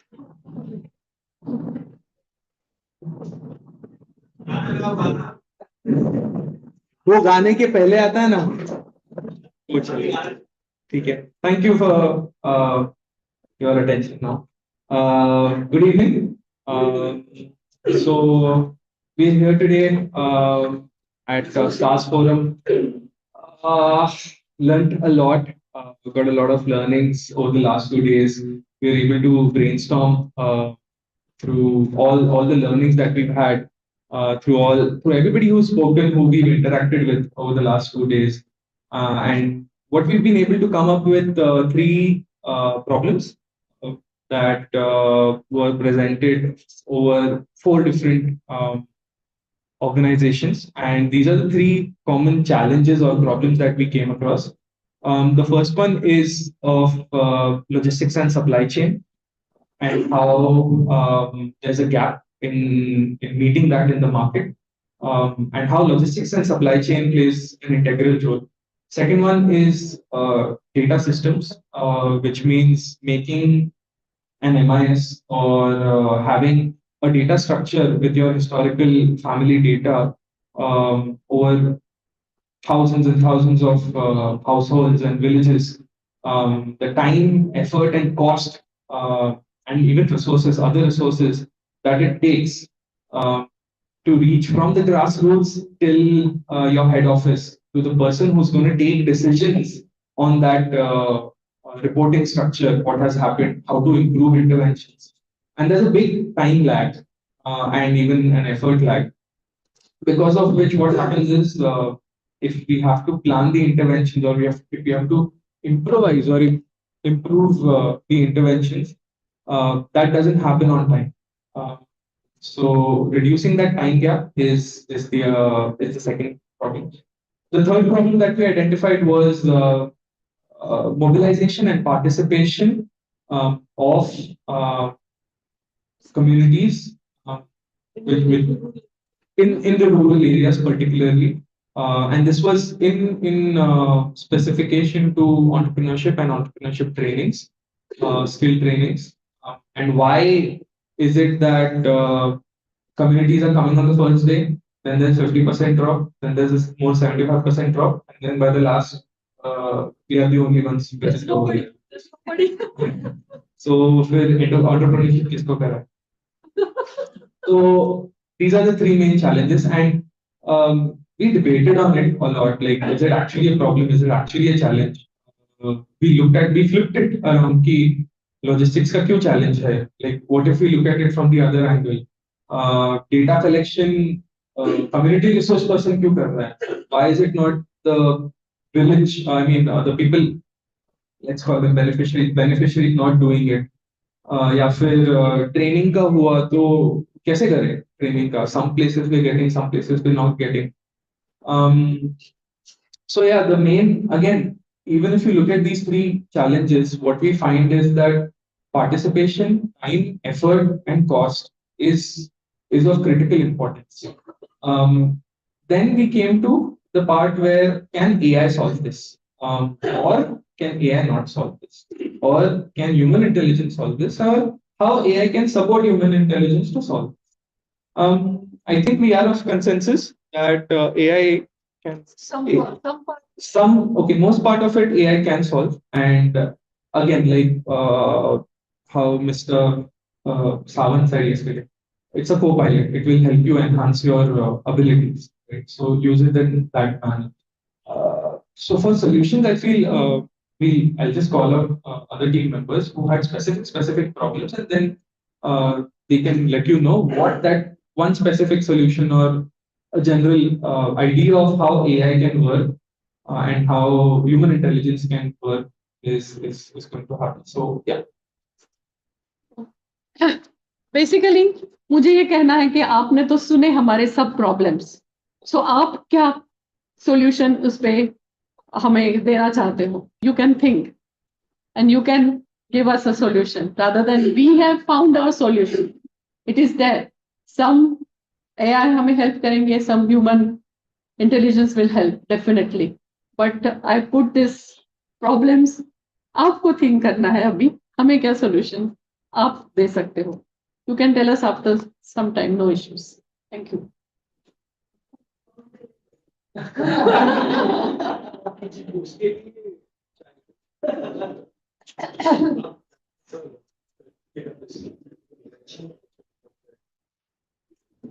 Yeah, you can. If you want. No, of course. That's it, I think. Yeah, thank you.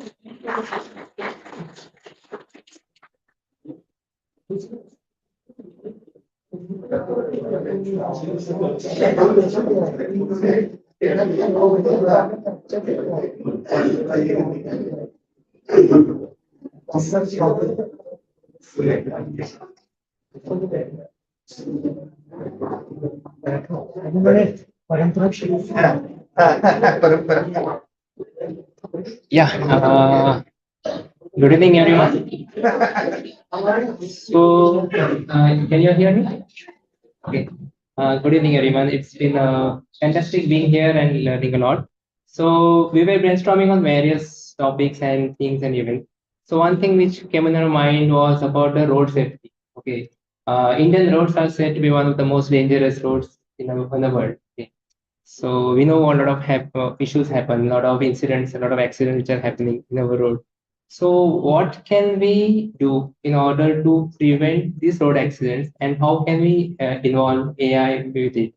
So when it comes to road hazardness, a lot of things are there. Potholes are there. We have drivers who are driving on the wrong side. We have streets where there are no lamps, no poles. A lot of other matters are there. So one question which was on the mind is that how can we involve AI to make roads more safe? So you are free to think on it, and after that we can share some of our ideas. Okay. So thank you. Okay, we'll ask. This problem also. Okay. Yeah, this is one problem. I also share the other problem which we had in the mind. Okay, which we were brainstorm. One thing is about the financial management. When our kids are getting passed out, when they start earning, when they start getting employed in a job, there is no one to tell them the right financial management. Time sort of. So there is no one to tell our children the right way to manage their finances, and not just youngsters. There are a lot of individuals who are in various age groups. Some are in the 20s, in the 30s. They're having, and each one is having their own unique background. Some are having liabilities, some are having loans. So there cannot be a one financial advice for each person, and for that's why we go to financial advisors. But can AI become my financial advisor here? Okay, so how can AI come and be my virtual financial advisor? And it would not be just about prompt engineering where I'm just telling how can there be such an AI agent who can actually help in my finances. So you can think on that. And the third thing, which was actually quite related to our grassroots, our villages, is about our students. So in India, we know the high level of dropouts which are being observed, right? We also have the statistics where a huge number of students they drop out in the early age, and we know that a dropped out student is something a future liability for our country as he won't be getting the education. So so now this may seem very complex, but the student who is in the village, in the humble school, who is having a lot of other background issues behind him and all those things, can AI help me to, one thing is to understand who can possibly become the dropout from my school, and secondly, can AI help us identify those students who are lagging behind or those ones who are already dropped out, and can there is something to, from anywhere where I can identify such students in my village or in my community? So these are three topics which we were thinking about. And yeah, you can think of it in your mind and later we can all discuss on that. Okay, thank you.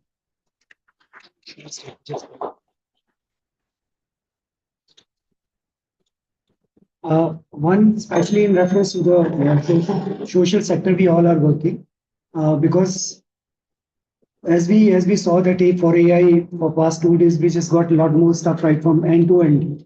What to use, where to use, or somewhere in some session we came to know, अच्छा ये तो बहुत महंगा है, तो ये हमारे लिए possible होगा नहीं होगा. Social sector में we call there is organized sector, unorganized sector. Social sector में unorganized बहुत सारे sectors हैं.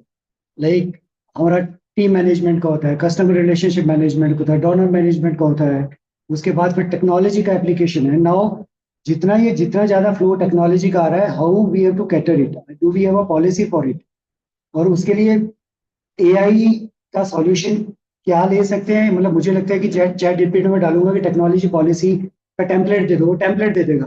टेक्नोलॉजी पॉलिसी के क्या क्या कंपोनेंट्स होने चाहिए उसके लिए, तो we need to get that. वो सॉल्यूशन नहीं मिलेगा, थोड़ा आउटलाइन मिल जाएगा. उसे इजी हो जाता है कि अगर डॉनर मेरे को बोलता है कि आपका साइबर सिक्योरिटी पॉलिसी है क्या, तो मैं उसको टेम्पलेट में लिख के कुछ दे दूंगा, राइट. बट इसमें सीरियसली हमें अब टेक्नोलॉजी इतना ज्यादा हमारी लाइफ में, इतना ज्यादा इंटरफेस टेक्नोलॉजी के साथ होना पड़ता है. जैसे मोस्ट रिसेंटली हम जेपीएमसी के साथ काम कर रहे थे, उनका एक प्रोग्राम है फोर्स फॉर गुड करके, तो उसमें they were helping trying to help us with database management. लेकिन कहीं ना कहीं उनकी सीनियर जो डेटा साइंटिस्ट हैं और जो उनकी 8-9 लोगों की टीम है, they are not able to connect कि हम जो बात कर रहे हैं उसको वो क्या डाटा कैप्चर कर रहे हैं. उनके लिए बड़ा मैकेनिकल सा है कि अच्छा नंबर्स दे दो, ये चीज डाल दो, इंडिकेटर्स दे दो, ये करके प्रोग्राम परफॉर्मेंस को कैसे मेजर करना है ये आप कर सकते हो. और आई थिंक सोशल सेक्टर में एक बहुत बड़ा और भी बात है कि budgeting. I think we all have to get ready in terms of investing in the technology budget. तो टेक्नोलॉजी में भी व्हाट वाई व्हेन वे पूछ के कि किस लिए चाहिए, क्यों चाहिए, किसके लिए चाहिए, टेक्नोलॉजी कितना यूज चाहिए, वो बहुत जरूरी है. और प्रायोरिटाइज करना कई जगह पे बहुत सारी चीजें. अभी जैसे हम सपोज एक छोटा रिपोर्ट बना के हमें रिपोर्टिंग ही करना है, अब ज्यादातर रिपोर्टिंग फेसलेस हो गया है. उस पर अगर हमें क्वेश्चन भी लगता है तो फेसलेस के एक ईमेल आ जाएगा आपको कि इस चीज को एड्रेस करो, किसको एड्रेस करो, फिर से आपको वैसे ही फेसलेस तरीके से ही एड्रेस करना, कोई ह्यूमन इंटरफेस कम होना है. तो उसके लिए how much we are prepared. तो मुझे तो एक लग रहा है कि इनफैक्ट जो टेक्नोलॉजी का अगर हम यूज भी करने वाले हैं डिफरेंट स्पेयर्स में, मुझे लग रहा है हम टेक्नोलॉजी आइडेंटिफाई करना शुरू किया है किन किन डोमेन में कर सकते हैं, लेकिन उसको हैंडल कैसे करना है, कौन सा सॉफ्टवेयर कैसे यूज करना है. मैं एक और एग्जांपल देना चाहूंगा. गूगल का जैसे है कि नॉन प्रॉफिट के लिए फ्री टूल्स है. अब मैं ऐसा ऑर्गेनाइजेशन काम कर रहा हूँ, तो मेरे को जब मैं जाता हूँ वहां पे, मैं अपना रजिस्ट्रेशन अपलोड करता हूँ, सब कुछ करता हूँ, सारा चीजें बताता हूँ. जैसे मैं अपना ईमेल देता हूँ तो गूगल रिजेक्ट कर देता है क्योंकि मेरा जीमेल है. वो बोलते हैं आपका ऑर्गेनाइजेशन का डोमेन का ईमेल होना चाहिए, उसके बिना I am not able to use even the free service. तो ये सारी चीजों में social sector has to be ready कि क्या क्या ऐसे चीजें हैं जिनको हमें अपने आप को तैयार करना पड़ेगा, so that we are able to connect to that larger this game of AI और टेक्नोलॉजी और whatever.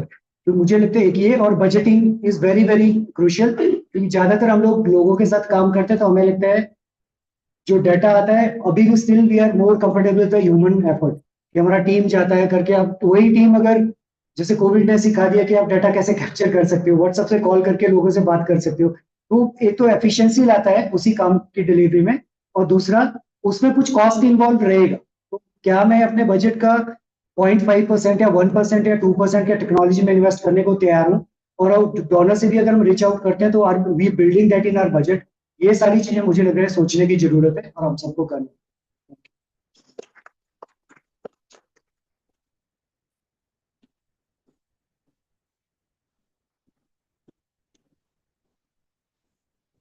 So I think the high tea is arrived, so we will have the high tea and then come back. Happy भारी है। IT to IT। Wait, one second, सब लोग निकल गए, 1 minute। Okay, just one thing that I thought would be relevant. There was one question that was one of the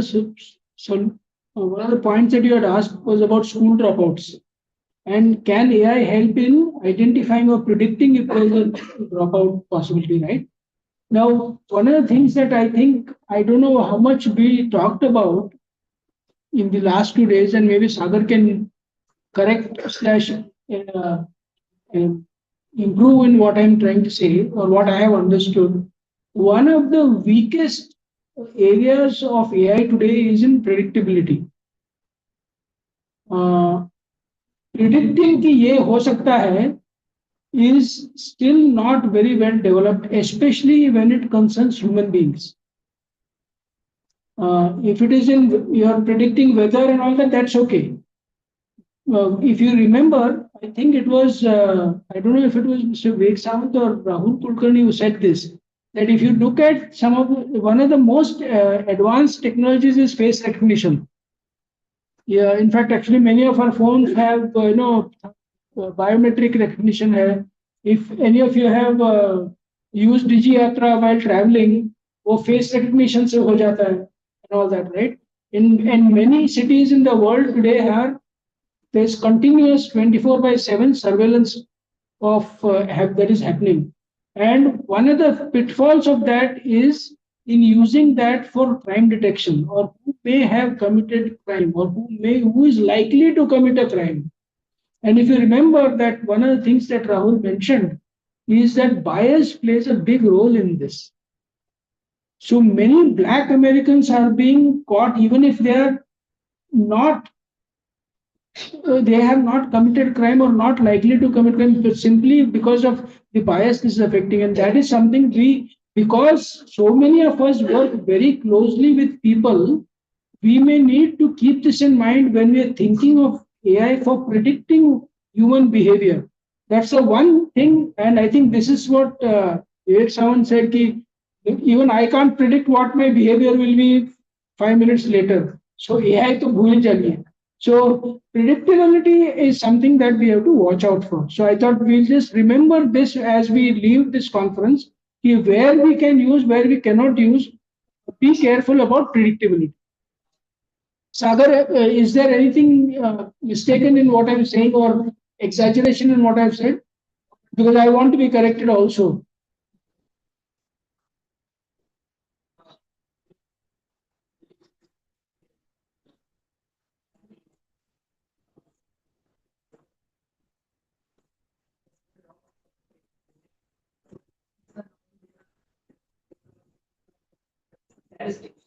Like, for example, a student dropping out might be doing some error. It might be scoring the exam or is the presence in school today. So it can be also. Understood, absolutely. So I'm not saying that don't use, I'm saying let us be watchful when we think about prediction.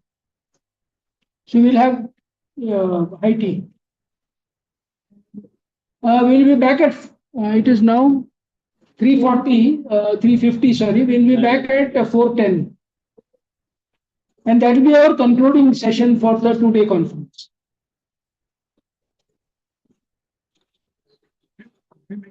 Focus. I think the question was how can AI help their NGOs in their work? This is going all over. Accidents, the road, and this. I mean, there's no end to it. You know, AI, there are problems in the world. I think I feel like NGOs, so many times you in what you do.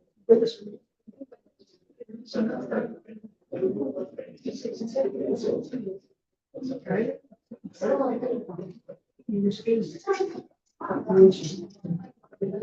I'm saying NGOs prevent fatalities on the road. I'm saying they are taking it from their NGO perspective. To help them rather than AI can use stop corruption. So, but if they are thinking to their NGO work, they want to enhance their work, how can AI help them?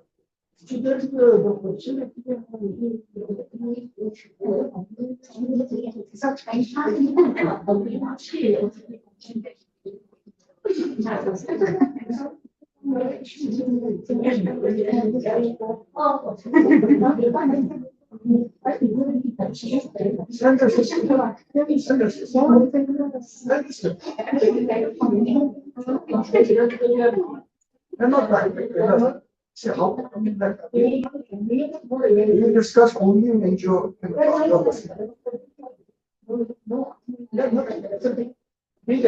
First, you start your at your home. So what can you do?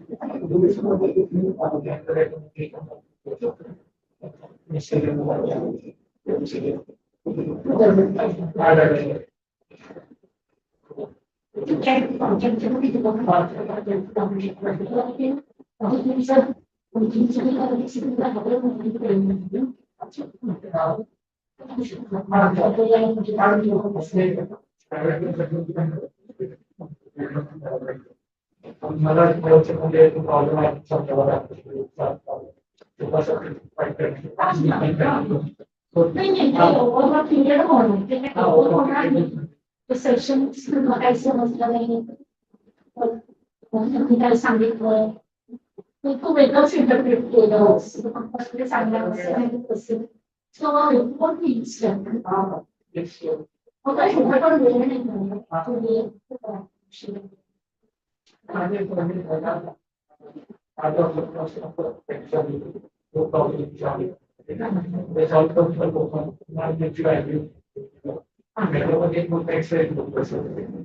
So, my looking test and you have to look at the activity. We find them in the they have it to the point of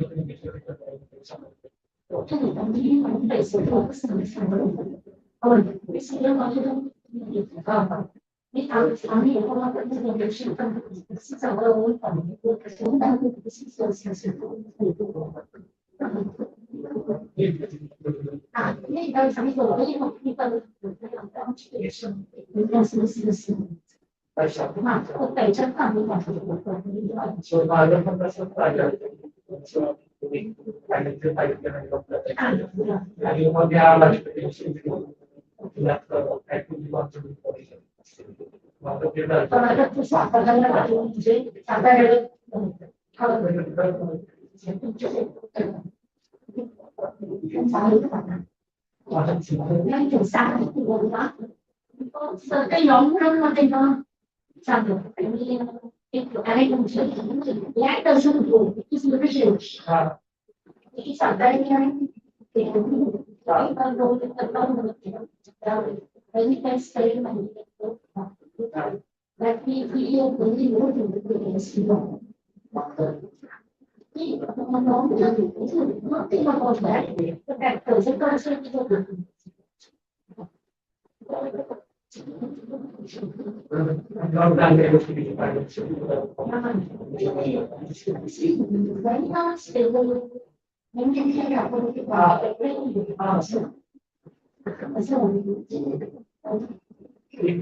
अरे मजा ऐसा नहीं 10 minute से क्या होगा my problem. I am asking you. My good friend ran from this. Didn't run away from the actual. So he had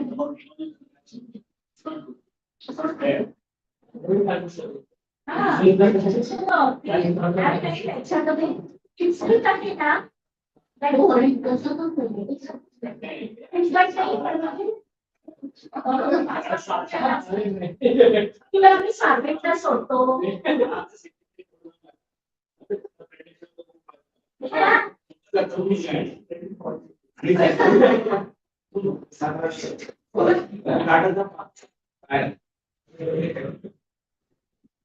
काय सांगता मला सातारा जायचंय हायवे बाबत तुला गाड्या तुला सांगितलं सोडतो आम्ही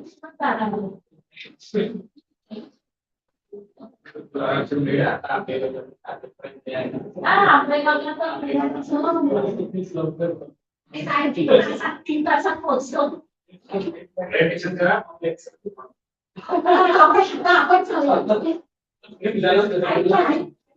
आता आपणच जाऊया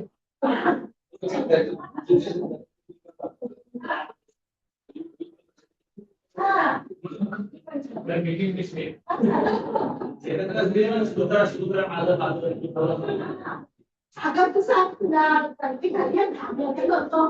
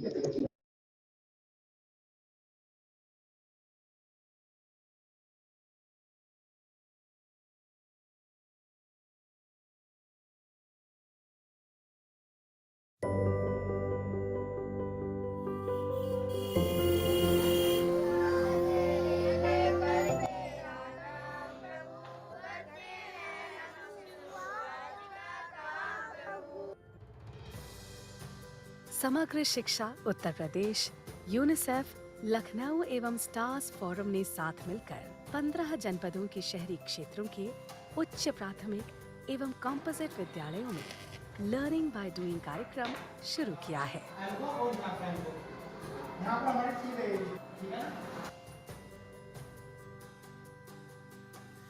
लर्निंग बाय डूइंग कार्यक्रम के लिए मॉड्यूल, सामग्री, वीडियो और प्रोजेक्ट संबंधी गतिविधियां विकसित की गई हैं। कितने लिए? हमें कितनी संख्या में चाहिए उतना हमें पता है?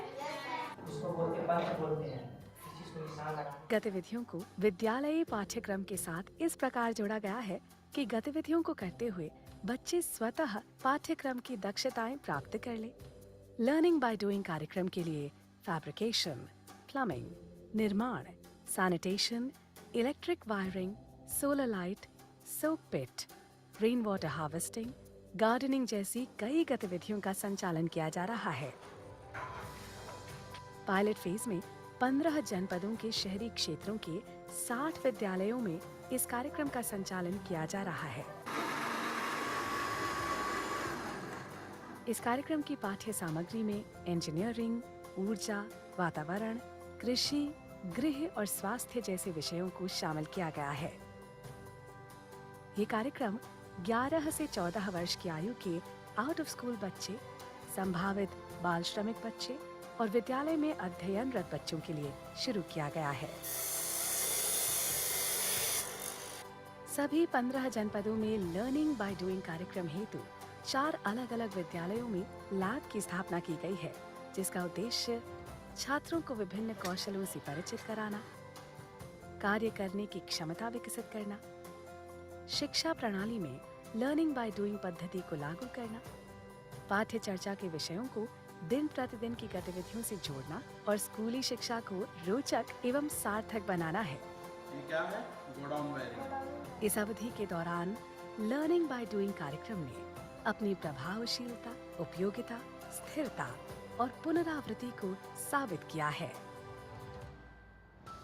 आगामी शिक्षा सत्र से कक्षा 6 से 8 तक के विद्यार्थियों को कौशल संबंधी गतिविधियों के माध्यम से कक्षानुरूप पाठ्यक्रम की दक्षता प्राप्त कराने के लिए लर्निंग बाय डूइंग कार्यक्रम प्रदेश के 3000 स्कूलों में चलाया जाएगा। आने वाले वर्षों में प्रदेश के अन्य उच्च प्राथमिक एवं कॉम्पोजिट विद्यालयों को भी इस कार्यक्रम से आच्छादित किया जाएगा।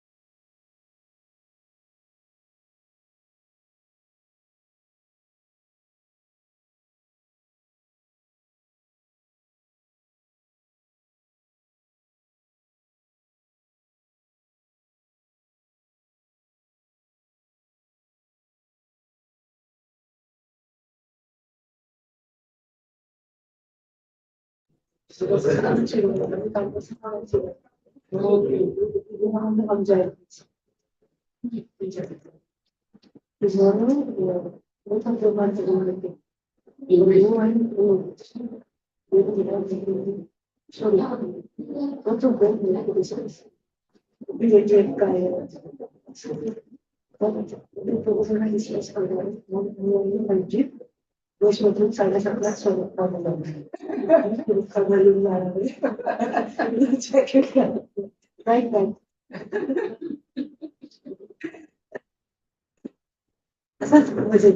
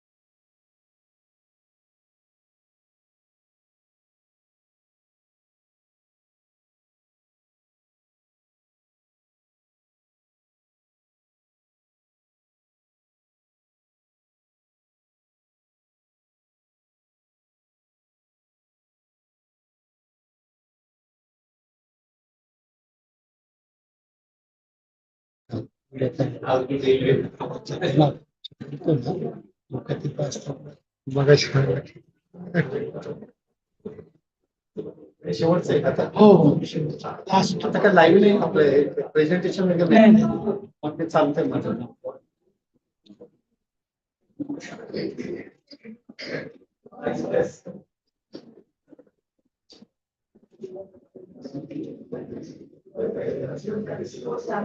I'll just give this one like Sure. no.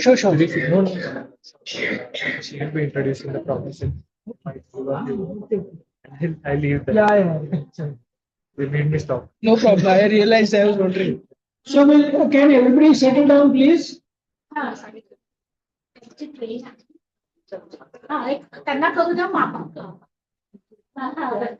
We are starting the presentations once again. May I request everybody to settle down and pay attention here? Come.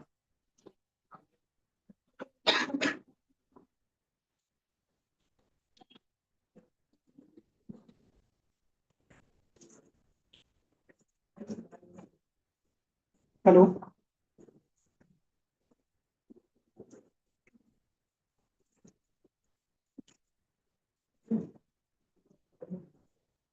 संख्या कम हो गई शायद. We were talking about the dropout ratio. we were talking about the dropout ratio. Participants का dropout हो रहा. Okay, so I think we should start. Yeah. So at our table, we were having 3 organizations discussing our challenges at organization, what we are facing, and want to utilize leverage AI to solve that. So the basic 3 challenges we could discuss within the time. The AFAM organization has said that they are facing major challenges in evaluating the impact of their projects, because they are having variation as per the input or as per the changes in the programs.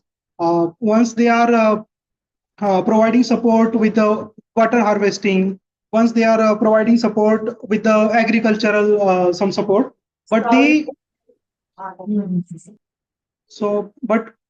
how to measure the impact after 2-3 years of intervention, that is being very difficult for them for the tracking that same beneficiary and having that structure. So we have discussed that and found some solutions based on our knowledge. So,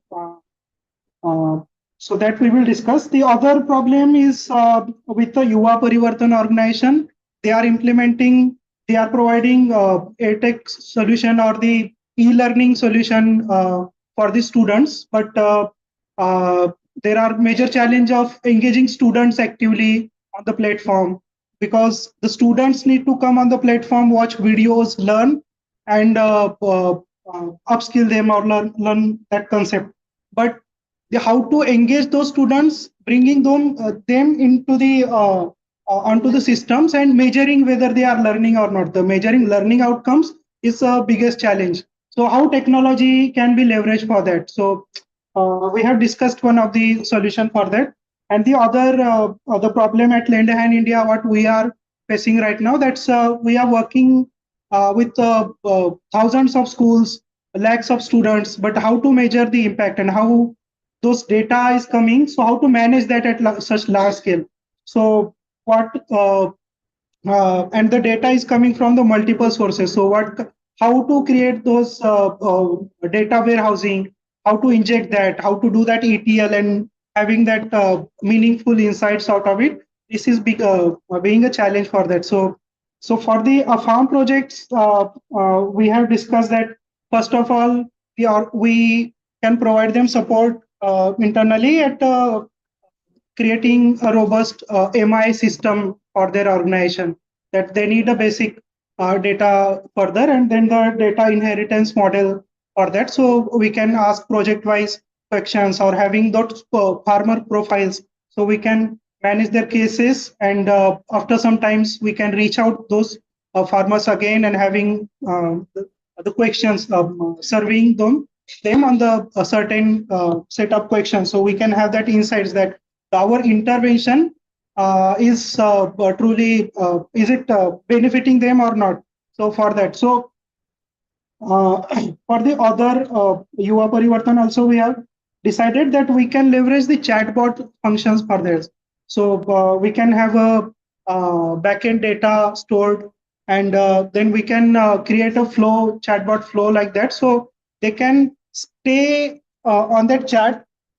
We can send some pictures, we can send some emoticons to them, or just messages which can feel them ki like, oh, ye to baat kar raha hai na? Wo interactive conversation we need to want to build on the AI chatbot. So for that, the message will pop up to the farmer and the students, for example.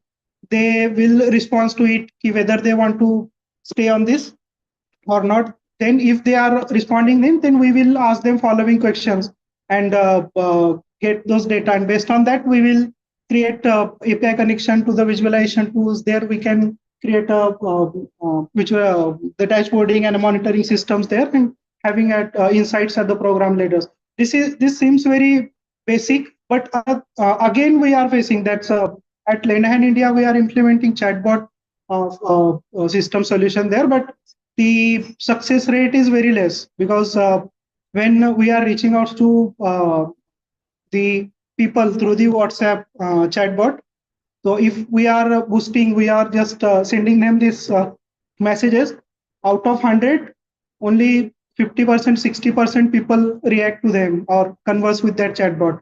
Among that, only 15-20% complete survey of 5 to 7 questions. So having this solution, having this technology, but the success rate and the outcome is very little out of it. So we need to think about it, that what could be the multiple sources or multiple solutions to have our answers for our programs. Because end of the day, we are working tirelessly, we are working day and night to implement these solutions. We want to provide some benefit to the society, but not having this robust monitoring and evaluation system with our organization, leaving us very handicapped to having those insights for scaling and learning for the future. So yes, the questions is in front of you also. If you think you are having some solutions, or in inception, if you are having, so we can reach out to 3 of our organization members representatives, and we would love to discuss and adopt those solutions for our organization. Members can add if I miss something. This one. Thank you so much. Yeah. Thank you.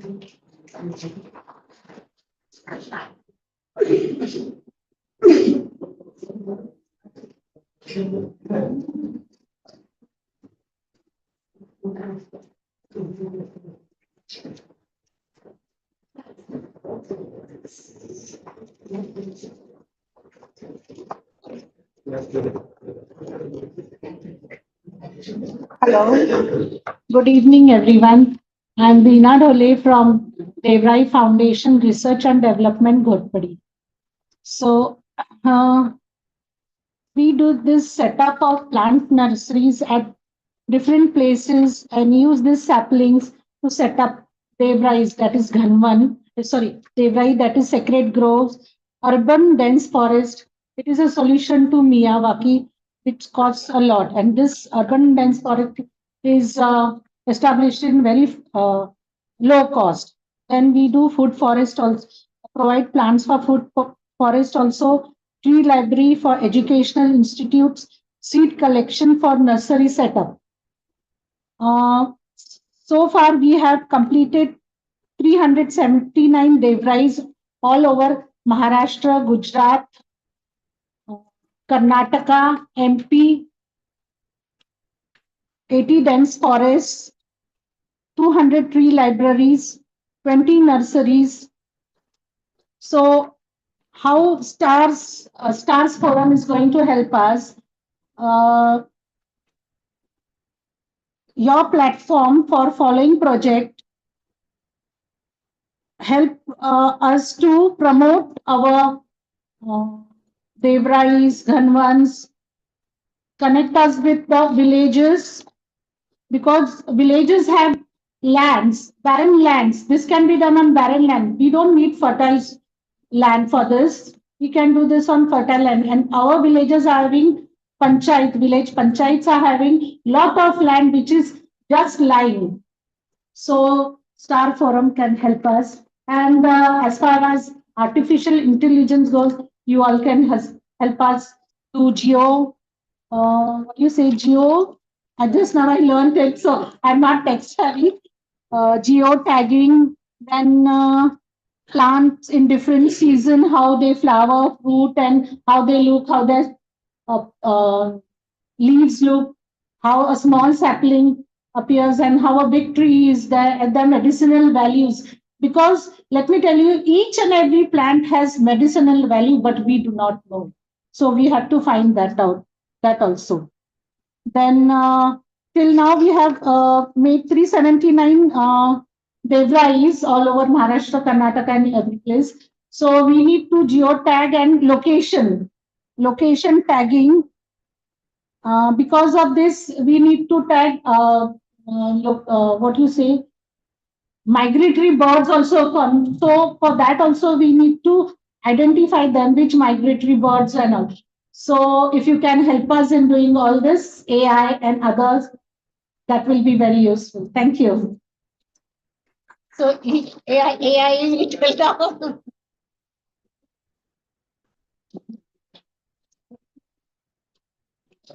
Hi all, once again. So most of these ideas were from Yogesh. So I'm just the speaker here. So the main thing which seems to be a problem with Devrai is people are not aware of it. People need to have that kind of awareness to grow trees, to build forests.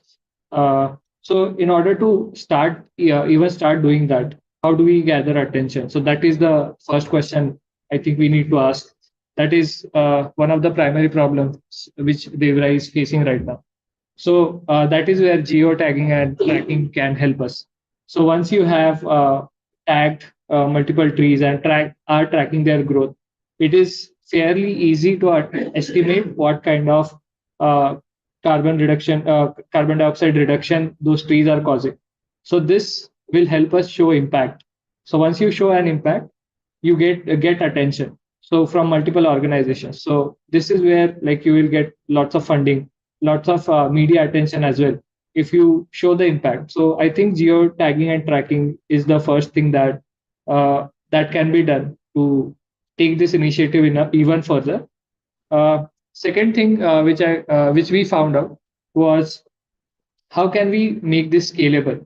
Because right now the knowledge is with one team and it is only present in Maharashtra as of now. There are other people as well who are interested in this initiative. How do we make this knowledge accessible? So having a centralized data platform where one can easily access this knowledge and help build Devrai even better, make Devrai grow even better is what needs to be built. So once we do this, I think we'll have a scalable solution. AI can keep on happening after that, but I think the main problem that needs to be solved right now is the data part. So yeah, and as she mentioned, the main objectives of the outcomes that we would get out of here is climate changes are happening a lot, right? We would be having a better climate.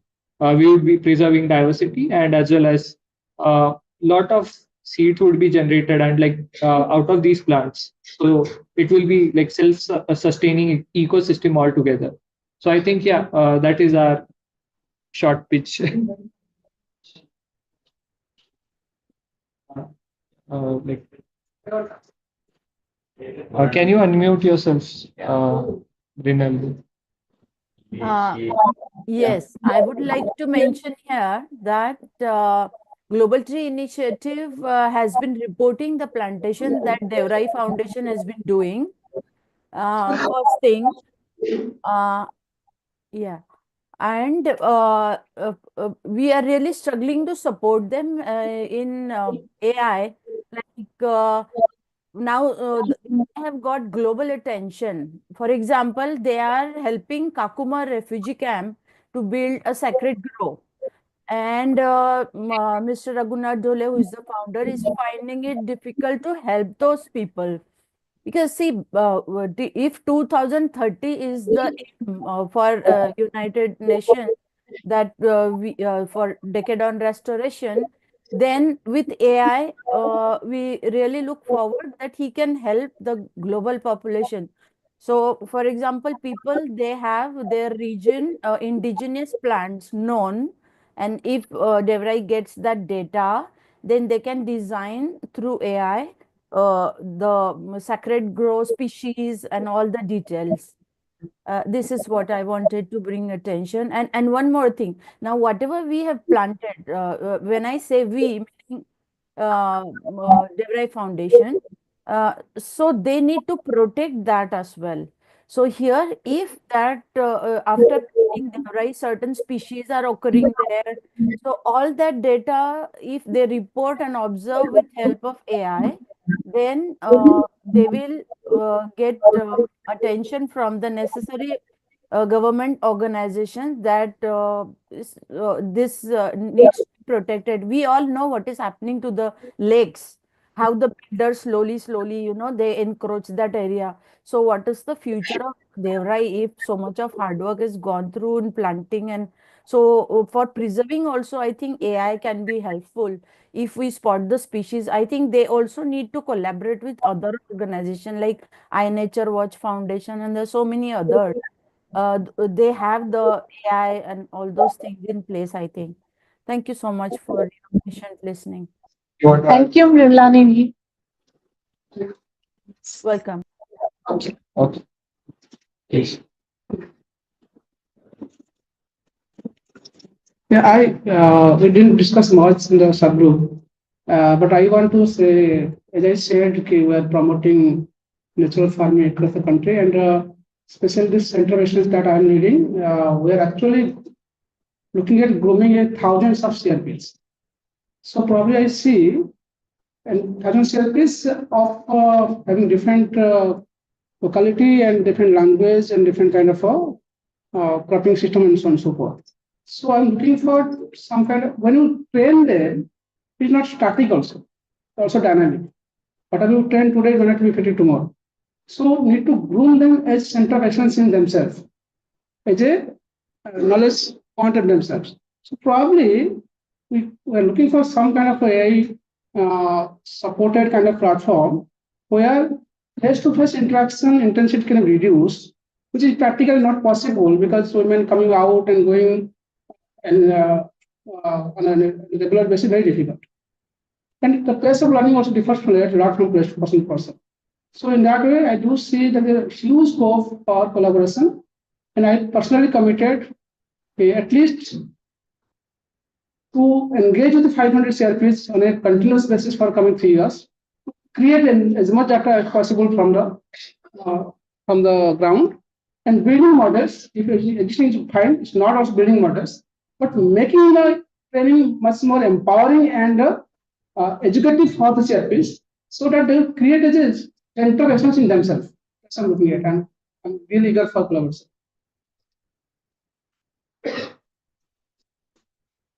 I will just add a few things to what both of them presented. So our initial problem statement was कि जो रघुनाथ जी कर रहे हैं ना, तो how to basically Raghunath ji got all the knowledge, and he is confident like okay मैं आपको बताता हूँ there are 8 agroclimatic zone in Maharashtra and I will suggest you how to do it 1 acre of plot and 400 trees. उनका नाम क्या होगा, everything he knows about it. So he says, okay, ऐसा ऐसा करो. But then how to basically use his knowledge to basically have a Devrai in the Jharkhand. So that was the problem. And then what kind of data set is required?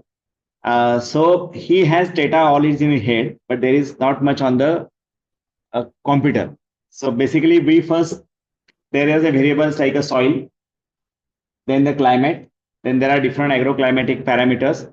So soil badlega, then the different, depending upon the different agroclimatic zone, the native plants will differ. So we need to find out the native plants. So agar itna sab, and they have around 240 Devrai. So if you have the data of the soil, of the plants, of the geotag location and the agroclimatic condition, तो हमारे पास एक data set बन जाएगा. And maybe Brunali ji, if you have some kind of a same kind of a data set from other Devrais also, then it become basically, then maybe we can upload all these files to ChatGPT and ask them ये सब data set लेके नित्यानंद जी के यहाँ हमें देवराई बनाना है तो क्या करना है. So that's how what we discuss.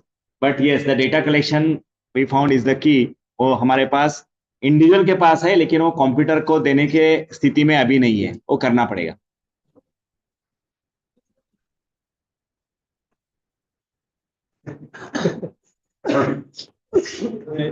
थोड़ा शेयर करना चाहता हूँ. हम यहाँ बैठे थे, बिना को मैंने आप प्रेजेंट करो तो उन्होंने किया कि मेरा काम बहुत अच्छा हुआ कि मैं कभी नहीं होगा तो प्रेजेंट कर सकते, इतना कॉन्फिडेंस मुझे आया. या इन्होंने फंडिंग की बात की, ये फंडिंग बहुत इंपॉर्टेंट है. अगर फंडिंग होगा तो काम करेंगे, नहीं तो नहीं करेंगे, ये चल रहा है ना बराबर. लेकिन हम अगर अपनी जरूरतें कम रखते हैं और थोड़ा हार्ड वर्क करते हैं तो किसी को पैसे की कमी पड़ेगी नहीं. हम अभी कम से कम 68, 50 साल तक मैं स्कूल लेवल से अभी तक थोड़ा ज्यादा काम करता हूँ. मैंने अपने जरूरतें कम रखी, इसलिए अभी तक हमने 3.2 मिलियन सैपलिंग डोनेट किए. 1 रुपया भी किसी से लिया नहीं. अगर हो सकता है आज हमारे नर्सरी में 15 लेडीज और 5 जेंट्स, मतलब 20 लोग को रोजगार मिल रही है 20 सालों से ज्यादा. प्लान तो बन रहे हैं, बोनस में बन रहे हैं, और आप लोग जो मिल रहे हैं मेरे लिए सुपर बोनस है. अगर ऐसा होगा तो हम कुछ हल निकाल सकेंगे. नहीं तो हम सिर्फ फंड है CSR है, वो है, इससे काम नहीं बनेगा. हमारी 400 जनरेशन हो गई अभी तक. कितनी 400 पेड़ किसने काटे? हमारे जनरेशन ने काटे ना.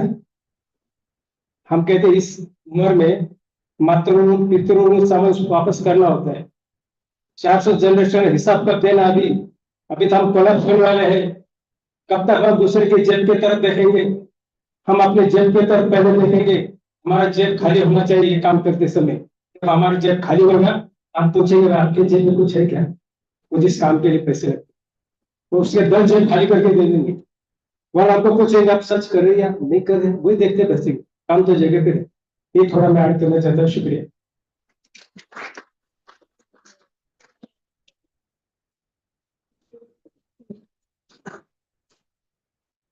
Any other group here?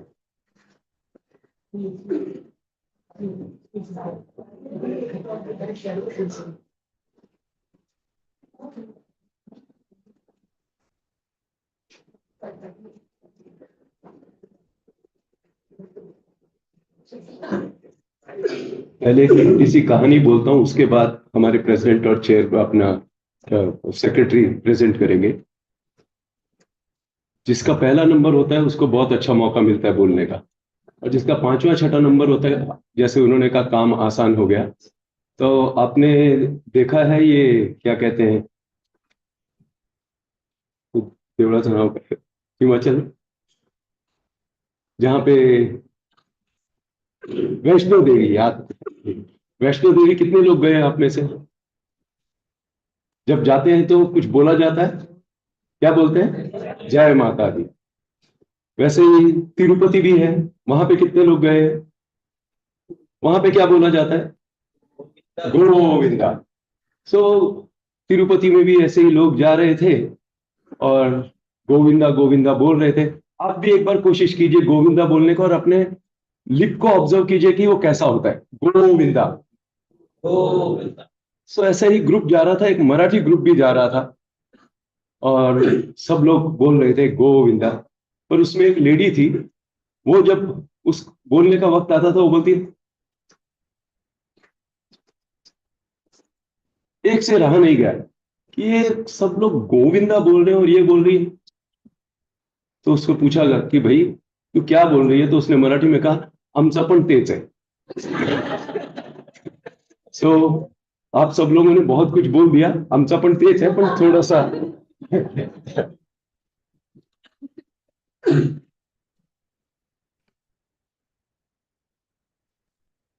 So as we discussed, three. Okay, so I'm Pallavi Shingan, and we three are working. Akash, Ankita, and I are working in Vanrai Foundation, Pune. We are basically working in watershed development, agriculture, livelihood, health and sanitation. And our core thematic area is watershed development, basically.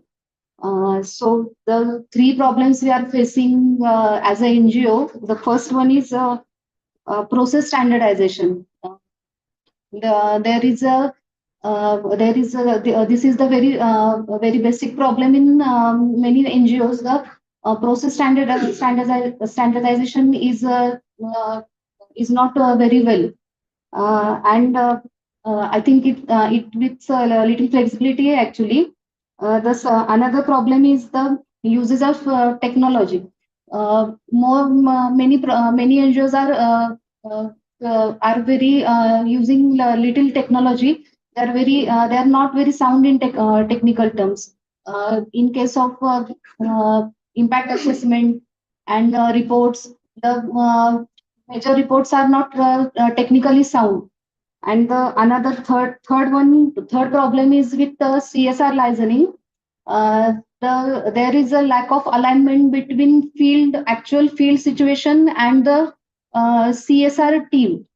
So I want to highlight one experience of mine that we have given the baseline format of baseline format, and it was taking almost 35 minutes per person. So this was very crucial to fill that form and investing time for that beneficiary. 35 minutes is very big time to invest in such a question. So I want to tell that is there any scope to standardize these formats from CSR? Because we are acting as a catalyst between the CSR team and the public, general public. So we are there is we are facing like a sandwich situation in this case. Thank you.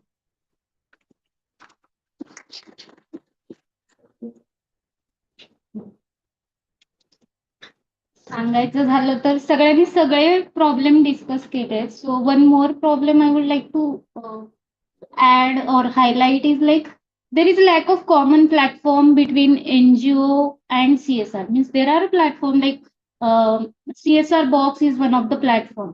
पर ऐसा कोई platform है जहां पर हम NGO और CSR MNC इकट्ठा आए और वहां पे स्पेसिफिक थीमेटिक एरियाज डिस्कस हो, किस कंपनी का कौन सा थीमेटिक एरिया है, उस थीमेटिक एरिया वाइज हम लोग जाए. जैसे कि अभी ये हमने 2 डे की कॉन्फ्रेंस की है.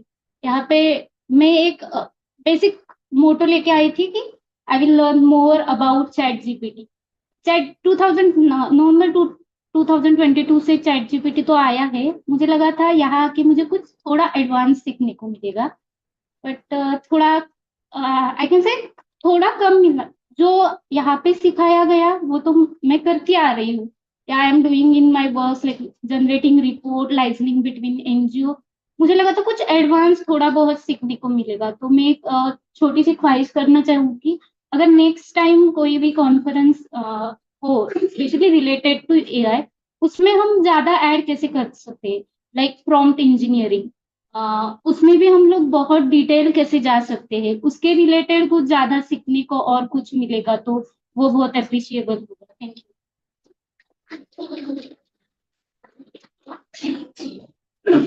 Thank you.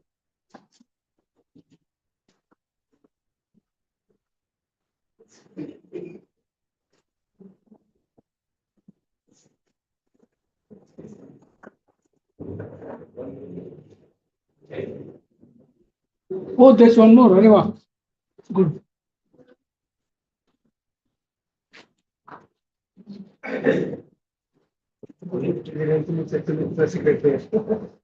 So our group was Kalbag sir, Mathur sir, friends from BIAB, and myself. So Kalbag sir unanimously told you are the one chairman, secretary, and spokesperson. So now I'm here. Okay, so we tried to discuss a few things. We not sure exactly we came out with problems, but I will just go through it, and I will request all to share if I miss anything. So the first was related to the livestock. So there is no authentic or proper data recording of livestock in villages. So it may be related to the health, starting from the pregnancy to the newborn babies, and then vaccination, and where it affects not maintaining the data, that when there are government schemes or various stakeholders have various schemes of subsidies for purchasing cattle and all these things, there is a lot of misuse of the subsidy because there is no data. So can AI help to sort of solve this problem? So that was one issue which came out from our BIAB, because both are technical experts. Then that is one. Second is residue-free farming, or likewise he mentioned that there are crops and there is a waiting period before harvesting, so the residue goes down. So can that be very efficiently understood by this technology, the waiting period? Or likewise, there is antibiotic-free milk and meat, but in milk at least some parameters can be checked, but still it is a gray area. So can AI support there? So that was one point. Then one more point came that we people, when working in the social sector or any in corporate, when we come after doing some travel or expenses, it's very tedious work that we spend time to make the vouchers and bills and make the Excel sheet, so that can be provided to the accounts for reimbursement. So can that problem be solved Because what happens if we travel or if we have a hotel bill and that remains in our bag, after 3-4 days, the ink vanishes. It generally occurs. So can that be that bills be scanned immediately and paid in our AI system or a app where it can be automatically organized in an Excel format. So when I come back in the office, I just take a printout, somewhat key in it, and submit it to the accounts department. So can AI support in this accounts maintenance or digitization of voucher, whatever we can call? So these are the major 3 areas. Sir, anything left and you please want to contribute? Yes.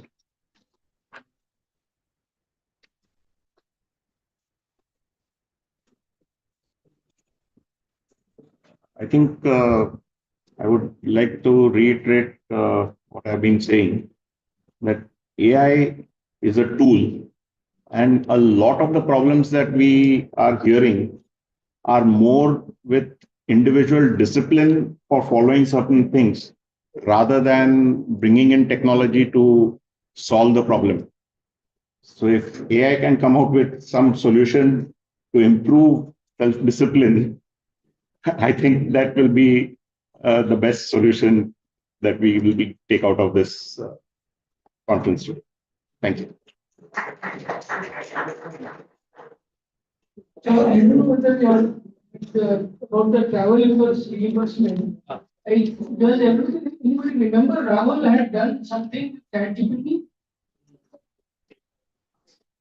कुछ तो किया था उसमें सारा travel details डाल के ChatGPT को कुछ तो बोल दिया कि करो यस स्कैन करके मैंने वो मैट्रिक्स में ला दिया उन्होंने बिल उनके जो टिकट्स थे and all this thing matrix में एक लाए थे वो is that something that you so our thing is after your tour gets over you have to submit the bills to the account department for reimbursement, so that becomes a very challenging process because you have to put it in Excel, kahan se, which was the date, kahan se kahan gaya, what is the time, have you the bill, yes or no, and then that Excel with the bills has to go in the envelope and then it takes time. The question was, can maybe some of you can try this out to see if you get ChatGPT to upload all these bills on ChatGPT with the images and everything, and ask it summarize all this into an Excel sheet and give it to me. Or a CSV or whatever. Text, okay. We can try out, what formats it will give. If it gives it text, ask it, can you give it in CSV? Trial and error, you can tell us, because I think this is a worldwide problem. Sure. And if you can solve this for a lot of people, will be very happy. Namaste. Myself, Ganesh Korke, working as a senior project research officer in BIOF. So basically, I am from farmers background or working in a horticulture and agriculture sector. So there are too many issues. हर रोज एक नई company आती है market में, farmer को बोलती है एक chemical डाल दो आपकी फसल अच्छी हो जाएगी, दूसरा आता है दूसरा बोलता है हमारा प्रोडक्ट ले लो वो अच्छा आता है. तो फार्मर के लिए क्या है कि best POP based on authentic sources. अभी मान लो कि आप गवर्नमेंट सोर्स पे जाओगे, गवर्नमेंट के लोग बताओगे ए केमिकल ले लो, लेकिन उनके पास टेक्निकल नॉलेज कुछ नहीं रहता, वो खाली बोल देंगे ए केमिकल ले लो. कंपनी वाले बोलते हैं हमारा प्रोडक्ट ले लो, दुकानदार के पास जाओगे तो वो बोलते हैं हमारा प्रोडक्ट ले लो. तो उस हिसाब से हमें क्या चाहिए कि किसान को ऑथेंटिक सोर्स चाहिए पीओपी के बारे में.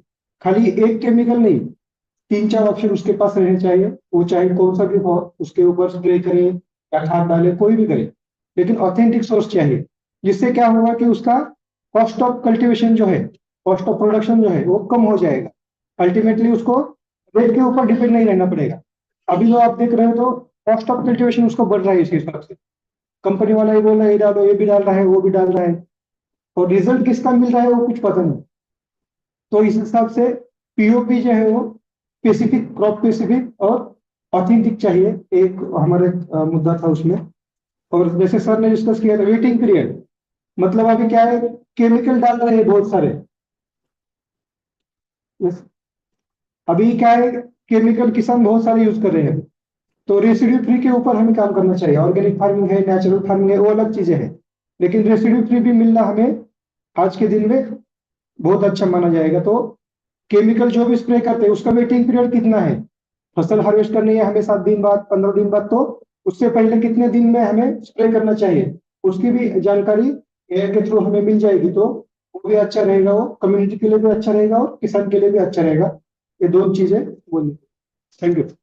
मुझे ऐसा इसमें लगता है कि जैसे पीओपी क्या पैकेज ऑफ प्रैक्टिसेस, एसओपी जैसे ही हाँ, एसओपी स्टैंडर्ड ऑपरेटिंग प्रैक्टिसेस और पैकेज ऑफ प्रैक्टिसेस। मुझे ऐसा लगता है कि डेटा एक्सपेंडिचर डेटा है वो नहीं हमारे पास।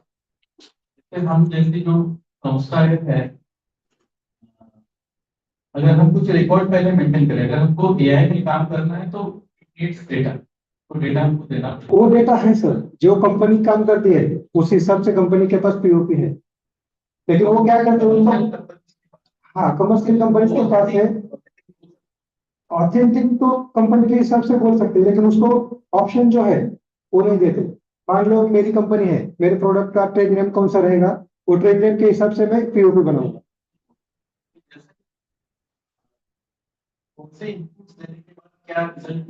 हाँ, वो डेटा अवेलेबल है मार्केट में। कंपनी जो कंपनी प्रोड्यूस करती है उनके जो प्रोडक्ट रहते हैं वो मिला के वो डेटा है उनके पास, लेकिन उनमें कंटेंट जो रहता है, मान लो अभी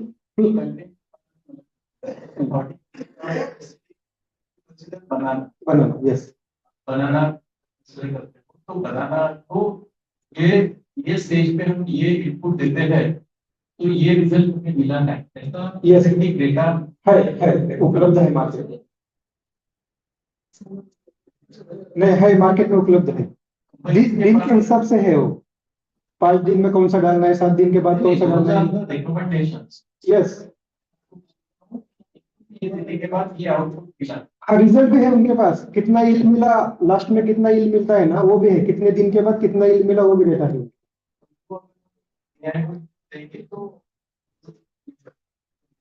लेकिन वो एक कंपनी का है।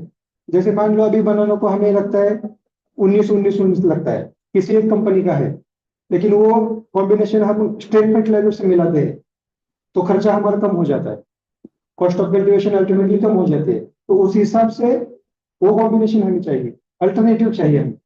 खाली कंपनी का क्या, कंपनी का कॉस्टिंग ज्यादा है तो उससे कॉस्ट ऑफ कल्टीवेशन बढ़ता है, हमें ये उससे कम करना है। Okay, thank you.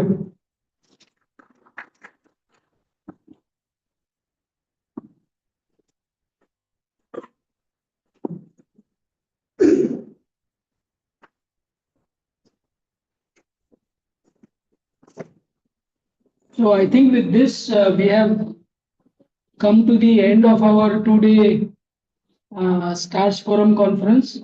I know some people have left a little bit early for whatever, for reaching, taking some train or wherever they had to go. But I want to thank everybody who has stayed back till the very end, participated in the 2 days with a lot of enthusiasm, energy, and so on. Wanted to just share a couple of things. I think we have a feedback form which we will circulate. It's an online form, so we will send it to you. Preferably respond to it as soon as you can, so that एक बार वो दिन निकल जाता है तो फिर we get busy with the other priorities of the day. We'll send it to you, fill it up. It's a Google form, so it should not take more than 24 minutes.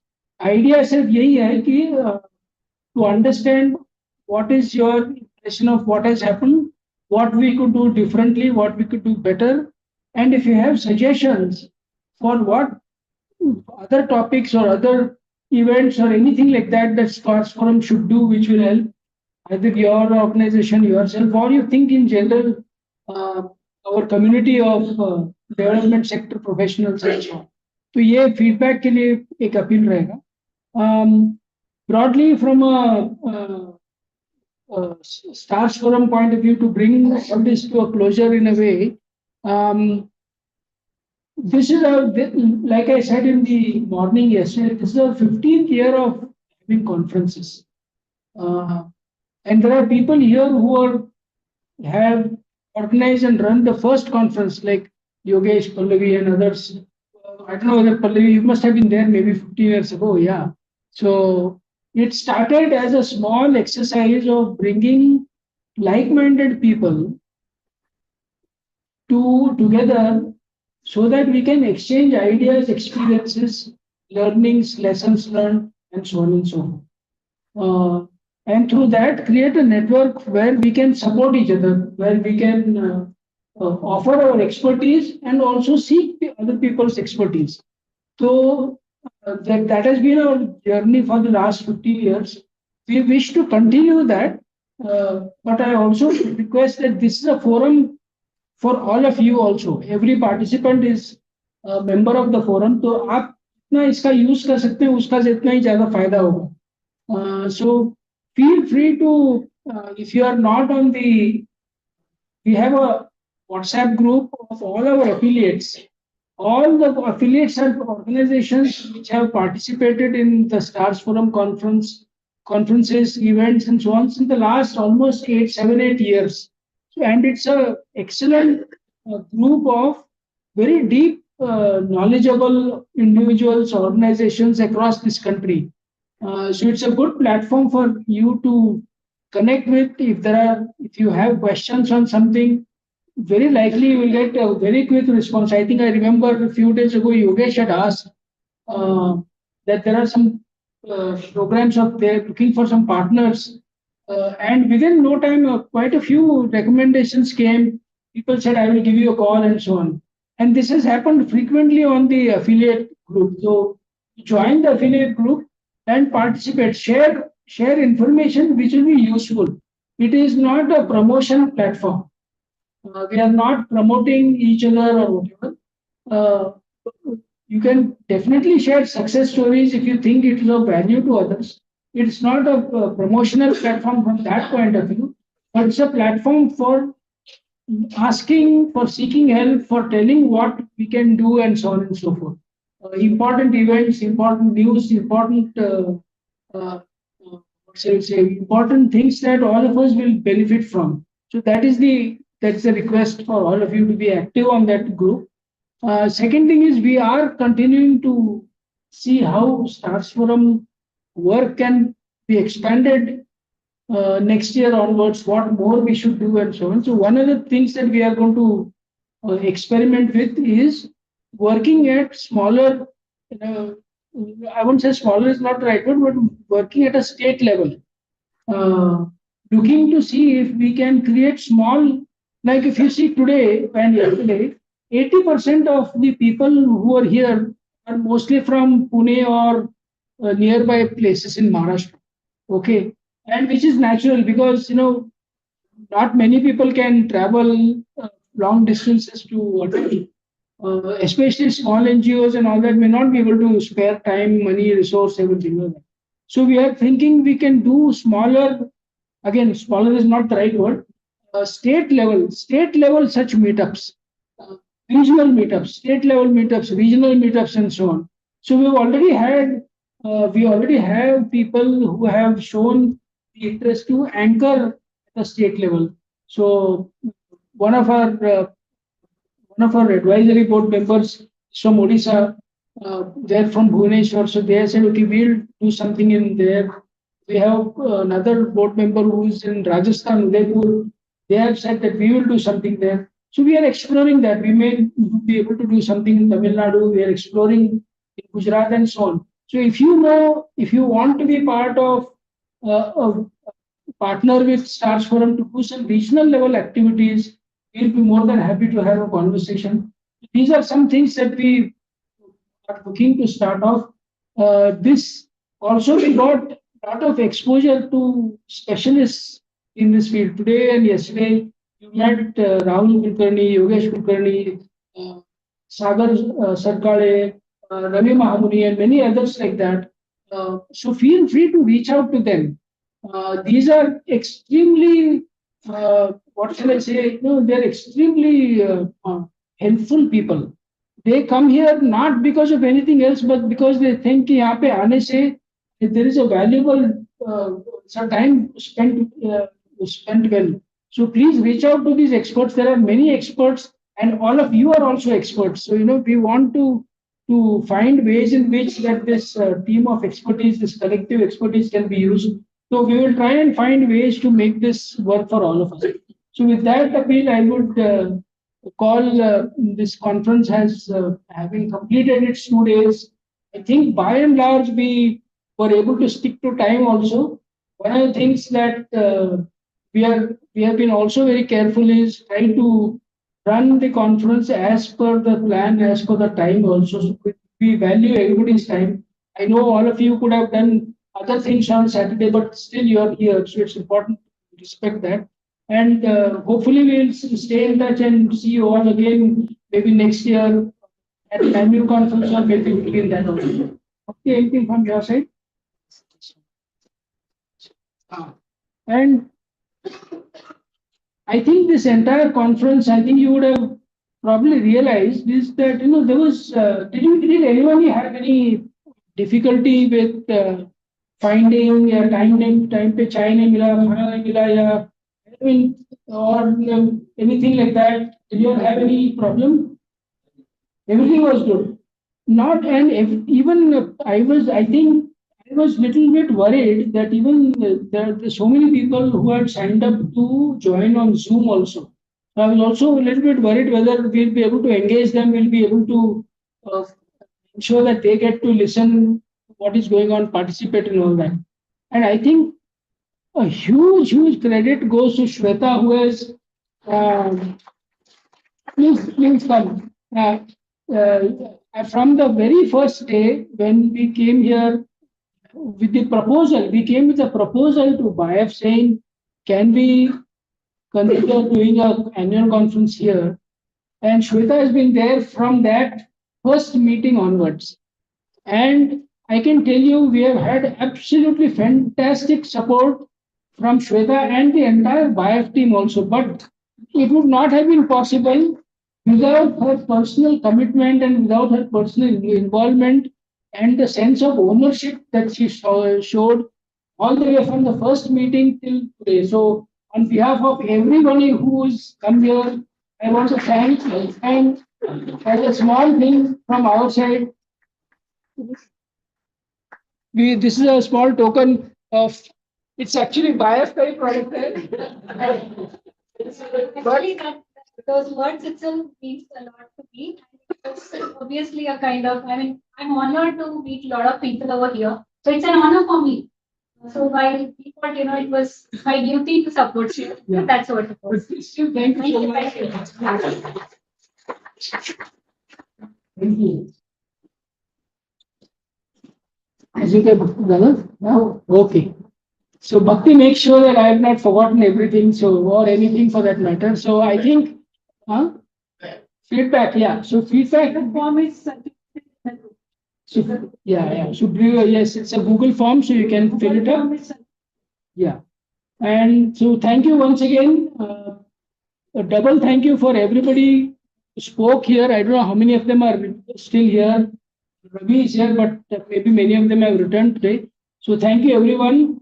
And we will try and continue. Like I said, one of the outcomes we want is any of the problems that you all had in the groups discussed, and where you saw the potential of some AI usage or not, we want to explore that further. Is it really possible or not? Can we really take some steps forward or not? So my request is the age of 6, almost I think 3 problems, six groups. So we had almost 15 to 18 problems. If all of the key members can write it down and send it in a WhatsApp or whatever, so we'll document it, we'll keep it, and we'll find a way to push forward on any of the ones which have some promise, somewhere where some useful work that can be done. I think with that words, I would like to close the conference. Thank you once again. And take a round of applause to, Hami ko tali utai. Thank you. And all the online participants, if you can just turn your videos on for 1 second, for just 5 seconds. I want to thank all of you for patiently being here. It's very difficult to be on a Zoom meeting for 2 days, 7, 8 hours continuously. I know it's not very easy to focus, etc. But thank you all for your being there, for participating, and hopefully we'll be there in person with you sometime. Thank you again. Okay.